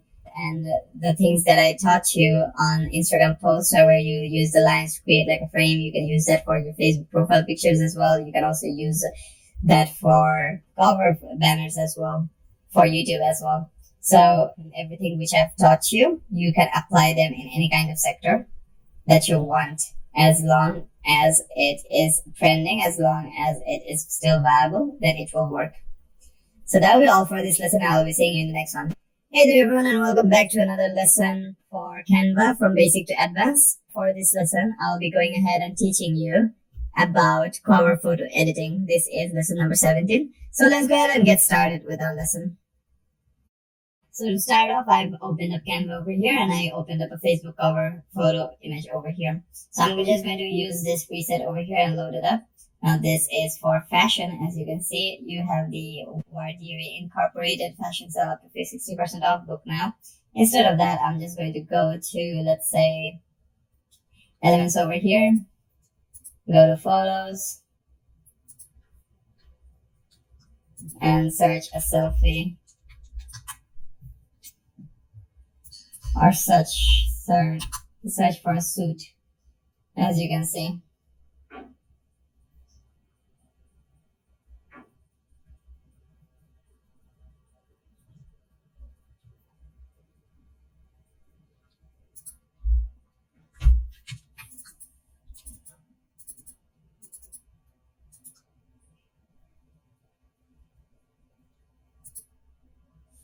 I'm just going to go ahead and remove this part over here. Or I can go ahead and edit photo over here. Or edit photo over here. I can go ahead and remove the photo if I want to. I can go ahead and delete it if I want to, but I want to go remove the photo. But as you can see, there's an apply colors to page as well, so I can apply this towards the page as well, but I don't want that. So I'm just going to go ahead and select this, and I'm just going to go ahead and drag and drop this over here, as you can see. Then I'm going to apply colors to page, and as you can see, it changed dramatically. So let's say this is me over here. I'm an influencer. Okay, so I'm just going to go ahead, delete everything over here. I'll keep it as it is, as you can see. Then I'm going to put some text over here, okay?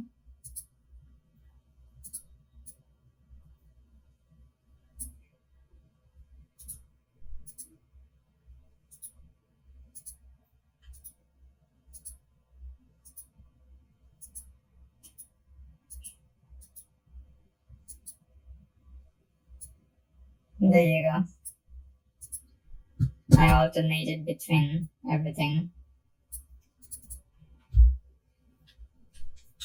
So here, let's say I use my influencer alias name. Let's just make up a name. For example, let's say Zeno Zapper, okay? Let's say Zeno Zapper. There you go. Now I'm just going to have a body of text over here. Cover banner. Now let's say you're an influencer, you talk about like life stories, riches, how you can earn money, right? So let's say you talk about those kind of things. And so let's say I will write about those things in a quote. So I shall not move forward when thy is looking at thy's Beckett memories.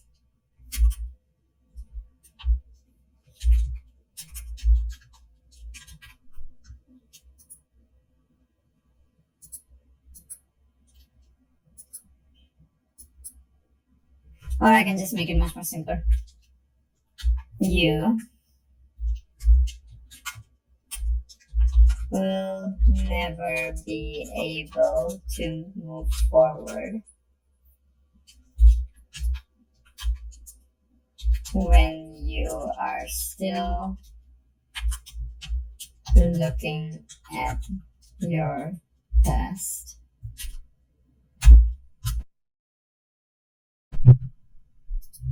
So there you go. That will be all. I'll just paste this over here, paste this over here, and as you can see, it's done. This is a very simple, straightforward like cover banner. And I can just keep on changing it, keep on changing it, keep on changing it. This looks good as well. This also looks good. This, not so much. This one also looks good. I'll just go with this one. So as you can see, it's very much simple to like create like cover banners. Now, if you want to create something else, something like completely different, there's also another way that you can do that as well. So I'm just going to add a new page and work with this page instead of that page over there. So I'll just go ahead and I'll just use a grid instead of everything else. So what I'm going to do is I am going to go to elements over here. I'm going to reset my filter over here and it grids over here. I'm going to click on and I'm going to go for a grid which has 4 images over here, as you can see. There you go. We now have 4 images to work with. Now I'm just going to go to photos over here. And that one. I'm just going to photos over here, then underneath over here, I'm just going to add a new color.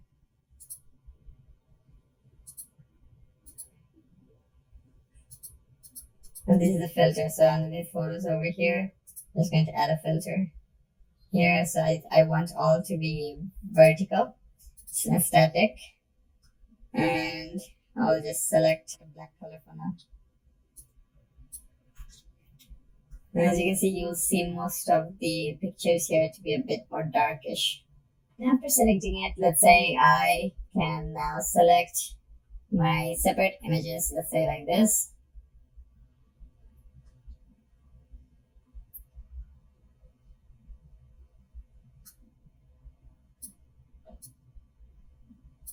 And there you go. Once that is done, I will just go ahead, change the color of the background to, let's say, pitch black. And there you go. Now, once that is done,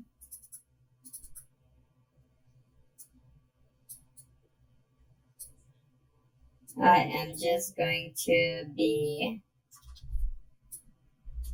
changing down a few things.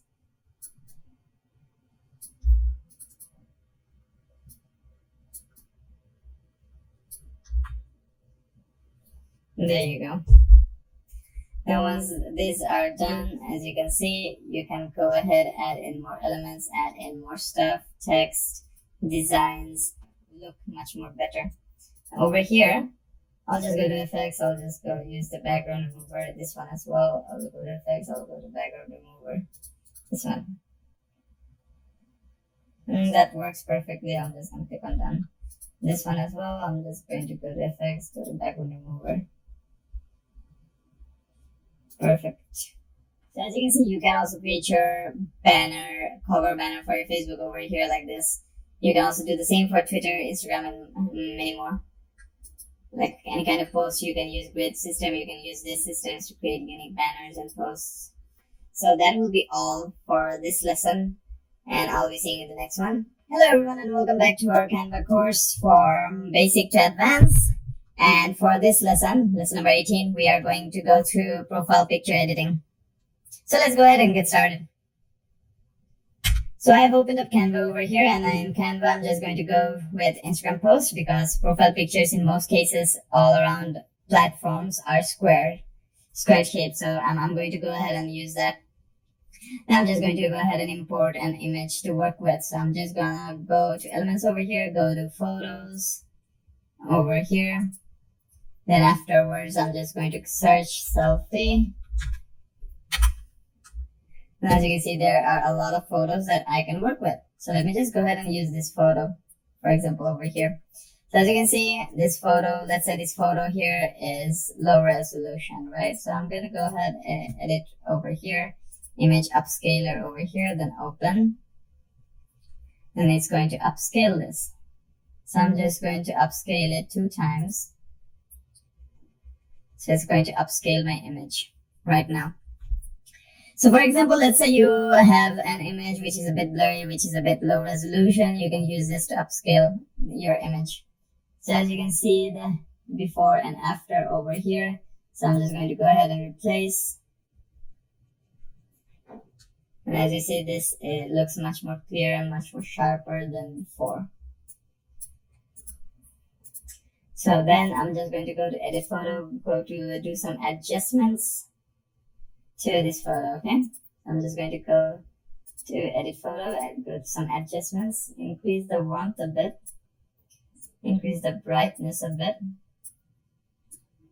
decrease the contrast a bit, decrease the highlights a bit, increase the shadows a bit, increase the whites a bit, increase the darks slightly.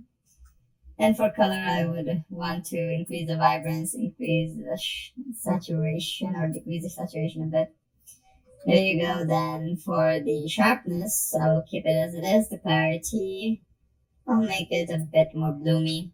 I will not add any more vignette. Then I'm just going to press enter or press and left click over here. Now it will upscale it and it will apply those effects into it. And as you can see, it looks way more smoother than before. Now afterwards, what I'm going to do is I'm going to add some elements to it, okay? But before that, I'll first want to use this as a background. There you go. I'm going to copy this, paste this. But before pasting this, let me first detach this from the background. Copy, paste, there you go. Then I'm going to set image as background. There you go.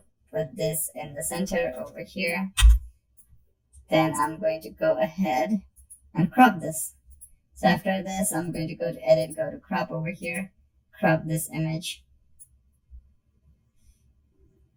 so it fits our image over there. So I'm then going to go ahead, make this into a square and place it right over here. Now selecting this, I'm just going to go to edit and go to blur. So I would want to add a blur to it, so whole image. Now I'll increase the intensity to 50% or 40%. I think 40% will be enough. Then I'm just going to go back, and there you go. The blur has been put there. Now I would want to, as you can see, edit the image over here. Then I would want to have shadows added to it. So I'm just going to add a drop shadow added to it, or a glow shadow. Let me just put a drop shadow added to it. There you go. Then I will want to increase the size a bit, increase the blur amount a bit, the angle, let me just place it like this, the distance, let me just place it like that, intensity, let me just make it like that, there you go. Now we have our blur image over here. Now I'm just going to go ahead and expand this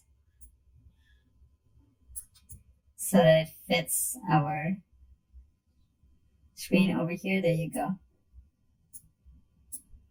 I'll keep it as it is. As you can see, this image is already looking very good and neat and clean.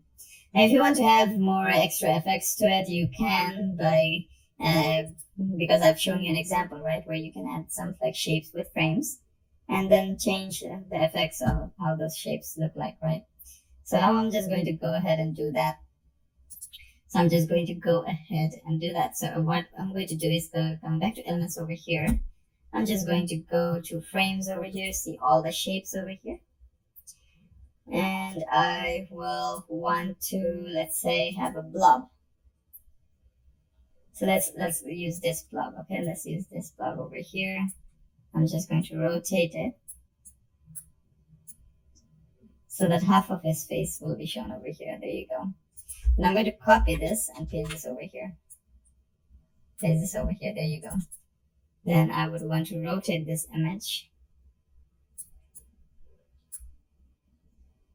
Increase the scale. Keep on increasing the scale.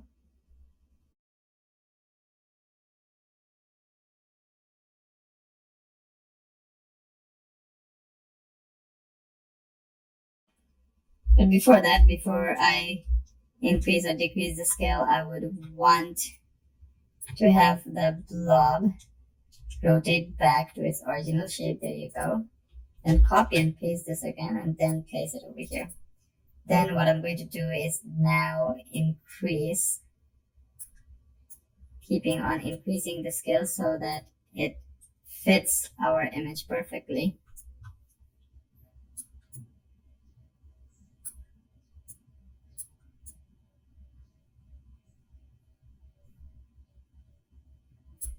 As you can see, this now fits our image perfectly. There you go. Now what I'm going to do is press enter and then rotate it up until over here. Then double clicking on this image. Now I'm just going to rotate it back.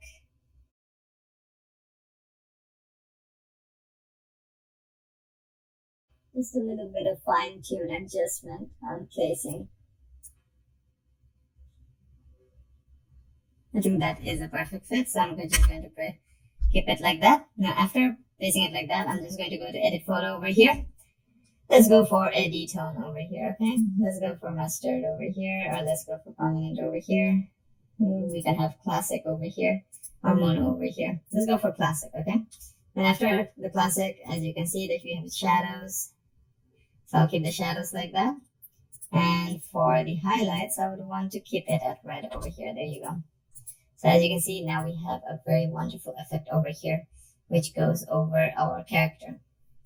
So there you go. This is one way of how you can go ahead and edit like photos for cover, like for profile pictures. You can have much more other effects as well. You can add elements of like other things as well, like frames as well. So if I were to go and add like other normal frames, not these frames, other normal frames. So let me just go add a frame and with graphics over here, as you can see. You have a lot of frames that you can work with. So this frame will work wonderful over here. So I'm just going to go ahead and add this frame in. There you go, and decrease the opacity of the frame a bit. There you go. This also looks very cool, neat as well, as you can see. And if you're looking for any presets, so Instagram profile pic. Over here, you'll see the various forms of Instagram profile pictures. Like for example, you have this one. As you can see, very simple, very straightforward. You also have other types of designs like this one as well. As you can see. So this one, as you can see, these are like, as I've done before, these are specific shaped frames where the character's image has been adjusted and put over here. And because of that, you are able to see the character, which I did. So you have also this, you have also this, you have also this, like these are magazine type. You also have this one over here. This one is also pretty simple. You have the image background over here. You have a graphic. You all have a text. Basically designing the UI more or less. So that's basically how you can go ahead and edit your profile pictures for, let's say, Instagram. It can be Facebook. It can be any kind of social media platform. It can be any kind of like business platform as well, like LinkedIn. So that'll be all for this lesson, and I'll be seeing you in the next one. Hello everyone, and welcome back to our course of Canva for from basic to advanced.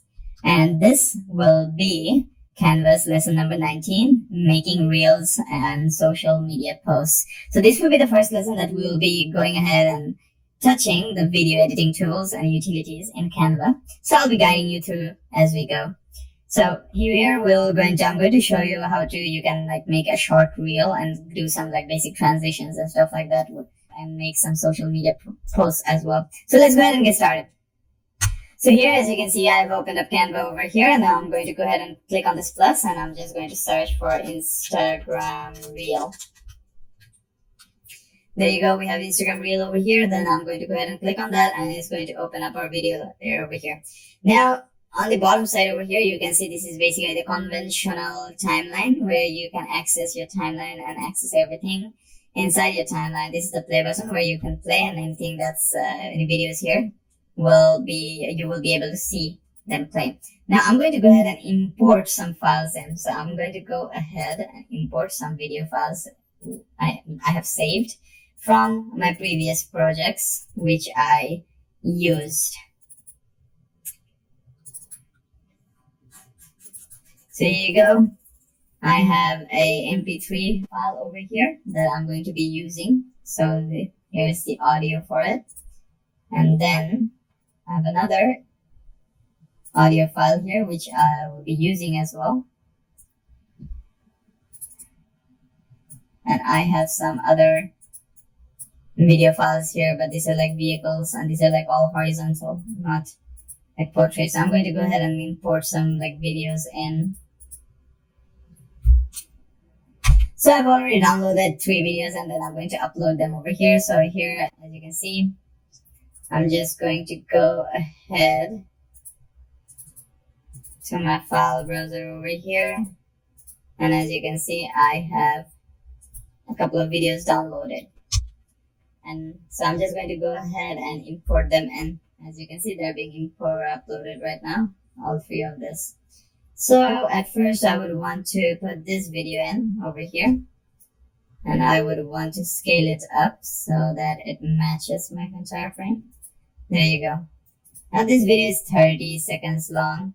I would want to change the playback speed on this. So as you can see, playback over here, video speed is 1, right? So if I were to increase it to 2, it's going to be 15.4 seconds, as you can see over here. And then I'm going to go ahead and trim it down. So there, you can trim it down from here, and you can split page from here, or you can press S to split. So splitting will make the video split into 2 videos, but you can trim them outwards as well to their full length. So I'm just gonna keep this at, let's say, 7 seconds. Let me just keep this at 7 seconds. There you go. You can trim this down backwards later on. Then I will put 2 more clips in. There you go. And I can just work with 1 clip.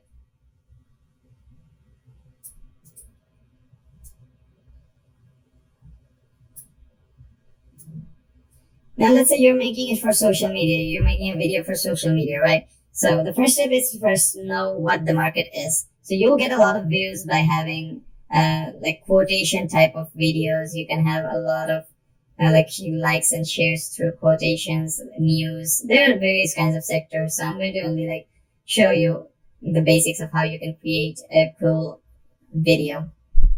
So on our first video over here, what I'm going to do is add an element, add a graphics element.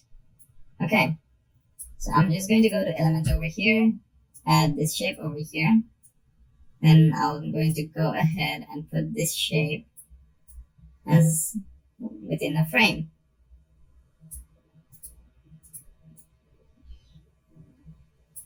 There you go. Now once that is there, I'm just going to go ahead and decrease the transparency to 35%. There you go. That still looks very powerful there. Then I'm going to go ahead and change the color to black to darken it up. There you go. If we're to play it, as you can see, that's the black part over there in the middle. Now I can always change it into white as well, but white I think would be the best. So I'm just going to keep it white over here. You can keep it dark, you can keep it red, you can keep it whatever color you want. I prefer dark, so I'm just going to place dark there. Then under the text over here, you have a lot of things here that you can work with. So I'm just going to go ahead and use this one over here. Now I'm just going to place this on top. Listen. Read. I'm just going to place read. And how do I animate this read over here? So if I were to go to animate over here, as you can see, rise up, pan, fade. So I'm just going to fade both on enter and out as well. Then you see character, you can have a line, you can have the word. So I'm just going to go ahead, use the character over here. And as you can see, this is speed, so you can adjust the speed as well. So if I were to play it from the beginning, read, there you go.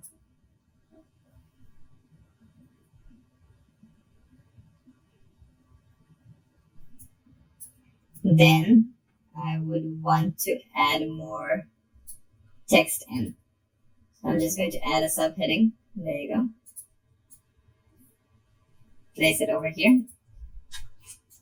Follow these steps if you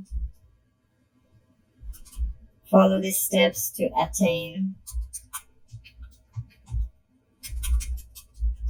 or follow these steps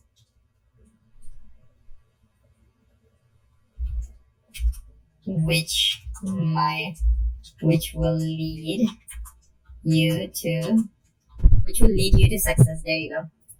So now I'm just going to place this at the center, go to animate over here. We also have effects over here. So as you can see, neon effect, I'm just going to add the neon effect over here. Then underneath animate over here, I'm just going to give it like shift. There you go. The speed is okay. I can also give it for the character, as you can see. But I can give it for word. I can give it for line as well. I'll just give it for word. So I'm just going to animate it for both entering and exiting. I'll just play it now. From the beginning, I mean.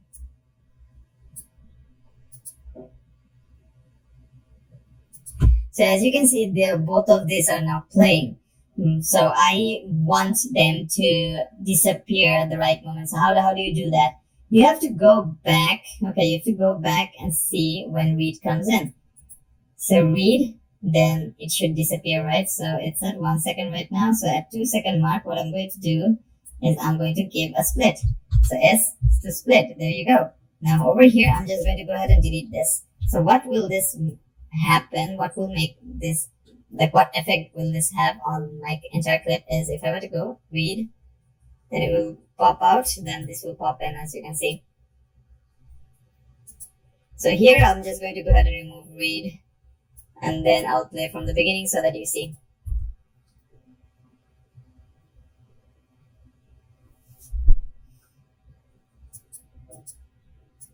There you go. Now it's time to give some transitions. So as you can see, there are some transitions over here. I can have dissolve, I can have slide, I can have line wipe, I can have stack, I can have flow, as you can see. So I'm just going to go with flow, and you have match and move.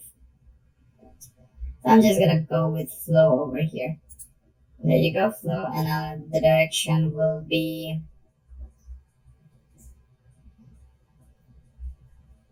this. It gives a scrolling effect, so I'm just going to go ahead and give that direction over there, transition. There you go. Now it will transition in smoothly. Now I can add in more text, more lines as well.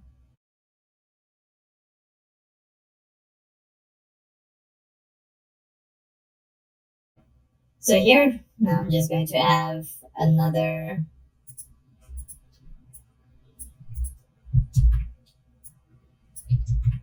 box over here. And I'm just also going to like copy the text, paste this text over here. So first, fix health. Health is the ultimate wealth. If you're not healthy, you won't work properly. You'll lose drive and a chance at life. So get up and work out. I think that's a big quote, but it will work nonetheless. So if we were to play it from the beginning now, or play it from this transition part over here, as you can see. And here's that. Now it has a shift. I can give ascend, I can give typewriter, I can give baseline, I can give drift, I can give breathe, I can give wipe, flop, I can give rise, I can give pan, I can give fade. So I'll just make it so that it fades in with the words. There you go, and I'll just lower down the speed a bit. So now I'll just play it.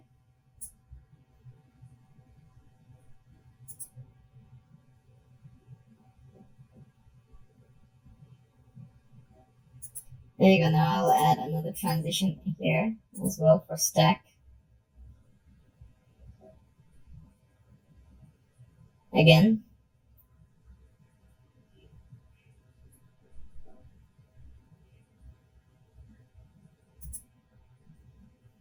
So it's flow, not stack.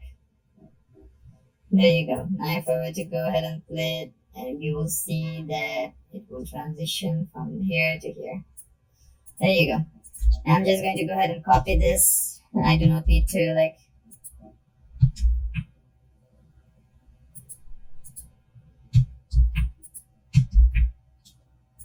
specifically write anything else. I'm just doing it to show you what you can do.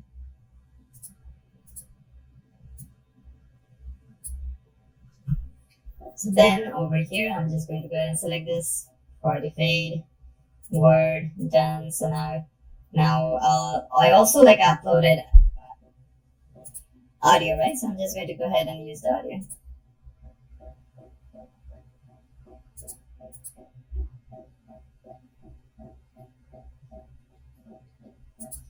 This one looks cool, so I'm just going to go ahead and use this audio over here. There you go. So the audio has been placed. Now I'll be playing it from the beginning so that you can see and hear it at the same time. So here I go.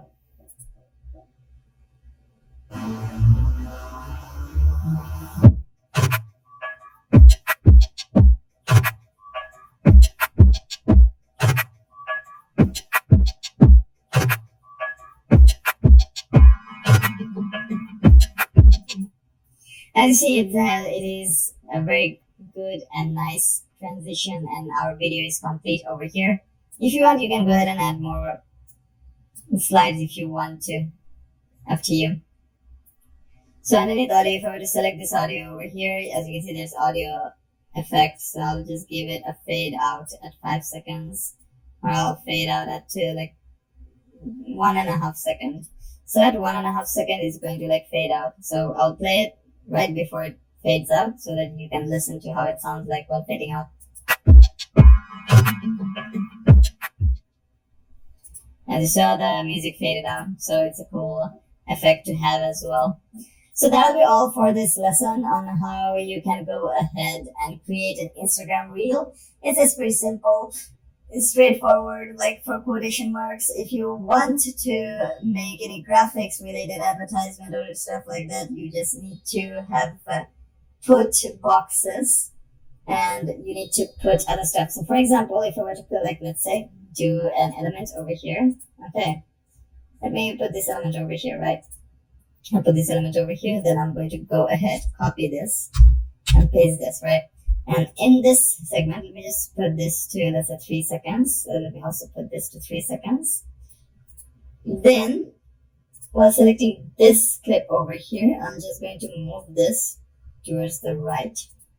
Now, it needs to be a copy, okay? Now, underneath the transition over here, I'm just going to give match and move. So once that is done, now if I were to go ahead and play it from here, as you saw, it matched, because as it's a copy, it matched with its copy and it moved likewise. So you can create like unique animated versions as well. Like for example, this one, like I can make it much more unique. How? Just by selecting this box over here and animating this one as well. So I can give it as a fade, I can give it as a pan, I can give it as a wipe as well. So I will give it as a wipe coming in from upwards. This one as well, I'll give it as a tectonic. I'll just add tectonic here. I'll just add random effects. There you go. If we were to play it from the beginning,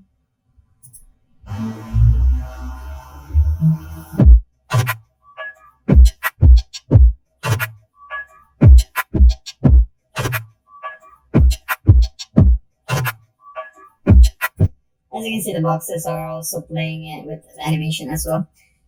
And about the social media posts, I think you already know how to create social media posts because I've already taught a few in our previous lessons. So I'll be going ahead and skipping that part. Other than that, you now know how the video player here works. It's basically the same as how you did with the post, aside from the fact that there's a timeline here. So you can put things upon things here in timeline. Now, other than the conventional like video editing softwares out there, you have various layers in the timeline, right? Here you do not have layers. Here you have only layers on your items. So if you were to place a video and you want another video to play on top of it, you need to place the video and the second video which you want to play on top of the other video. And you need to use the split functionality to play those videos together and picture in picture in together like that. So that'll be all for this lesson. I hope that this was very educational for you, and thank you for your time. Hello everyone, and welcome back to our basic to advanced course for Canva. And I'll be teaching you for this lesson, which is lesson number 20, exporting. So I'll show you how you can export multivarious platforms and locally as well, and how you can directly publish your work on any kind of website, social media platform website as well. So let's go ahead and get started with our lesson. So as you can see, I've opened up Canva over here, and I have opened up our previous project that we worked on. Now, if you want to export locally, you can go to share over here and you can download over here, as you can see. So if you were to click on download, you'll have multiple options available for you to download it.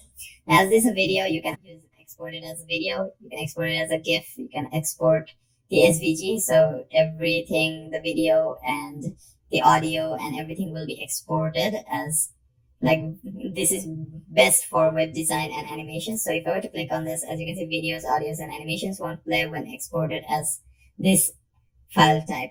Try downloading it as a video MP4 file, as you can see. So any elements that you have, like text and anything, they will be exported. The videos will be exported as a thumbnail, and the audio will not be exported. So you won't be able to hear the audio, you won't see the video, but you will see each pages over here as like single pages with the text. Then you have PDF print, you have PDF standard, you have PNG, you have JPG. And you can export, let's say, all the pages, or you can export separate pages as well. And in case for videos over here, as you can see, you can also set that download pages as separate files. So you can download this as separate files and it will download as a zip file. And then you have this option to save download settings, where you can save the download settings for later use. So that's exporting locally. Now you can share this design with people. That's also one part of collaborating. You can also add people over here. Then you can also have a collaboration link over here where you can like set anyone with the link. So you can then copy the link and paste it to anywhere, and anyone with the link will have that access depending on what setting you have selected and then copied the link. Then you have some quick access over here: Instagram, Present, Google Classroom, and public view link. So pressing this will correspondingly upload them to the corresponding sites. Then you have share on social over here. So share on social will give you some options as previously. Instagram, you have Facebook page, Twitter, TikTok, Facebook story, Pinterest, LinkedIn profile, LinkedIn page, Tumblr, and you can also schedule it. So if you were to click on schedule over here, you can schedule where to upload. So if I were to click on next right now, as you can see, select a channel, then you can select the channels from here and you can like schedule and upload as well, or publish as well. You can send to teacher if your account has a teacher enabled, and you can send it to your teacher. And underneath more options over here, you have other options and wide variety of options over here that you can go ahead and publish and share your work. So that's basically it for exporting in Canva. And this will conclude our entire course. But at the end of this entire course, there will be a few class projects. So do keep in touch. So thank you for your time and goodbye. And I'll be seeing you in our class projects. Hello everyone and welcome back to our course of Canva from basic to advanced. And this will be your first class project on Canva. So let's go ahead and see what the class project is about, and then I'll show you how you can do the class project. So class project 1 is about to create a stunning Instagram video for sharing on Instagram story. Now create Instagram story video page on Canva. Make a short intro by adding everything which has been taught in the span of the lessons. Either record your own videos or use similar themed videos that you can find on the internet. Then reorganize and use transitions. You can use filters if you want to at the last to finalize the video. Publish the video on social media. Then the outcome of this project will be learning the basics and to create a social media video post. So let's go ahead and get started. So as you can see, I have opened up Canva over here. So at first I'm going to go towards my elements over here and go towards, let's say, videos over here.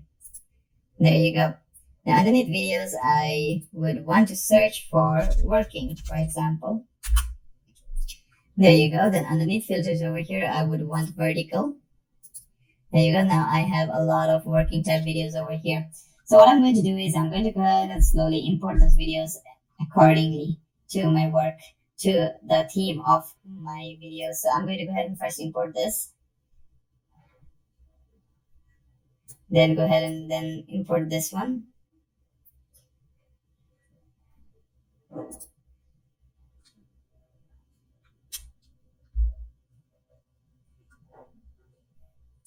And go ahead and import this.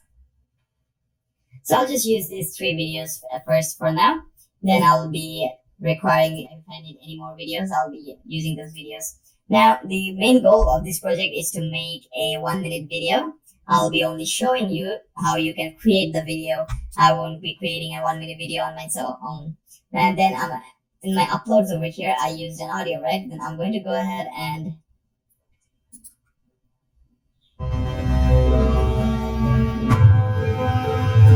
not this one. Entry and exit points. Risk reward ratio.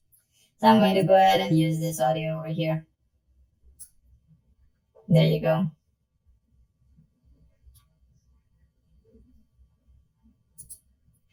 Now I'm going to first check how long these videos are.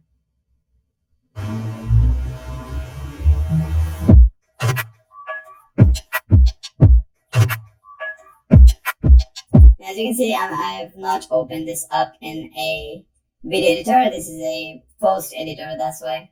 So I'm going to go for Instagram story over here. As you can see, Instagram story has been queued. Now I can turn on duration, but I can also go back and add duration over here where I can see the duration. So the first part is I would want to make it at 4 seconds, but I would want to set that like behind my other videos.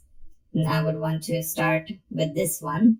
Now the main theme of my video is to address work problems or work office problems where you were to face a problem instead of like loitering around, first to identify the problem and then to solve the problem and then at the end be happy with the solution. So I'm going to add this text, add filters in, and add other stuff in, and try to follow me as I go through everything.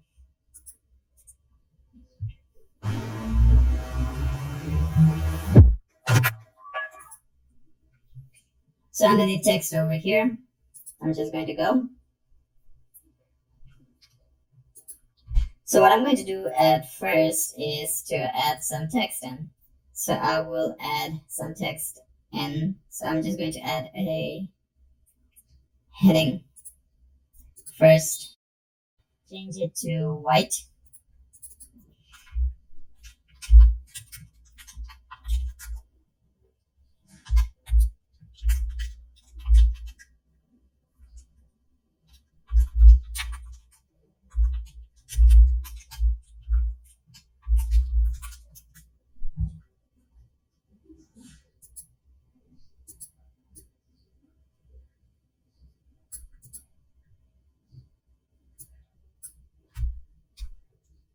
So I'm going to first add an effect to this, neon effect to this. As you can see, I'm going to go ahead and change the color of it. There you go. So I'm going to play it from the beginning.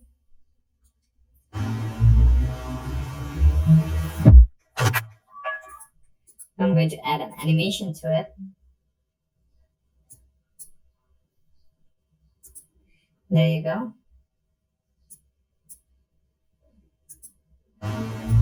Now I would want to add a text to speech. So what I'm going to do is I'm going to go to app over here. I'm going to search text to speech over here. And as you can see, we have a text to speech over here. I'm going to go ahead and open this up.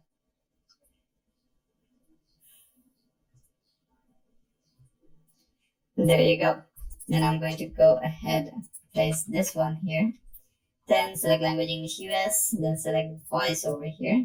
As you can see, I would want to have a male voice over here. The volume would be medium. The speed would be medium. The pitch would be medium as well. So let me go ahead and preview the speech to see. With cloud machine learning, your application interprets images, texts, and more. The speed, let me go ahead. With cloud machine learning, your application interprets images, texts, and more. With cloud machine learning, your application interprets images, texts, and more. With cloud machine learning, your application interprets images, texts, and more. So let me go ahead and create an audio for this.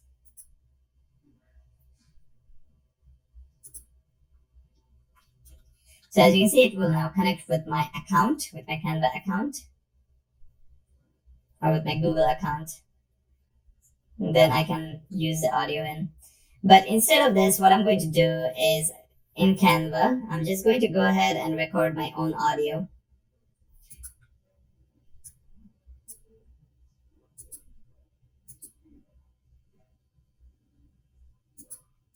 So underneath audio over here, or underneath uploads over here, underneath audio over here, you can record yourself as you can see over here. So here you can record yourself as you can see. So I'm going to go ahead and record myself.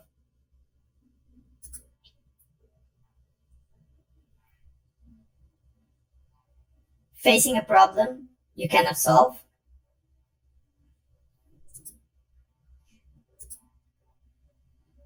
Facing a problem you cannot solve. As you can see, that fits perfectly, so I'm going to go ahead and save that, and it's saving. Facing a problem you cannot solve.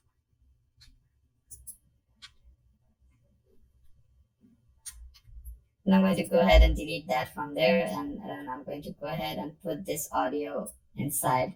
So this is a video. I would want to record an audio, so I would go ahead and select this. But before that, let me go back to videos over here. Now this is a video which has been placed, so I can go ahead and minimize this. Facing a problem you cannot.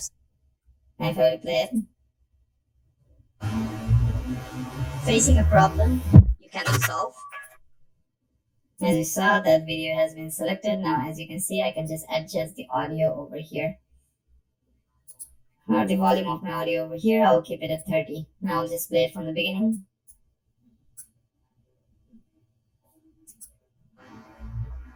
Facing a problem you cannot solve.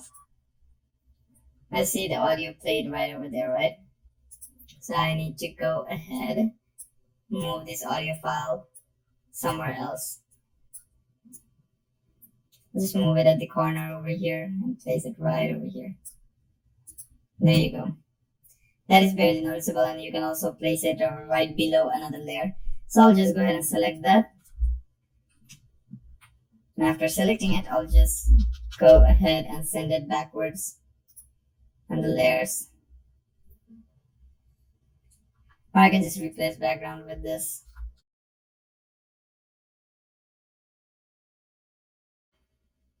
Then I can also see the timing as well, as you can see.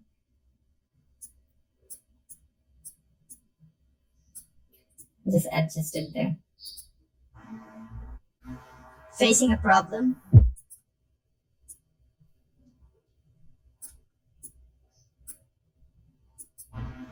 Facing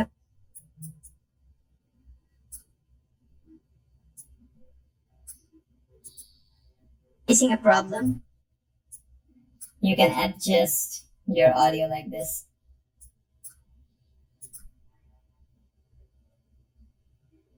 Facing a problem. Facing a problem you cannot solve. There you go. It stops right there, right? So I'm just going to go over here and press S to split it. There you go. And then I'm going to go ahead and remove the audio from here. Facing a problem you cannot solve. There you go. Then I'm going to follow these steps to solve any kinds of problems you might face. There you go. Facing a problem you cannot solve. Now just have to record an audio for this one as well. So again, record yourself over here. Then I'm going to go ahead and record myself.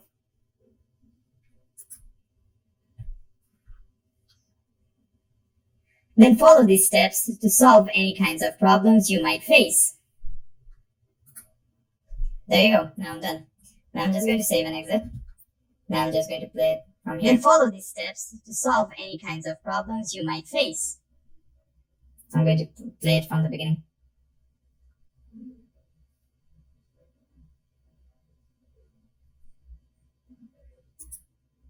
Facing a problem you cannot solve. Then follow these steps.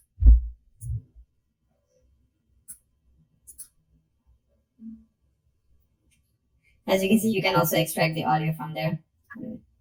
There you go. That is the option that I was trying to mention. So now I don't need this because I already have the audio. Now selecting this one as well, I can just extract the audio from there as well and delete this. There you go. Facing a problem you cannot solve. Then follow these steps to solve any kinds of problems you might face.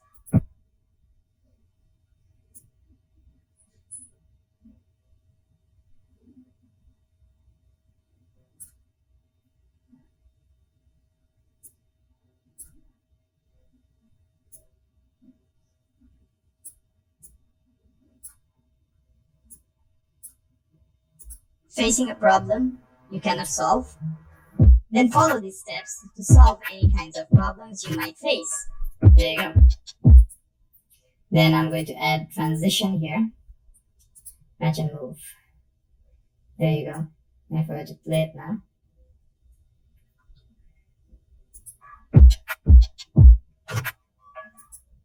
Then I'm going to have to record another audio over here. So underneath audio over here, I'm just going to go select record yourself. Then over here, I would want to say, let's say, for example, I'm just going to go ahead and record and you can hear for yourself. First, know what your problem is. The first step to figuring out the solution to your problem is to first know what problem you have. Knowing what problem you have already solves your problem by half. There you go. That's done in 16 seconds. So now I just first know what your problem is. I have to select this and extract the audio. Extract the audio. There you go. The audio has been extracted.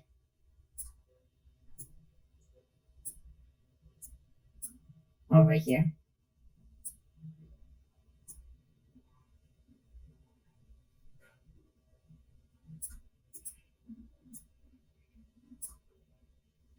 If I were to play it from the beginning. Facing a problem you cannot solve, then follow these steps to solve any kinds of problems you might face.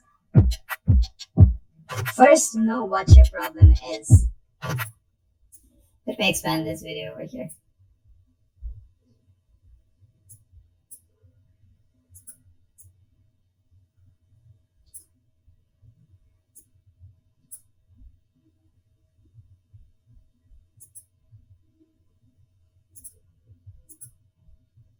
First, know what your problem is. The first step to figuring out the solution to your problem is to first know what problem you have.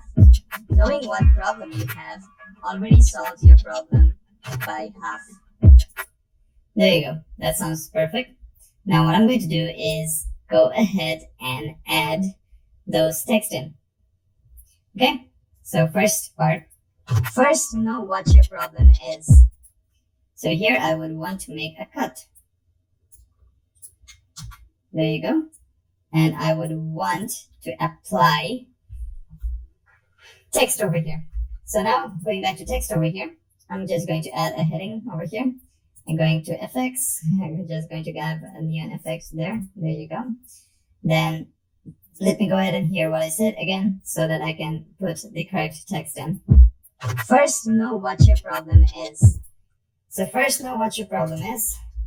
First, know what your problem is. There you go. I'm going to place it at the center. Animate. Tectonic. No. Drift. No. Pen. No. Typewriting. Typewriting seems okay. So now I'll play it and see how it sounds like now. First, know what your problem is. The first. Okay, that is perfect. Now on to the next part. The first step to figuring out the solution to your problem is to first know. So let me just go here. Let me copy this and then paste it over here. The first step to figuring out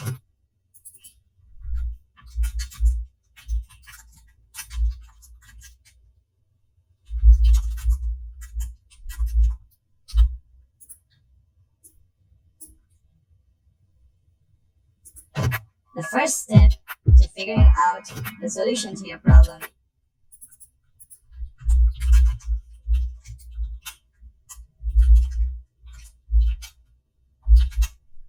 Let me go ahead and change the color of this. Let's say red.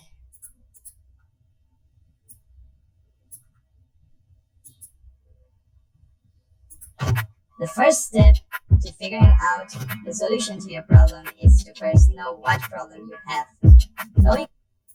Now, my voice goes a bit faster, so what I'm going to do is go to the animation or the effects over here, or the animation over here, and the playback speed. Let me just double it up. There you go. Then let me play it again. The first step to figuring out the solution to your problem is to first know what problem you have. Is to first know what solution to your problem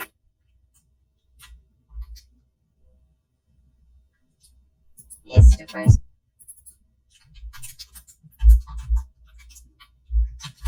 I'm just going to cut and edit my text accordingly towards the audio to match it. The solution to your problem is to first know what problem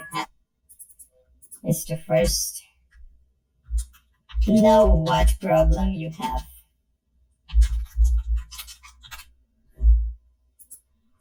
Then again, the playback speed, increase it. Yes, that's perfect. The first step to figuring out the solution to your problem is to first know what problem you have. Okay, then I cut over here, perfect. Knowing what problem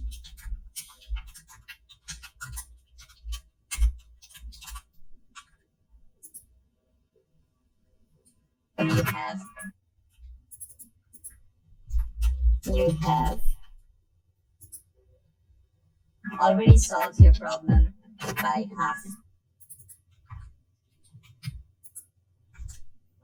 Already solves your problem by half.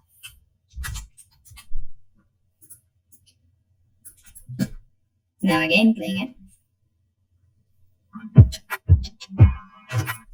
That ends there. Now over here, I'm just going to match and move again. Then add another text over here. And then I have another audio over here.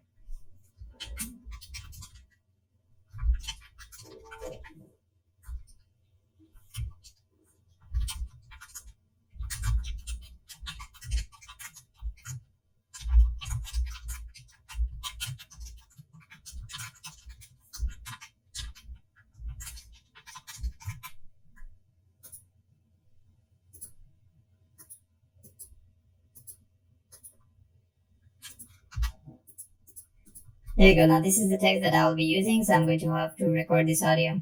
So afterwards, solve the problem. Afterwards, solving the problem, and you will have accomplished the next step. There you go. I think that's perfect now. So afterwards, solving the problem, you will have accomplished the next step to success. Okay, now time to record the audio. So going to uploads over here, going to audio over here. I'm going to go ahead and record myself. So now I'm going to go ahead and record myself.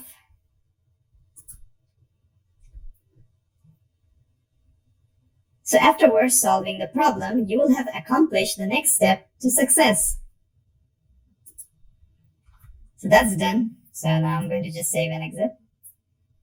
Over here, I'm just going to go ahead, extract the audio. Once it's uploaded, that is, I can extract the audio. So now I'm just going to go ahead and extract the audio. The audio has been extracted over here. Then I'm going to go ahead and move it, not trim it.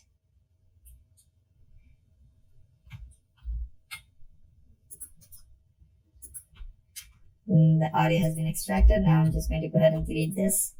The typewriter animation is still there, so now I'm just going to go ahead and play it to see how it sounds like now. So afterwards, solving the problem, you will have accomplished the facing a. As you can see, the audio is much more longer. So I will have to trim my video to match the audio. There you go. Facing a problem you cannot solve, then follow. So afterwards, solving the problem, you will have accomplished the next step to success. There you go, it's finished now. Now what I'm going to do is I'm going to go ahead and select all the videos over here. And you can change the playback if you want to, but I don't want to change the playback. What I would want to do is like have a few elements. So you can go ahead and use elements. You can go ahead and add stickers if you want to. It's up to you. I'm just going to add some elements here. There you go. Over here. And then place it backwards. and change the transparency to 30 or 40% and change the color to pure white over here. There you go.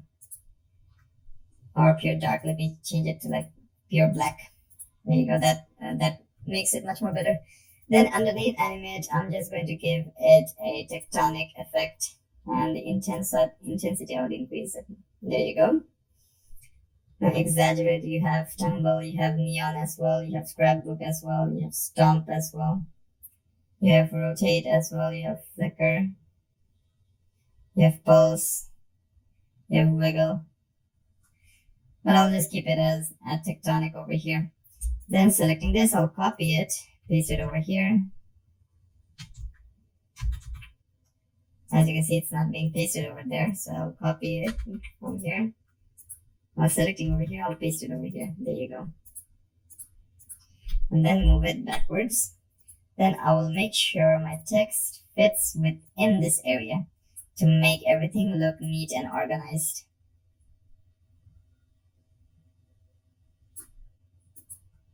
There you go. Then again, I'll go back over here, paste that over here, put this back. Then again, I'll do the same over here. Put this back, pull this text like this on top like that. Same case I'm going to do with everything.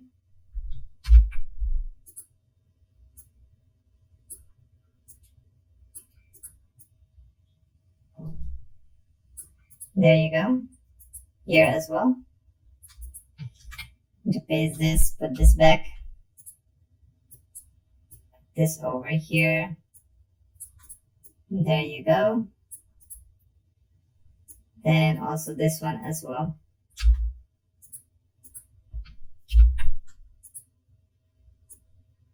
Also put this back. Now play it from the beginning so that you can see how it turned out to be.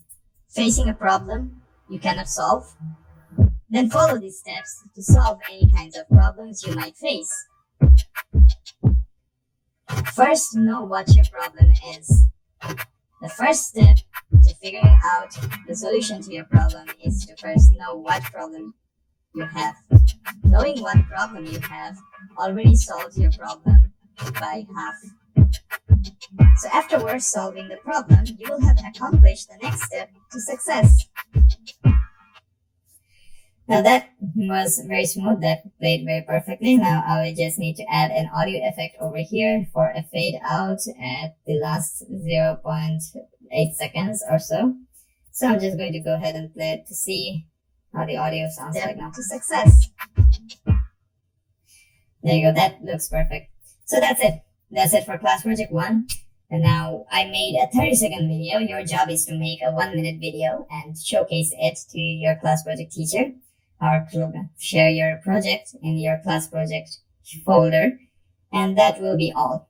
Thank you for your time, and I'll be seeing you next time. Hey there everyone, and welcome back to our Canva course from Basic to Advanced, and this will be our last class project number 2, and will be the end of our entire course. I appreciate and thank you for everyone staying up until now. I hope that this entire course was very educational for all of you. But without further wasting any more time, let's jump right into class project 2 and see what it is about and how we can do it. So class project 2 is to make a design and to edit and customize the design for a Facebook group which is about luxury suits. So you'll need to make a design consisting of suits and consisting of proposing the idea of luxury suits, or to, let's say, for example, if anyone was to come into this Facebook cover page, and if they were to see the cover page, they'll be interested in buying any kind of suits. So the first step is to create a Facebook cover banner project, then to make a design layout or a template, or use an existing template and customize it. Then implement and experiment with elements to further improve the quality of the banner. Then reorganize the layout to make every element look neat and clean. Use text and typography for better appeal. Then publish or share your work with the project manager for evaluation. The outcome of this project will be learning the basics and to create a social media video post. So let's go ahead and get started. So as you can see, I've opened up Facebook cover over here, landscape format. So what I'm going to do is first I'm going to be searching suit because we are related with suits, right? So as you can see, there's no specific theme for suits, so it's still okay. Let me just search business. And as you can see, we have a lot of like business type templates over here, which we can go ahead and use. Let me go ahead and type in fashion because we will be going ahead and using suits as a pretense, right? So there you go. I would like to make my own. So I'm going to go to elements over here, add in an element. I will go ahead and first cover up our entire banner over here. I'm just going to give it a navy dark blue type of shade. So I'm going to go ahead, select this color. Okay. Then after selecting this color, I'm just going to go ahead and darken it up like this. There you go. Now underneath elements over here, I'm just going to type in suit and see what kind of suits we have. So under the graphics here, we have this. Under the photos here, we have this. So under the photos, let's go ahead and see our photos over here. And I am going to first import these photos over here, as you can see. But before that, I don't want that. I would want to first add in grids. So let me just go ahead, see all the grids over here. And then I'm going to slowly add in grids of suits. Okay.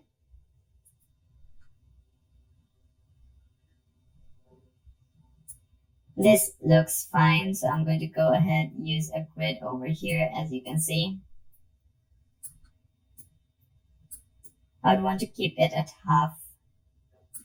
So let me go ahead, align it towards the center over here. There you go.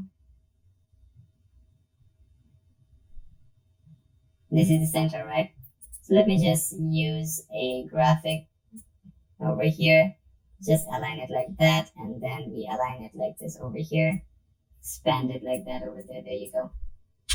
Now we have a grid, right? So now I'm just going to add in all my suits elements over here. Okay, so as you can see, we have a lot of photos over here.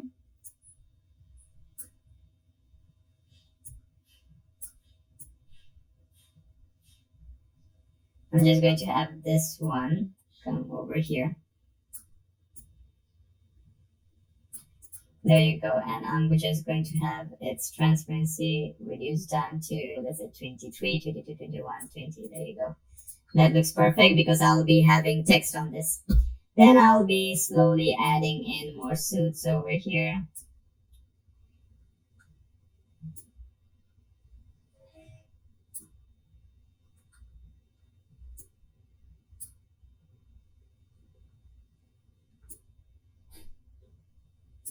There you go.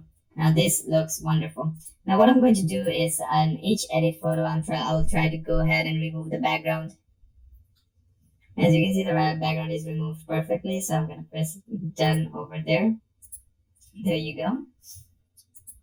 For every cases as well.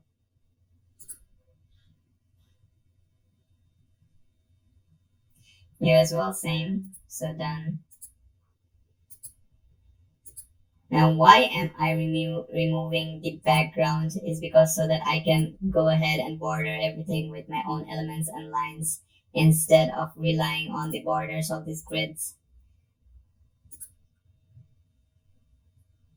So this one as well, I'm going to go ahead and remove background for every single picture over here.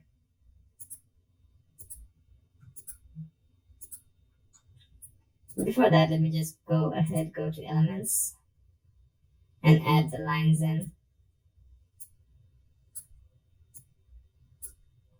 There you go, one line added there. I'll just copy this and paste this right over here. There you go.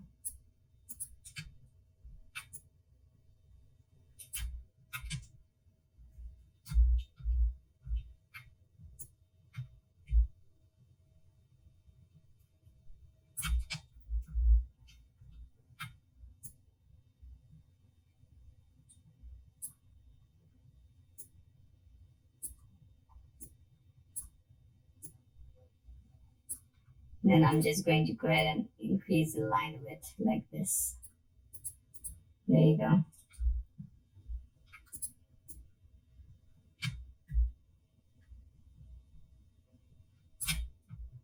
go. That looks perfect.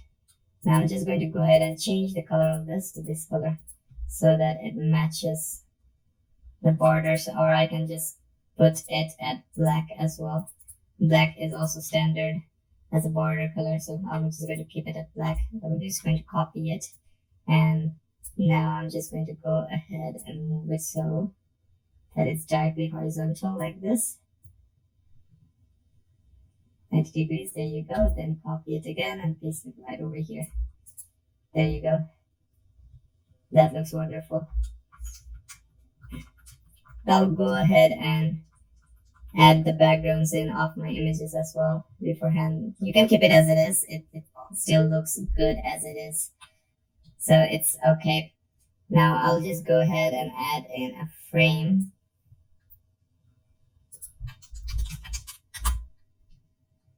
So these are the graphic frames. I'm just going to add a graphic frame over here.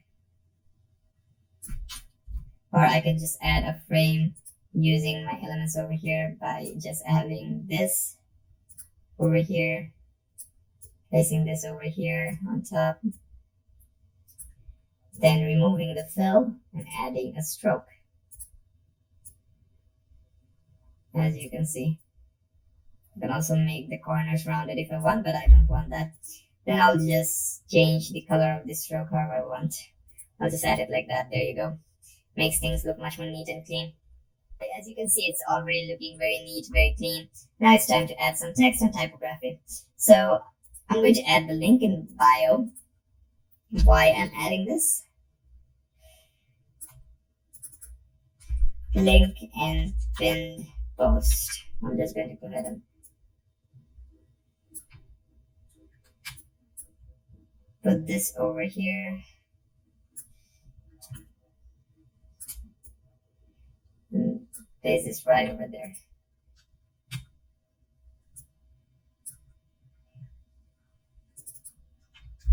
Get yours now.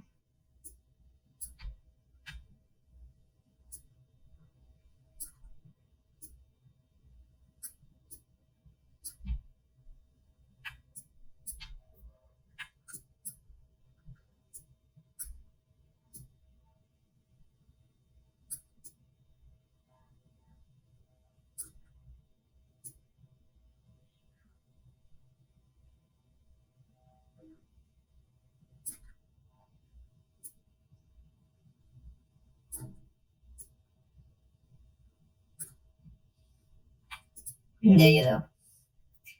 So now people will get, and people will buy this message, will understand, so that if they want to get any kind of suits, they can go to the link in the pinned post in the group. That way they will understand and know this. Now let's go ahead, add a heading, or let's use another typograph from here. Let's use this one. Okay, now let's name our company or our suit brand over here. Now, as it's like a luxury suit brand, let's go for a luxurious name. Let's just go with Ox 01. This will be the name of our company. It sounds luxurious. So I'm going to go ahead and paste this right over here.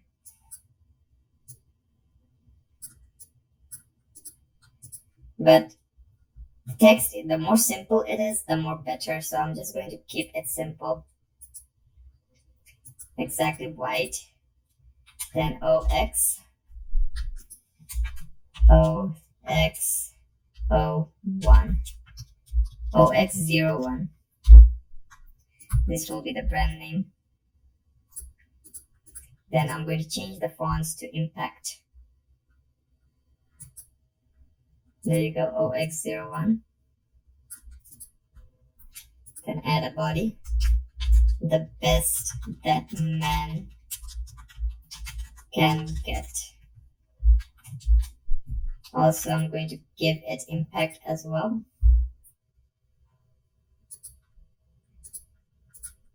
This one I would want to change the size to, let's say, 50. There you go, 50 looks wonderful. And this one will be, I'll keep on increasing it. That looks perfect. Place it over there. Place it right over here. The best that man can get. There you go. Or I could just put it at the center over here. Or better yet, to make the design look much more good, I can place it right over here if I want to. The best that man can get. There you go.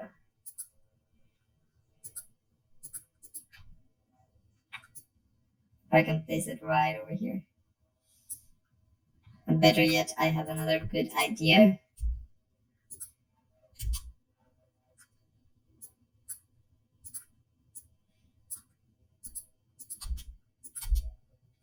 There you go. Now I'll just lower it down.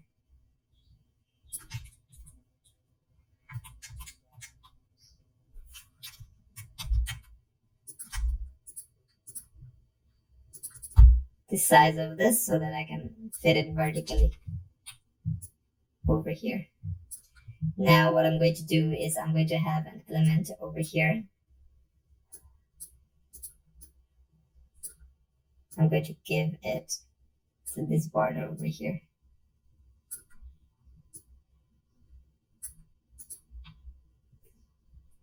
There you go.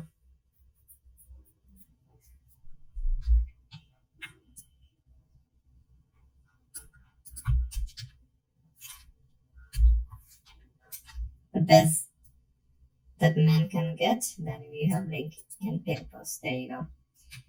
As a banner in itself, it is very standard. Now, if you were to go to designs over here, as you can see, you have a lot of like very simplistic designs. Now, this is also a very simplistic design as well, as you can see.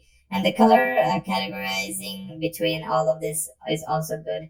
Now, if you want to know more about like color and how color works, you can search up online about color theory and how color theory affects graphics designing and stuff like that. Then you can go ahead and learn about color theory, because in case for graphics designing, color theory is a very important thing to learn about. So that'll be all for class project 2, and thank you for staying all this long with me, and I hope this entire course was very educational for you. उम्मीद है आज का lesson आपको पसंद आया होगा और आपने कुछ नया ज़रूर सीखा होगा। अगर ये वीडियो आपके लिए हेल्पफुल रही है तो इसे लाइक ज़रूर करें। मिलते हैं अगले लेसन में। अल्लाह हाफ़िज़।